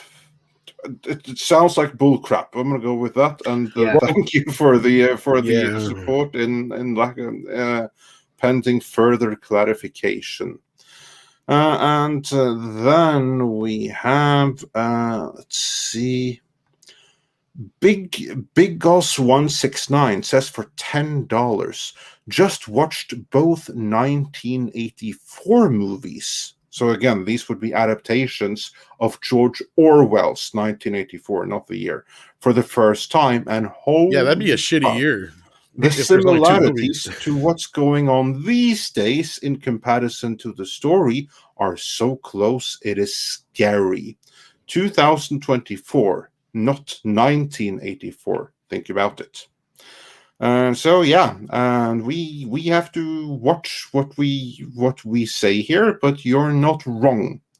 I will say that you are not wrong in making those observations. And then let's see. I'm going to refresh.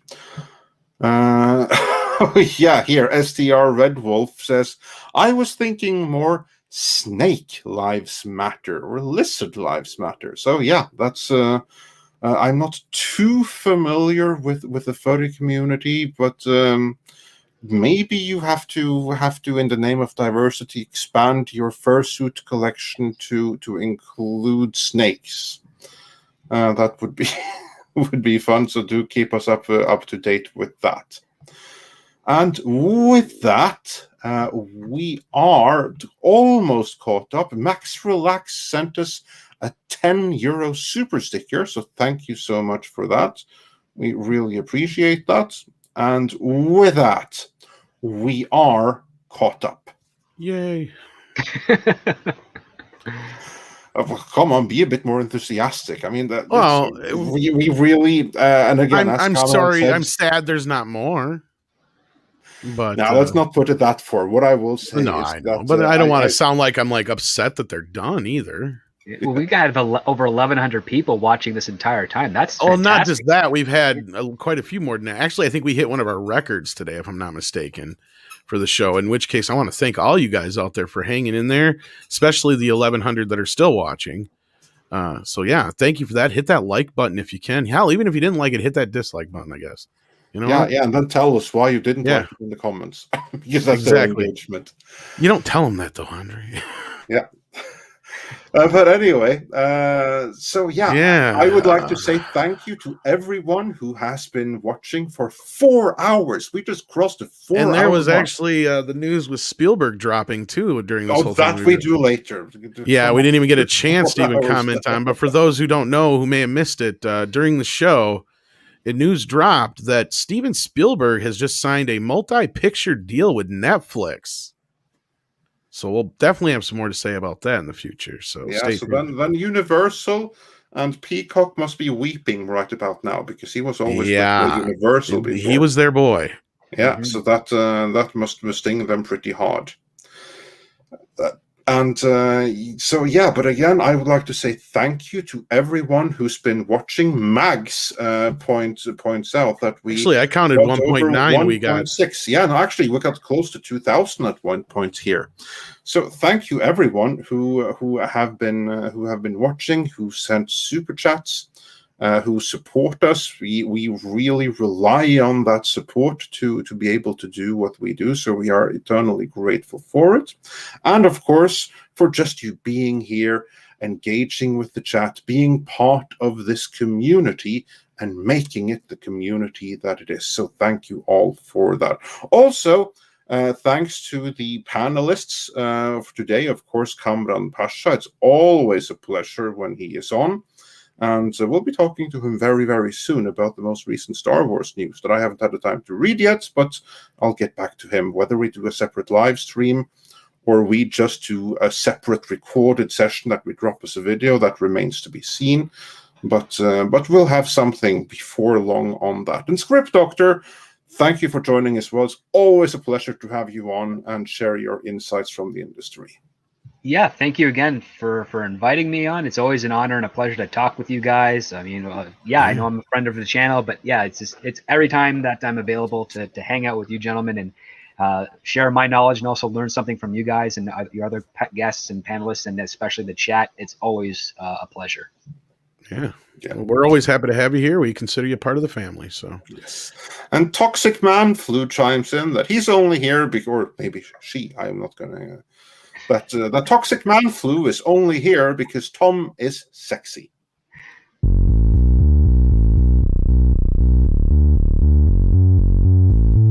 Earthquaking, booty shaking, let's get this fucker started. Yeah, you know it. Nice, very nice. And on the topic of music, as many point out, I do believe it is time for some koalas in the rain. Koalas in the rain, koalas in the rain, no fucks given, koala, koala, koalas in the rain, koalas in the rain, no fucks given, koala, koala, koalas in the rain.